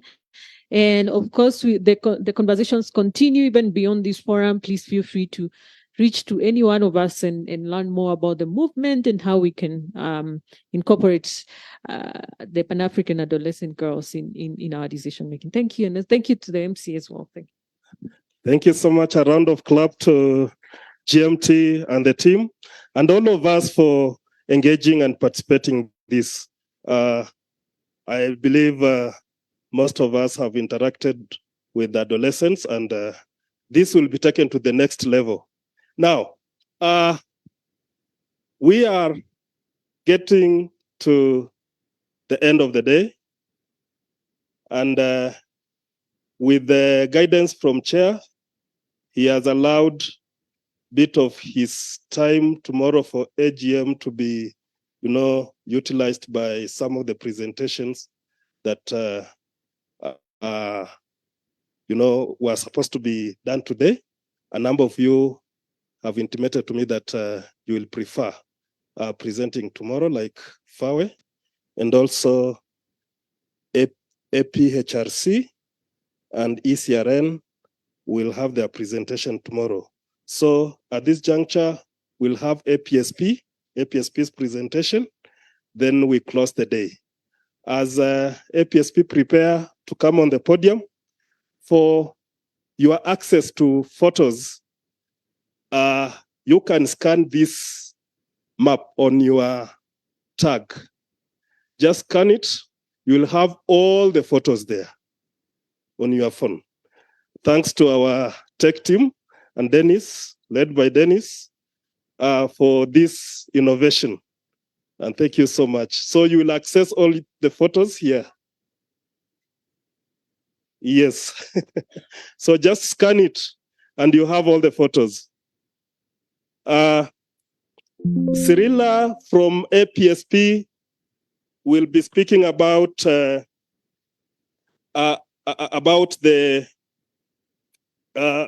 ratification of the AU protocol on social protection and social security. Remember, in his remarks, Daktari from the APSP team also mentioned about that and the work they use, the work they do around this protocol.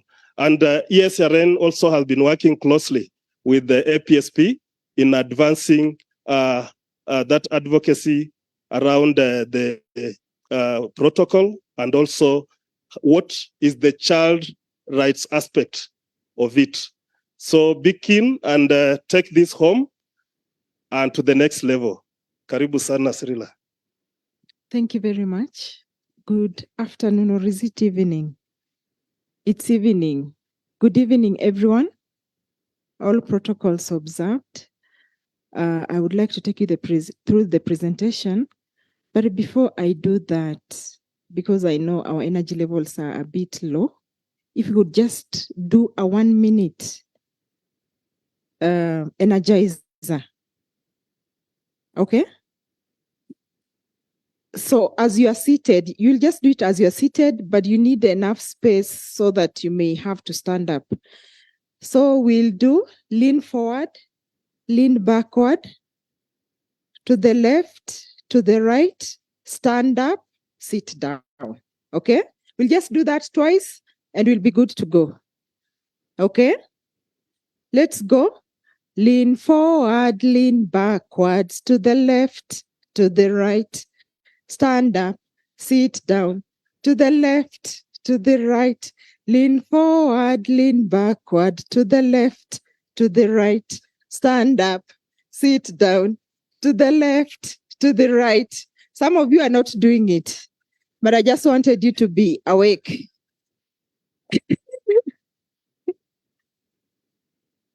Okay. Thank you so much for giving me this opportunity. I will be representing APSP, the Africa Platform for Social Protection. I would like to recognize Dr. Nongo, who is here with us, who is our ED.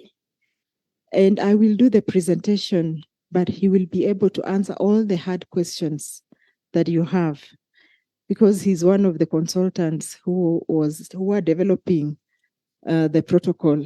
So we are basically doing a creation of awareness on the protocol to the African Charter on human and people's rights, on the rights of citizens to social protection and social security. So as I have already mentioned, the presentation is by Dr. Tavengwa Nongo. I know all of you can still remember him and myself. So what we're going to look at is why an enforceable protocol on social protection in Africa. And then we will also be able to look at social protection terminologies by the AU in this specific protocol. And then the protocol in brief. Then the right to social protection, articles on children. The reason why we are here today is just to specifically look at the protocol, and more emphasis is on the articles specifically touching on children, and then the way forward, progress, emerging challenges, and engagement process. And I know some of you may be wondering, how are we talking about the protocol and the theme is about children vulnerabilities? And in the first place, how many of you have heard about this protocol? Anyone who has heard about this protocol? Only two people, three people? Only 3 people have heard about this protocol. And that's why we need to create more awareness to all civil society organizations so that they are aware about these protocols, and therefore they can be able to create awareness also and advocate for the ratification of this protocol on social protection and social security. So basically the protocol has not been ratified, but when the protocol is ratified by the AU member states, then the instruments of ratification are deposited with the chairperson of the African Union Commission. State parties will be obligated to have social protection programs that address child vulnerability. So some of the answers that you are looking for here to address child vulnerability will be found in this protocol. Some, I'm not saying all, but some will be found in this protocol. So that's why we are here to discuss about this protocol. So why an enforceable protocol on social protection in Africa? Why do we need a protocol on social protection in Africa?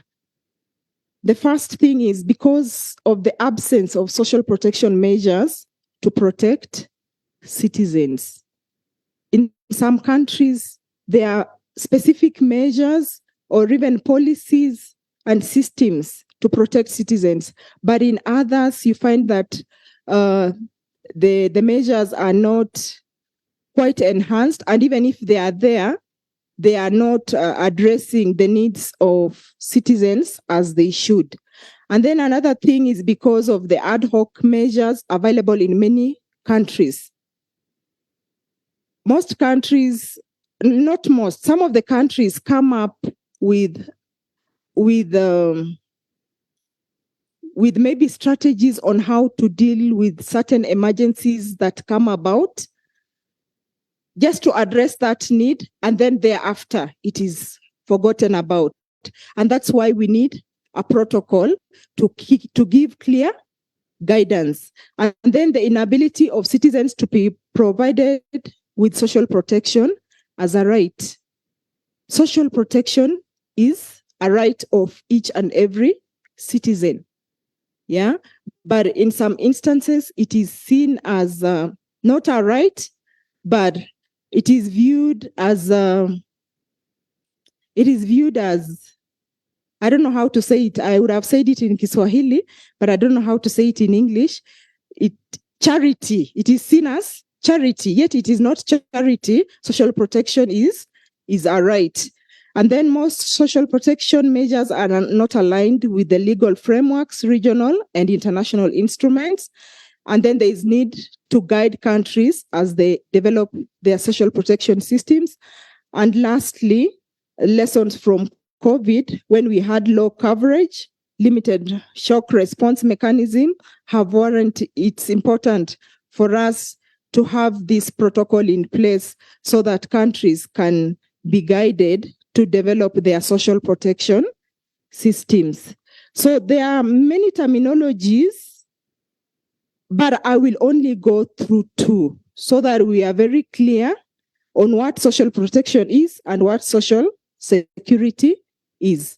So social protection refers to public and private or mixed public and private measures designed to protect individuals against life cycle crises that curtail their capacity to meet their needs, and includes all forms of social security and strategies and programs aimed at supporting and ensuring a minimal standard of livelihood, and access to essential health services. So this is the definition that is in this protocol.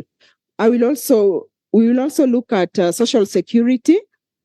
Social security includes the social protection concept, social assistance, social insurance, and social allowances, public and private or to mixed public and private measures designed to protect individuals and families against income security caused by contingencies such as unemployment, employment injury, maternity, sickness, poor health, disability, old age, maintenance of children, and death of family members. So there are many other definitions, but because of time, I will not go through them. So I will just take you through the protocol in brief. So the African Union Heads of State and Government in February 2022 adopted protocol to the African Charter on Human and People's Rights on the rights of citizens to social protection and social security. So the protocol basically has 39 articles. I will just briefly highlight those articles. I will not go into details because of time. So the Article 1 just deals with the definitions, some of the definitions that we've looked at. Article 2 deals with the guiding principles. Article 3, rights to social protection and state obligations. Article 4, social insurance. Article 5, informal and rural economies. Article 6, unemployment and underemployment. Article 7, cross-border migrants, refugees, displaced persons. And then Article 8, this is where our interest is. We will dwell more on this, on women and girls. And then Article 9 on family.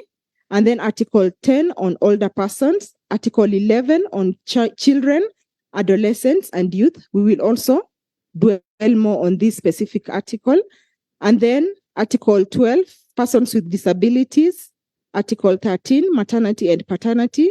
Article 14, healthcare, protection and sickness benefits. Article 15, occupational health, safety and employment injury. And then Article 16, death and survivors benefits. Article 17, care and support in other contexts. Article 18, education. There are some sub-articles that we will still be able to look at that relate to children. And then Article 19, food and nutrition. Article 20, water, sanitation and hygiene. Article 21, housing, shelter and property. Article 22, environment and climate change. Article 23, governance and administration of national social protection systems. And then Article 24, financing. Article 25, data management. Article 26, complaints and appeals mechanisms. And then Article 27 on duties. So we also have Article 28 to 39, which are concluding articles of the protocol, dealing with all those that are mentioned there, that are highlighted there. So social protection, as I have clearly indicated, is a right to every citizen or a right to everyone, and that includes children. Yeah, so social protection is a right, and this is also found in international instruments. And so every citizen has a right to social protection. So that is covered under Article 3 in this specific protocol that we are talking about. And if it is every citizen, then it means that even children have a right to social protection. And then under the same article, but sub-article 2, state parties have the obligation to ensure that social protection is available, accessible, adequate, affordable, and transparent. Yeah, like for example, when we have maybe cash transfer to orphans and vulnerable children, for example, in Kenya, how many children, or even how many families know that there's such a social protection cash transfer to children and orphans and vulnerable children. So it in as much as it is available, it needs to be accessible, adequate, affordable, and transparent. And then under the right to social protection, under this protocol, Article 3, to comply with the obligation under Article 2, state parties shall progressively provide a minimum package of essential social protection, which should at least cover the basic needs of all. So, as I have clearly said, social protection is a right to every citizen. So we shall focus more on the articles that basically focus on children. Yeah. And one of the articles is Article 8, which is on women and girls. So I have just picked some of those sub-articles within this article that speak to children.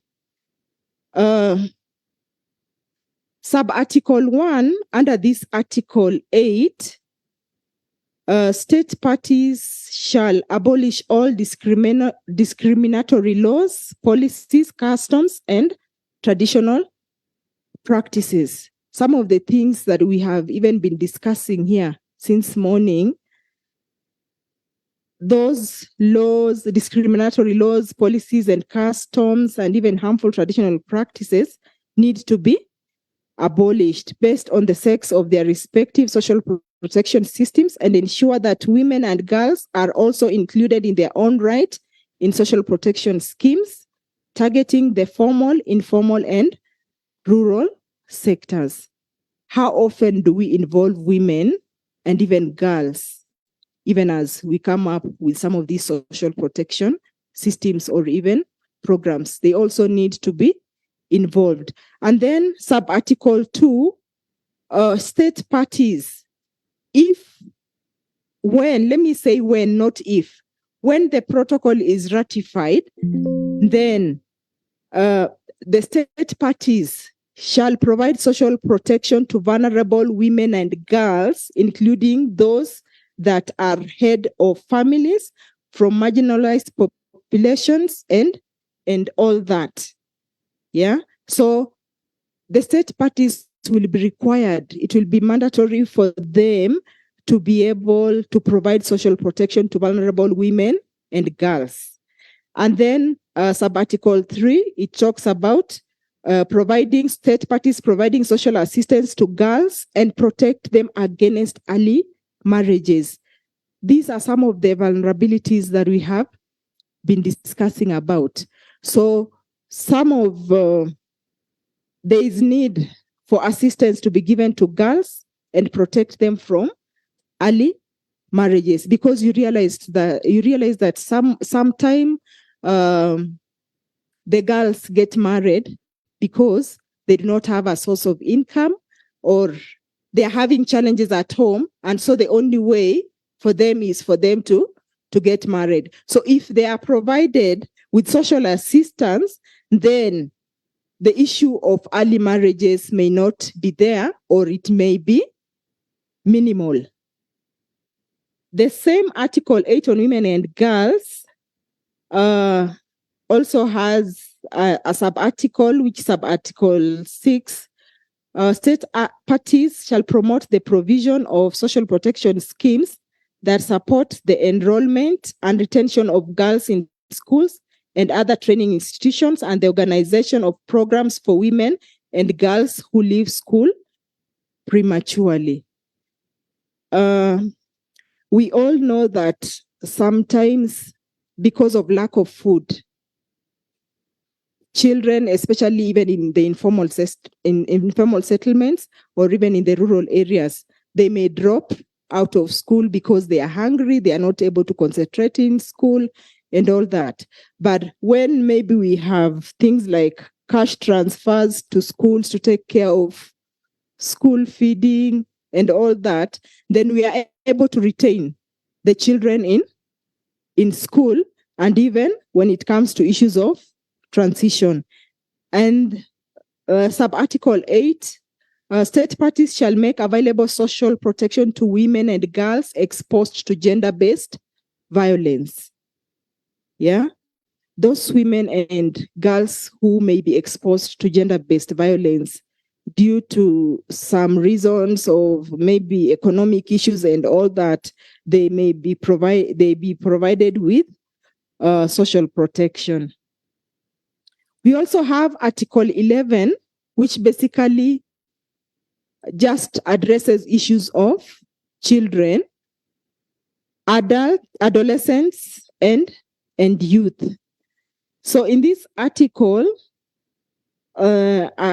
sub-article 1, state parties shall ensure that social protection programs are sensitive to the needs of children and contribute to the fulfillment of their right to registration at birth, nationality, and a standard of living adequate for their child's physical, mental, spiritual, moral, and social development in accordance with relevant national laws. So whatever social protection programs that are there, they have to be sensitive to the needs of children. So this article is very critical for children. And sub-article 2, state parties shall provide social protection services and transfers in cash and in kind to ensure that the basic needs of children are met. We have different cash transfer programs. Like I've already mentioned, in Kenya, we have the cash transfer to orphans and vulnerable children. We have cash transfers for the older persons. We have cash transfers to the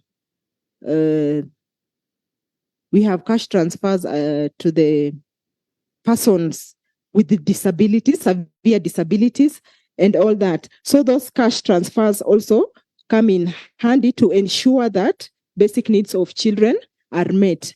And of late, currently in Kenya, there's a proposal on having a universal child benefit. So all these contribute to the well-being of the child. And sub-article 3 of the protocol states that state parties shall recognize the right for every child to benefit from social security, including social insurance, taking into account the resources and the circumstances of the child and persons having responsibility for the maintenance of the child. And then there is sub-article 4, state parties shall adopt measures to provide social protection schemes aimed at protecting children in conflict situations, orphans, children of mothers in prison, and other vulnerable children. You see, all the vulnerabilities that we have been talking about are captured in this protocol. And that's why it is important for us to create this awareness so that when you go back to your countries as CSOs, you'll be able to advocate for the ratification of this protocol. Sub-article 5 talks about state parties shall adopt specific protection measures in relation to the employment of children, including minimum age for admission to employment and appropriate regulation of the hours and conditions of employment.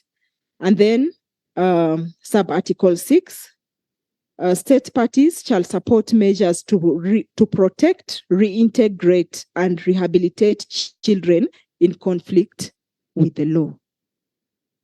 Yeah, this protocol is very, very comprehensive when it comes to issues of children. So the other sub-article is state parties shall invest in social protection schemes that contribute to early childhood development. What AFCEN have been discussing here in the morning, including attention to adequate nutrition, good health, safety and protection, opportunities for early learning, and responsive care giving. So how much do we contribute to early childhood development as countries? Yeah. Maybe just to speak of Kenya, we had the homegrown school feeding program, which was used to provide lunch for children in schools, that is in the informal settlements of Nairobi. And I know it is still going on in the ASAL areas, but with some time, because of devolution, so the ECD aspect was moved under the county government. And so it is the responsibility of the county government to ensure that children are provided for food even as they go to school. I know for the county of Nairobi, there is already something in place in regards to that. And then sub-article 8, put in place effective measures and provision for adequate care of children, among others, through kinship care, care under the kafala system, foster care and adoption arrangements in accordance with the relevant national laws. And then I think this is the last one, facilitate mentoring and support of child-headed households. Do we have any CSOs working with child-headed households? Do we have any? You do. We have member organizations that are dealing with that. So this protocol will be very key when it comes to addressing issues of child-headed households. Oh, I thought it was over. So the 10th sub-article, state parties shall ensure free primary and secondary education and institute clear steps to progressively extend access to free education beyond primary and secondary schooling, including pre-primary education. I know in some countries already we have free primary education and to some extent maybe subsidized secondary education. But if this protocol is ratified, then the EU member states will be obligated to progressively ensure that there is free primary and secondary education. And then Article 11, adopt social protection measures that contribute to ending child labor, exploitation, neglect and violence, and child marriages, trafficking in persons, including child trafficking and child soldiering. And then finally, ensure that children and the youth participate in developing social protection programs. We are always talking about participation. Are we involving children even in the development of these social protection programs? And what about the youth? So there is also Article 17, which is talking about care and support in other contexts. So under this article, state parties shall, in accordance with their capacities and national laws, adopt social protection measures, including special care services for children and women exposed to violence and exploitation in all its forms, and aftercare services, as well as drug users and substance abusers for social integration. So you see all these categories of children and even the youth is taken care of in this protocol. So there is also the article on education. I think it's very brief. We are almost coming towards the end. So Article 18 on education, state parties shall, in accordance with their capacities and national laws, adopt measures to progressively provide free and equitable access to quality, inclusive education. The key word there is progressive, not just at once, but progressive realization. Yes, progressive realization. And then under sub-article 4, where appropriate, provide age-appropriate and culturally sensitive, comprehensive education on rights to sexual and reproductive health for adolescents and youth, while involving parents and communities. And sub-article 6, develop and implement programs that extend and expand early childhood education, what we were still discussing in the morning, primary health care to all school children, and then school feeding programs to all primary school children. It will be good if all primary schools have school feeding programs. Yeah. For example, in Kenya, as I had already stated, when the free school feeding program that was in some primary schools in the informal settlements was removed, there are children who couldn't even be able to attend school. And even if they attended school, they would not actually be attentive. And even some of those schools, some of those children, because they come from humble backgrounds, that food is what sustained them throughout the day. And even when schools closed, these children had challenges such that even when they came back to school after schools have opened, you could see a very big difference in how they look. Yeah. So this protocol is very important. There are also other implied articles on children. There are sub-articles under Article 4 on social insurance, some sub-articles on Article 7, that is cross-border.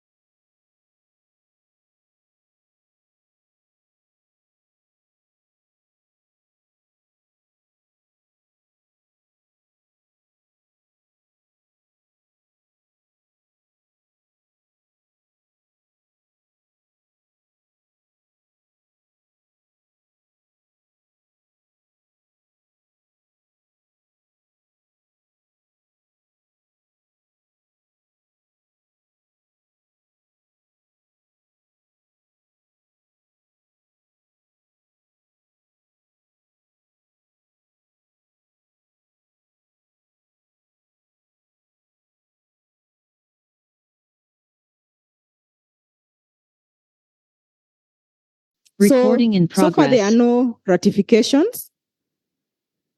And so we are still a long way to go. So what? Yes, zero. There are no ratifications. Only 2 countries have so far signed. And even if they have signed, they have not ratified the protocol. So what have been the emerging challenges? Coordination among different players, some stakeholders feeling that they are not being involved, you are now being involved. So you have no excuse to say that you are not being involved. So we all need to get involved in this process for the sake of the children who have employed us. Lack of funding to popularize the protocol on the continent. Yeah, we have development partners here. Can we look into it so that we provide funding to popularize the protocol on the continent? And then emerging priorities and challenges, issues to do with conflicts, climate change, floods, drought. And then currently there is no timeline when to have the protocol ratified. And when there is no timeline put in place, things may really drag on and the children may miss the benefits that this protocol has if it was to come into force. And then fear by some governments that the protocol is expensive, but it is not expensive. As you have seen, it is progressive realization of some of this, whatever I have been able to discuss. And then increasing debt burden and debt distress among some countries. So how are we going to engage? So states, CSOs, informal workers, trade unions, faith actors, media, politicians, we all need to be involved in creating awareness for the ratification of the protocol. And then in whatever meetings we have, we ensure that we have good representation from all the sectors. And then we need to create dialogue and not confrontation and demonstrations. Conclusion, I would like to say that let us push for the ratification of this protocol, the AU protocol on social protection and social security, by AU member states ratifying the protocol and depositing the ratification instruments with the chairperson of the African Union Commission. Member states will be obligated to have social protection programs that address child vulnerability. This is what we have been discussing about since morning. So thank you all for listening. So if there are any questions, okay. If there are any questions, Dr. Nongo will be able to respond to all those questions. Dr. Nongo, karibu sana. Thank you so much. A round of clap to Comrade Cyrilla and Dr. Nongwe for the work they have done. I'll request that, I don't know whether Dr. Nongo, you are comfortable where you are, and if we can have them seated somewhere so that you can direct questions to them. We'll have a round of questions. And I've seen 2 hands already up. So as Cyrilla settle with the notebook also, Dr. Nongo, I believe you are ready so that we can have this. I start with a lady, then I'll get to a gentleman here, then the third question was there.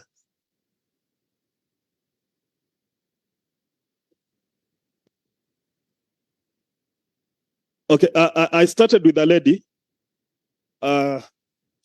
So Dr. Nongwe be taking note, and Cyrilla, then we will be responding to those questions. Thank you and welcome. Merci beaucoup. C'est une question, en même temps un commentaire par rapport à l'article 11 qui concerne children, adolescents and youth content. Vous avez dit que l'article veut assurer la gratuité de l'école primaire et secondaire. À mon avis, je pense que ce n'est pas encore suffisant. Ce n'est pas encore suffisant. Pourquoi? Bon, je donne l'exemple de la République démocratique du Congo, de là où je viens. Le gouvernement a déjà décrété la gratuité de l'école primaire et secondaire sur toute l'étendue de la République. Mais jusque-là, il y a des régions, il y a des villages où il n'y a même pas des écoles, il n'y a même pas de bâtiments. Quand on décrète la gratuité des écoles, des études d'école primaire et secondaire, au moment où il n'y a pas les bâtiments Et quand même il y en a, c'est dans une mauvaise condition. Comment est-ce que les enfants vont accéder à une éducation au moment où il n'y a pas encore de moyens qui vont leur permettre de bien étudier? Je pense qu'on devrait aussi revoir et penser à cette situation-là parce que c'est très important. Merci. Chair of the facility. Who's next? Is this gentleman here? Then we go back to the table. Merci beaucoup. En suivant le développement du contenu, et il y a ce qu'on appelle une pertinence accrue dans les pays africains, notamment en RCA, République centrafricaine. Mon interrogation est celle-ci. Je vois que l'existence de ce protocole est déjà depuis 2022 et suivant la ratification en seulement 2 pays qu'ils ont ratifié mais ils n'ont pas signé. Et je me suis posé la question, quelle est la stratégie que vous avez utilisée auprès de ces 2 pays que vous avez obtenu leur ratification et pourquoi les autres pays ne sont pas engagés? Est-ce qu'il y a un plaidoyer qui a été fait auprès des États membres pour la ratification ou la signature de ce protocole?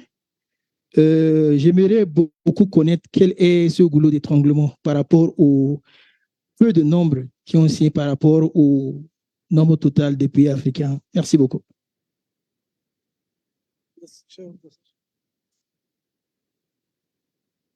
Thank you so much. That gentleman, then we come here to Sam. OK, merci. Ma question est relative à l'article 3 du protocole. Il s'agit en fait des caractères du droit à la protection sociale. Et je vois qu'on dit que la protection sociale, le droit à la protection sociale doit être accessible, abordable. C'est autant d'autres caractères. Je voudrais savoir quelle est la différence fondamentale entre l'accessibilité et l'abordabilité.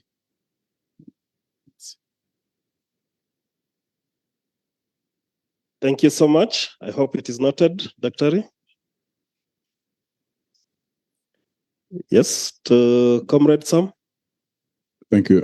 Mine probably is a comment. And I think it's surprising that member states haven't even signed. Because like I said, all of them were there, both in Abidjan and here. And so it's very surprising. There's going to be an STC, a Specialized Technical Committee meeting coming up next year. And I think what we can do is to start identifying the ministers. I'm not sure which ministry would be responsible in your country, but start identifying them, start talking to them, and make sure that when they're coming for the STC, at least some of them are coming to sign. I mean, I think it's quite a disappointment. Also recognizing that some of the elements within the social protection are being done by countries in some cases. So it's not really clear why they are not signing and ratifying. But I think it would be very good, either through the joining forces or what we call the joining forces plus, including the CSO Forum, if we can gather in our countries, maybe do the round of advocacy to the relevant ministry. That would be really helpful. Thank you. Thank you so much, and I'll take it over. However, I'll also add something. The 2 countries who have ratified, signed, they are quite interesting. Because Catherine, I don't know, you will say that the 2, is it Sao Tome and Principe, have not signed to the African Charter on the Rights and Welfare of the Child. And I don't know the status of Niger, because it has. So Sao Tome has not. So I don't know how you convinced it in this, but when you look at the protocol, it has a lot of elements around the on children's rights, and some of these are what we are advocating for. Otherwise, take it back and respond to those questions, Prof. and Cyrilla, so that they can be clarified. Thank you. Thank you very much. Thank you, colleagues, for those very interesting questions. Some of them are a bit difficult, others are easy. Well, not easy, they can be answered. Let me start by a comment which was given by Samuel. Yeah, I agree 100%. I think there are things that we can do, looking at opportunities for countries to engage, particularly with the signing and the ratification process, but also looking at champions, because that usually in these processes, those champions are the ones that will push the signing and ratification of documents like this. In fact, that helps me to answer a question about how Sao Tome and Principe and then Niger signed very rapidly. It was just an issue of opportunity. Niger, at that particular moment, was going through a series of social protection consultations in their own country. It was at the same time that this protocol came about. And that was just a moment which was sweeping through the country. And they signed. I'm not so sure they interrogated that protocol very much. But it was that opportunity which helped Niger to sign fairly quickly. As you can see, they've not ratified yet. So there's a bit of work to be done. Sao Tome and Principe is an interesting one. Again, an issue of opportunity. We had, the AU particularly had a champion in that country. They persuaded a group of people in Sao Tome, and before we knew it, they had signed the protocol. So what Samuel is saying, this identification of individuals in the country, it can be ministers, it can be a president, somebody can actually help to push the protocol. Now, someone said, mentioned very briefly about countries are already doing a lot of things in their own countries on things that are already covered in this protocol. It's very true. And in fact, someone also realized that this protocol covers a lot of what happens. You mentioned it already. It's covered in other documents and other protocols. Now, the fact that I can inform you is that a lot of countries are already implementing parts of what the protocol is talking about. It's not new. It's not frightening because they are already doing it. So the question is, why are they not just taking the leap of faith and sign? So two observations on that. The first observation is essentially that we are already doing it. Why hurry? We are already implementing a lot of this. So why should we really rush when we are already doing things that are contained in the protocol? So that's one reason. But the other reason is what Cyrilla mentioned when she started presenting, the fear. You know, a lot of countries are saying we want to introduce these measures, but there is a fear of sustainability, of lack thereof. Are we going to be able to sustain these programs if we start implementing the programs? Now, what we have learned, and I'm sure at country levels, participants here will testify, that a lot of governments are doing a lot of things. Especially during COVID-19, governments found themselves doing extra. They got the resources, they got the money. So it's just fear, which is coming out of the fact that we do not have enough evidence that we can sustain these programs. But actually, governments have a lot of capacity to sustain the programs. There was a question on so let me start from the bottom. Affordable and accessible, the two words which my colleague is is asking. Accessible is the first one I want to focus on. Is social protection measures are there in a number of countries, but they are not accessible. Kenya, for instance, I only learned later that pregnant women can go and be seen for nothing. And for many years, pregnant women never knew that there was such a provision. A lot of Nairobi City Council, for instance, I'm told there's a provision where pregnant women can be seen for no pay. But how many pregnant women go to seek that facility? Because they do not know that the facility exists, it becomes inaccessible. It is not accessible because it is not known. Zambia, if you are an older person of 72 years, you can go into a public health institution and be treated for free. They pay because they don't know. So it remains inaccessible. So long as a service is not known, it is not accessible. Now, how many provisions do we not access because of distances to go to those services? A person in a rural area has to borrow money to come into a city to access a pension. And sometimes that pension is less than the money that the person has borrowed. Is that service accessible?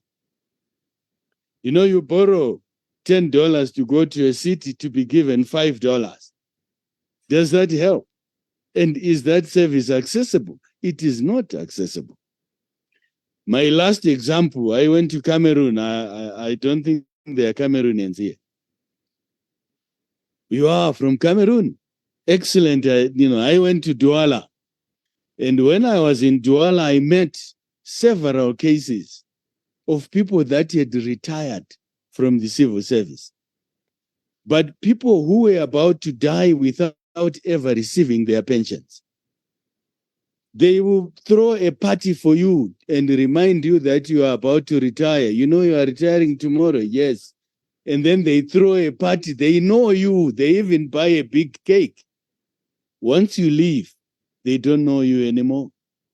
You go and you try to enroll for your pension. You do not get it until you die. Did you come across those cases? Yes. So I found that situation in Cameroon completely inaccessible. And that this person contributed to a pension throughout their working years. The pension has become inaccessible. So this protocol is saying we must make those social protection provisions accessible. Once they are there, let us get them. So that's the issue on accessible. Affordable is this thing about what we do in the majority of African countries. And I'm sorry to say that. We create programs that kill us. Again, give an example of Cameroon. Now that I have my colleague from Cameroon here, I went to Yaoundé and I visited ministries. I found that social protection, elements of social protection were being provided in about 5 ministries. I don't know if it is still the case. So there was Ministry of Social Security, Ministry of Labor, Ministry of Gender, 5 of them. You know, the problem about having 5 ministries providing elements of social protection is we waste money. Because all those ministries must be funded to employ people, to put in some mechanisms in place, to have systems that run those systems. And that runs down our budgets. If we were able to put all those 5 provisions into one ministry, we will save money. And we will afford to run a social protection program. So the protocol is saying sometimes we do things that kill us. You know, Zambia, we were very happy when they started to do pilot programs. They started with what was called Kalomo Pilot Social Protection Program. Before we knew it, they were running 11 pilots. Why do you need to run 11 pilots? What are you still learning? You're wasting resources for nothing. Now, the protocol is saying there is no reason to do that. Don't waste money over things that are not going to help us. Well, right. This guy is reminding me of time. Now, I have 2 questions. One of them is fairly short.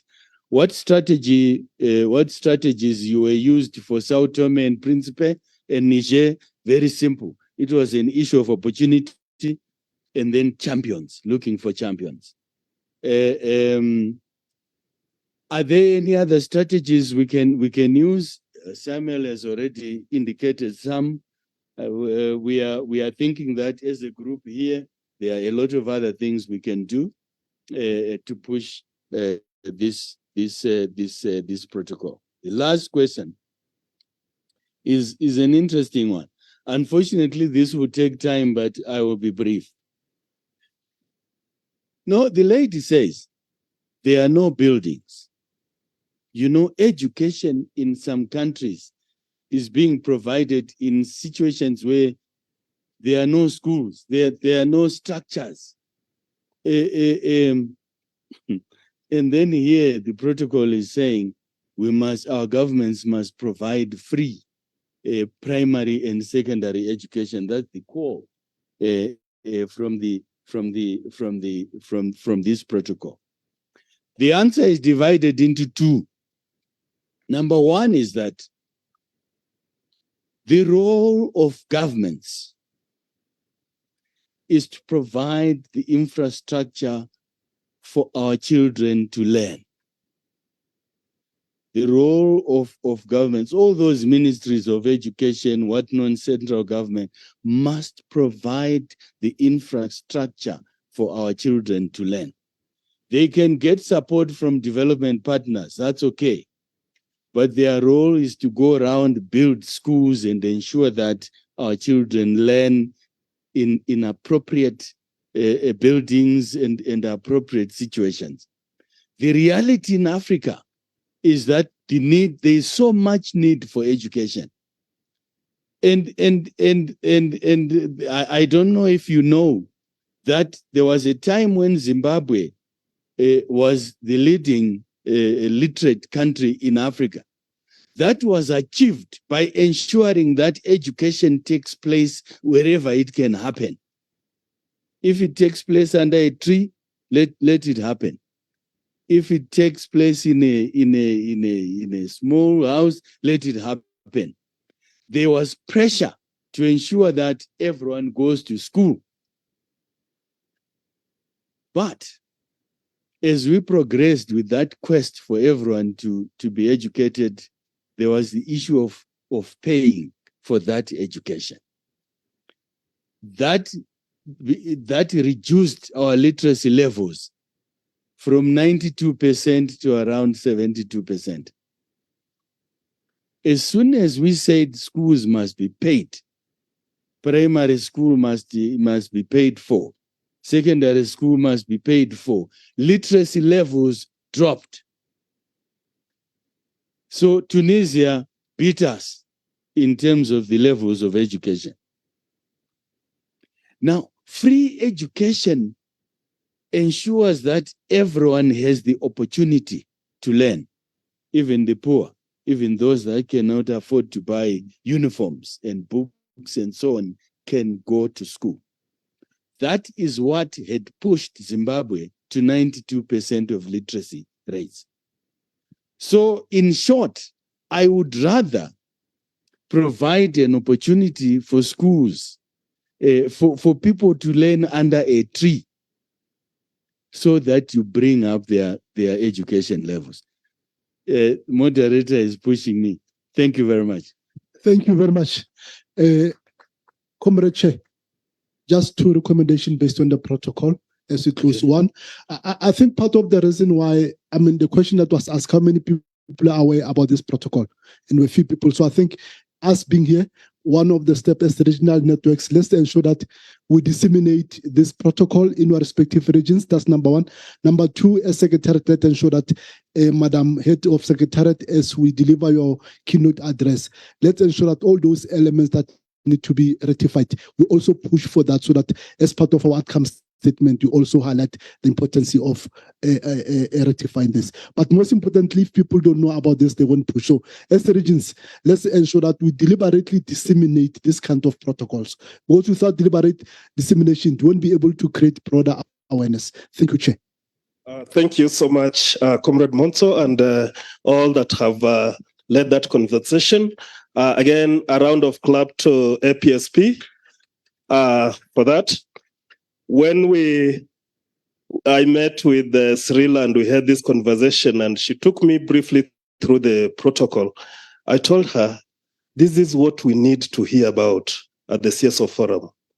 And I told her, unless you don't want, but there's a space, there's a platform. And lucky enough that you did your presentation when Catherine is here. I believe she has a lot to respond to that. And colleagues, again, there are murmurs and rumors of having the committee to, let me say generally, the AU institutions be merged. I think this protocol plus other, like Maputo, like the Youth Charter, should be a mandate of the African Committee of Experts on the Rights and Welfare of the Child to realize their objectives. So instead of merging, they should even expand the mandate of the committee. That is my prayer, and that is my message to the proponents of merging. And I believe I shared this with the chair. We have had a lot of conversations, and we speak this with a lot of passion. When time comes, you will hear him. I was not around when he was making his opening remarks, but I know he's so passionate about having the committee expand its mandate, not merging the AU institutions. So on that, I want to appreciate all that have presented. Actually, it was a good way of ending this day with this protocol, because starting with the first presentation, AFCAN, and how this presentation had fed into others of GMT and the rest, you find that it was a good way of finalizing the day. And tomorrow, before I just want, when I sit Kabisa. Felicitas will tell you what is Kabisa. We will have the rest of presentations from FAWE and APHRC and ESRN pushed to tomorrow's program. And being that the chair has donated part of his sessions for the AGM to partners. I want to appreciate all partners who made their presentations today, and also those who are seated with us here. Thank you so much. Those who will be making their presentation tomorrow also. I know we have Orchid, and Catherine. Orchid is quite interested with one of your engagements during this session. That is the general comment on FGM that we are going to launch. We have partners here who are quite interested, and I also believe that you will invite us to your session during your speech. So thank you so much, and I take it over to my leader for the next event. I invite the chair. Okay, chair, I don't know whether you are going to close today or we are going to have it tomorrow. So it is your prerogative to allow us again proceed tomorrow. But we have our committee reps here. Kindly invite them. So asante sana na Mungu akubariki. Asante. Let's appreciate our moderators for the day. You guys had lunch. You can appreciate a person better than that. And whenever you're dealing with children, you make them even clap harder. So even me, I'm going to take advantage. You clap harder for our moderators today. Okay. Before I invite Catherine, I just wanted to say something, and I kept cut because I knew I was going to get the mic later on. Professor, and thank you for this presentation. I was excited. I enjoyed it, and I'm wondering why my country, Uganda, has not yet signed. But when you mentioned about money, I understood why. When it comes to countries committing to social responsibility, social protection and financial, all of us know what our countries are. They are very slow, and they leave that one to the, where's it going? To the SAMs, the CLOFAS, you know what I mean, eh? World Vision, Plan International, the fricators, that you already have enough money as with the donors. You don't need money. So I had that. But one place I kind of did not agree with you. And I understand about the money bit being worked around. But some of us at country level are actually fighting that this thing of hanging and putting all of us in one ministry is actually destroying the opportunity for the children to thrive. Because they go and throw this budget of 1% of the whole budget, and it is divided between the women, the youth, the children, the cultural institutions, because all that is regarded as social protection. And at the end, the children, because they are the youngest and don't come out to speak and rally on the streets, are given even the least. And because they have many organizations, civil societies, you and I, they don't want to give money. So actually, we want to be separated so that we can actually see the money and they can see they've given little money. So unless maybe we are not in agreement, but for me, that is my feeling around that point on merging. And I can understand in terms of covering, but the children always get lost when we merge many things in there. That's our own experience. That's my experience. I don't know what it is for the rest of you, but that's my own experience. And then you separate, and then they start telling you the health received money, and also education received money, then also culture received money. So children are covered. That is a lot of covering and dodging the children who are the majority. Putting aside my feelings, we are excited to have Catherine with us. Catherine is a dear friend to this forum and a lover of this forum and a strong advocate for this forum. Through her office, we have a direct contact to the members of the committee. We have enjoyed this for how many years? I'm looking at the grandfathers. By the way, we stopped calling Sam. Nowadays is Oga Sam, Uncle Sam. The Uncle Sams will tell you that Catherine is approachable, always there, and always receptive whenever we call upon her. We are grateful that you're with us this first day of our session, 23rd session. And we're looking forward to Wednesday when we'll engage with you more. But I think right now, not taking more time, I want to take the opportunity to welcome you, to bring to us a message from the African Committee of Experts. I know you left them busy. Tell us how busy they are. And yes, we look forward to hearing from you. And we want to welcome you to the podium to give your address. I will not speak like my former president, Idi Amin. Please, Catherine, she's waiting for you to welcome her to the platform.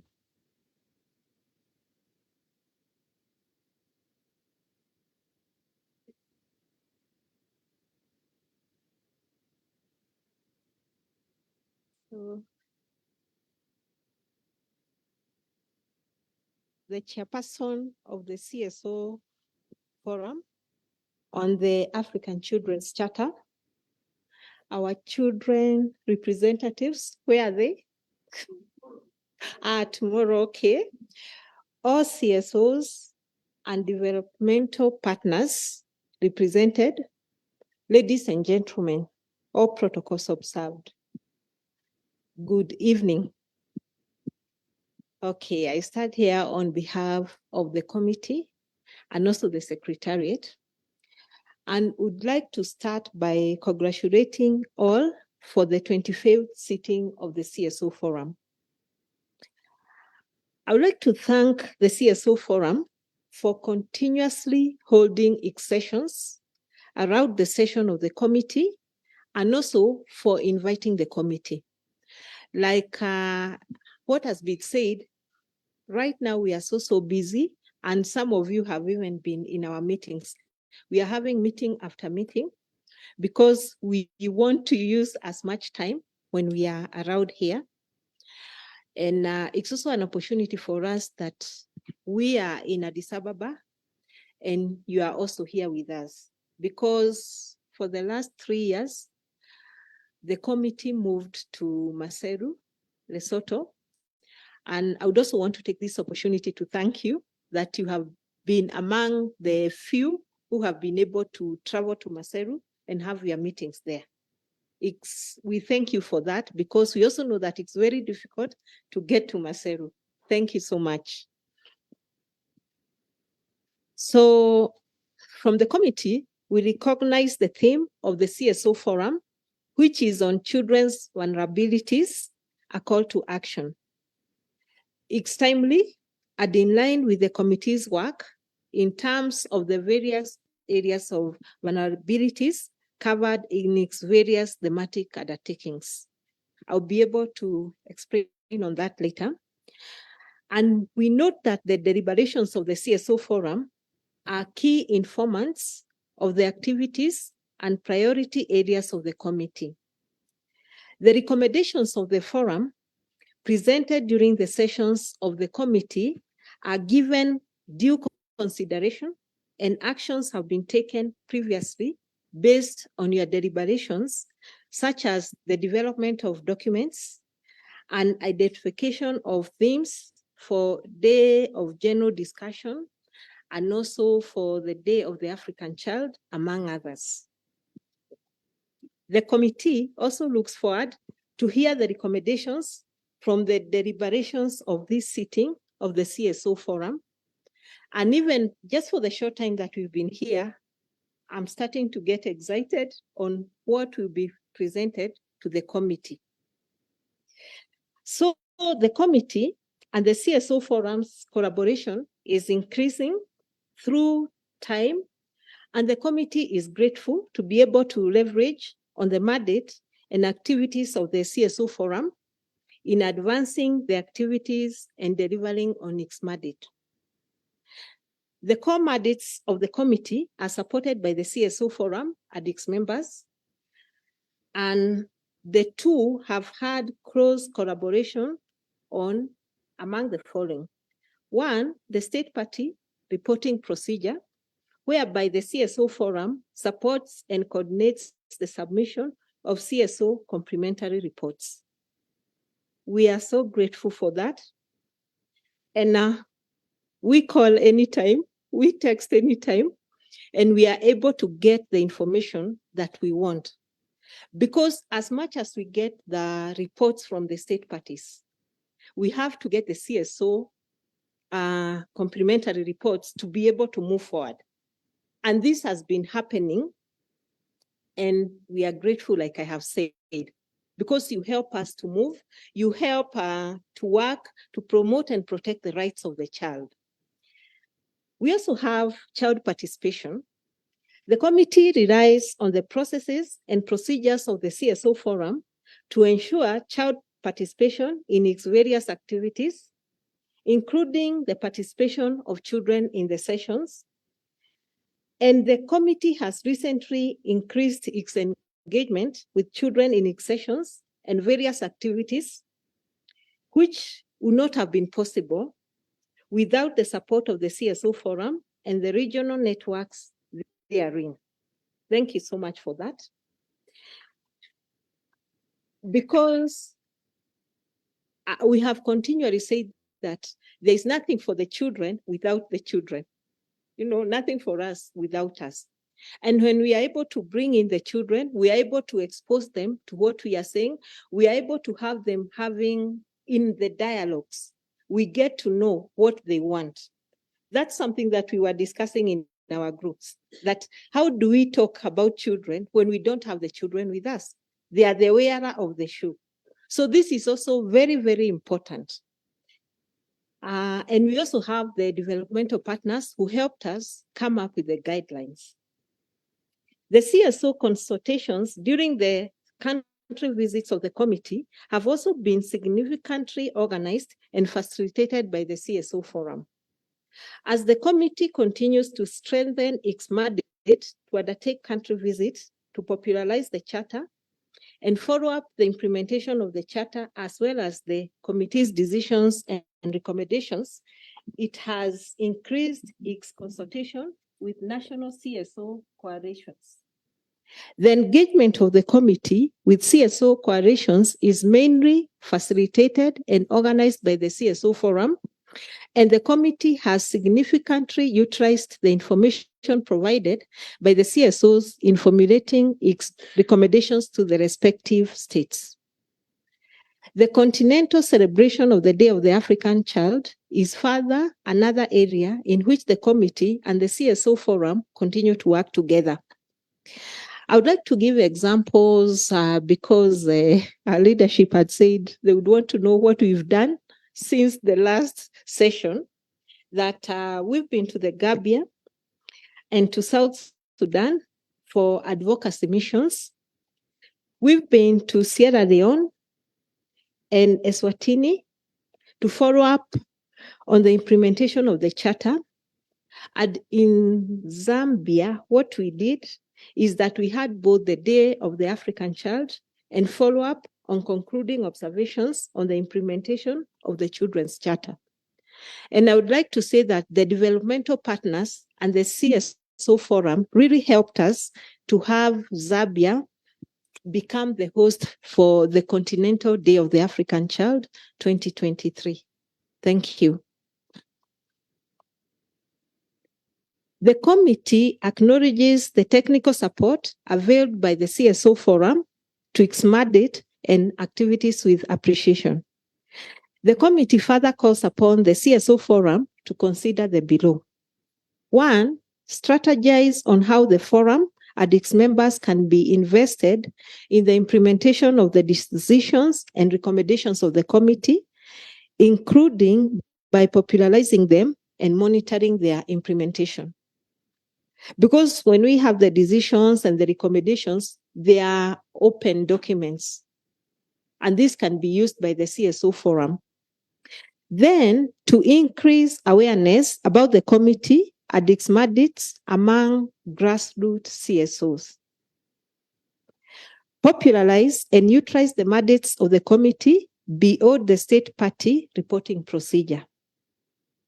The committee encourages the CSO Forum and its members to plan and utilize the committee's mandate to consider communications, undertake investigations, and interpret the provisions of the Charter, among others. The committee notes that capacity building in this regard is key, and hence calls upon the CSO Forum to undertake capacity building activities among its members. And we have the capacity within the committee and the secretariat to assist in that. We would also ask the CSO Forum to consider engaging the various special mechanisms of the committee, including its special rapporteurs on the 11 thematic areas and its 4 working groups. These special mechanisms bring opportunities to CSOs working on specific thematic areas to advance their cause at regional levels. And these engagements also enrich and strengthen the mandates of the special mechanisms. These mechanisms are very key in addressing the specific vulnerabilities of children in Africa. And among the special rapporteurs, we have one on vulnerable situations, children without parental care, violence against children, child marriage, and harmful practices, among others. So it's like we have special rapporteurs who can work with all of us on the special thematic areas that we are undertaking. In addition, the committee has a dedicated working group on children with disabilities. And as such, I invite the forum and its members to actively engage these mechanisms to advance the protection of children considering their specific vulnerabilities. May I ask one question? How many of us have observer status with the committee? That's very good. And I would like to invite more and more CSOs to apply for observer status. When you go to our website that Aline will be able to tell us, we have the guidelines for granting observer status to the CSOs. And this will help us to have more interactions with the committee. And for example, when we have days of general discussion, workshops to validate documents, when we want to ask questions to various CSOs on particular thematic groups, we know whom to call. So it's very, very important. As I was listening, to various people making presentations, I was asking, do they have, in my mind, I'm asking, do we have observer status? So that's food for thought. And as I add this, because I know people are now tired, I would like to invite the CSO Forum and its members to participate in the upcoming 42nd online session, where the committee will hold, among others, the swearing in of newly elected members, consideration of the periodic reports of the Republic of Benin, Chad, Mozambique, Senegal, consideration of complementary reports on the periodic reports of Niger, Malawi, Rwanda, and Zimbabwe. We will also consider communications, consider general comments and guidelines. As had been mentioned by our leadership, is that we'll be launching the study on children without parental care on 8th of November. And the joint general comment on FGM that was developed together with the Banjul Commission, that will be on the 10th of November. And you are cordially and respectfully invited to attend the open sessions of the committee. Finally, I would like to call for active engagement and participation of the CSO Forum to ensure that its voices are heard in the AU. Just repeating what you have told us and you have committed, so that your voices are heard in the AU and the policy organs, and enhance your engagement with ECOSOC, which would present an opportunity to add voice to the ongoing AU organs reform. And on that, we are so grateful because we can see the direction that you are taking and appreciating that the committee is doing a great job in promoting and protecting the rights of the child. So we count on you to support us in that. So with these very many remarks, thank you so much. God bless you. And we keep working in the best interest of the child. Thank you.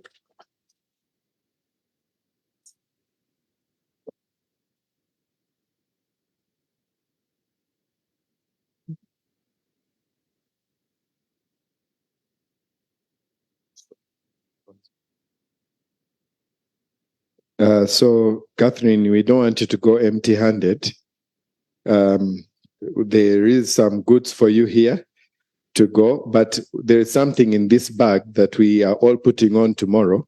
So if you have the opportunity, you could also put it on. I know you'll not come here, but wherever you are, we'll take a photo and crop it into our photo here so that we know you are with us.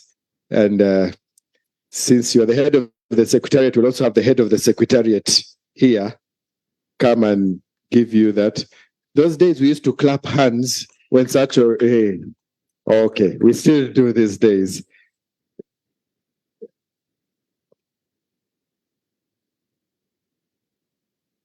And also you're supposed to hand over one to me.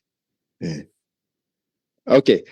So like Ben shared, we have decided that our AGM will be in the afternoon. And the reason being, I think we have enjoyed the conversations we had today. And we want to spend more time having conversations that make sense and for us to go back with. We will have our AGM and we will have passionate issues to discuss. But the most important thing is the knowledge that we have to share. And I request us all to come ready for tomorrow's session. But the one request I wanted to make, there's quite a lot to learn. Do we mind coming in time so that we can start on time? So if we can agree what time, so that the ones who are going to prepare can know what time they should be here, we would leave. And please, let's not be the other Africans who say this time and they come 1 hour after that time. So what time do we agree to be here? 8? 8? 8. I have some 8:30s and I have some 8s. So let me be like we're in parliament. Those for the 8 say aye. And those for the 8:30 say aye. The 8:30s have it. So we arrive here at 8 and start at 8:30. We have balanced it. Okay, thank you very much. Over to Ben for housekeeping. Thank you so much, Chair, and thank you, Kathy, and the rest of us. Yeah, mine is to inform you that there's tea upstairs. And also tomorrow, as Chair mentioned, that we have to be in a T-shirt. The T-shirts that the Secretariat has been sharing with you. Kindly, tomorrow you have to be in a uniform, so put it on. I don't know which other color the Chair will prefer to accompany the T-shirt, but I think if you have that T-shirt on, it is okay. Yeah. So he's saying free down, then any color of your choice, then on top you put on a T-shirt. Thank you so much, and I want to appreciate also our interpreters. Thank you for the good job. Our media team, thank you. Don't forget to download your photos here, and if you don't have the badge, you can. We are going to share the link with the photos, so that is going to be taken care of. So thank you so much for the day, and let us meet here tomorrow at 8 and start at 8:30. Blessed night.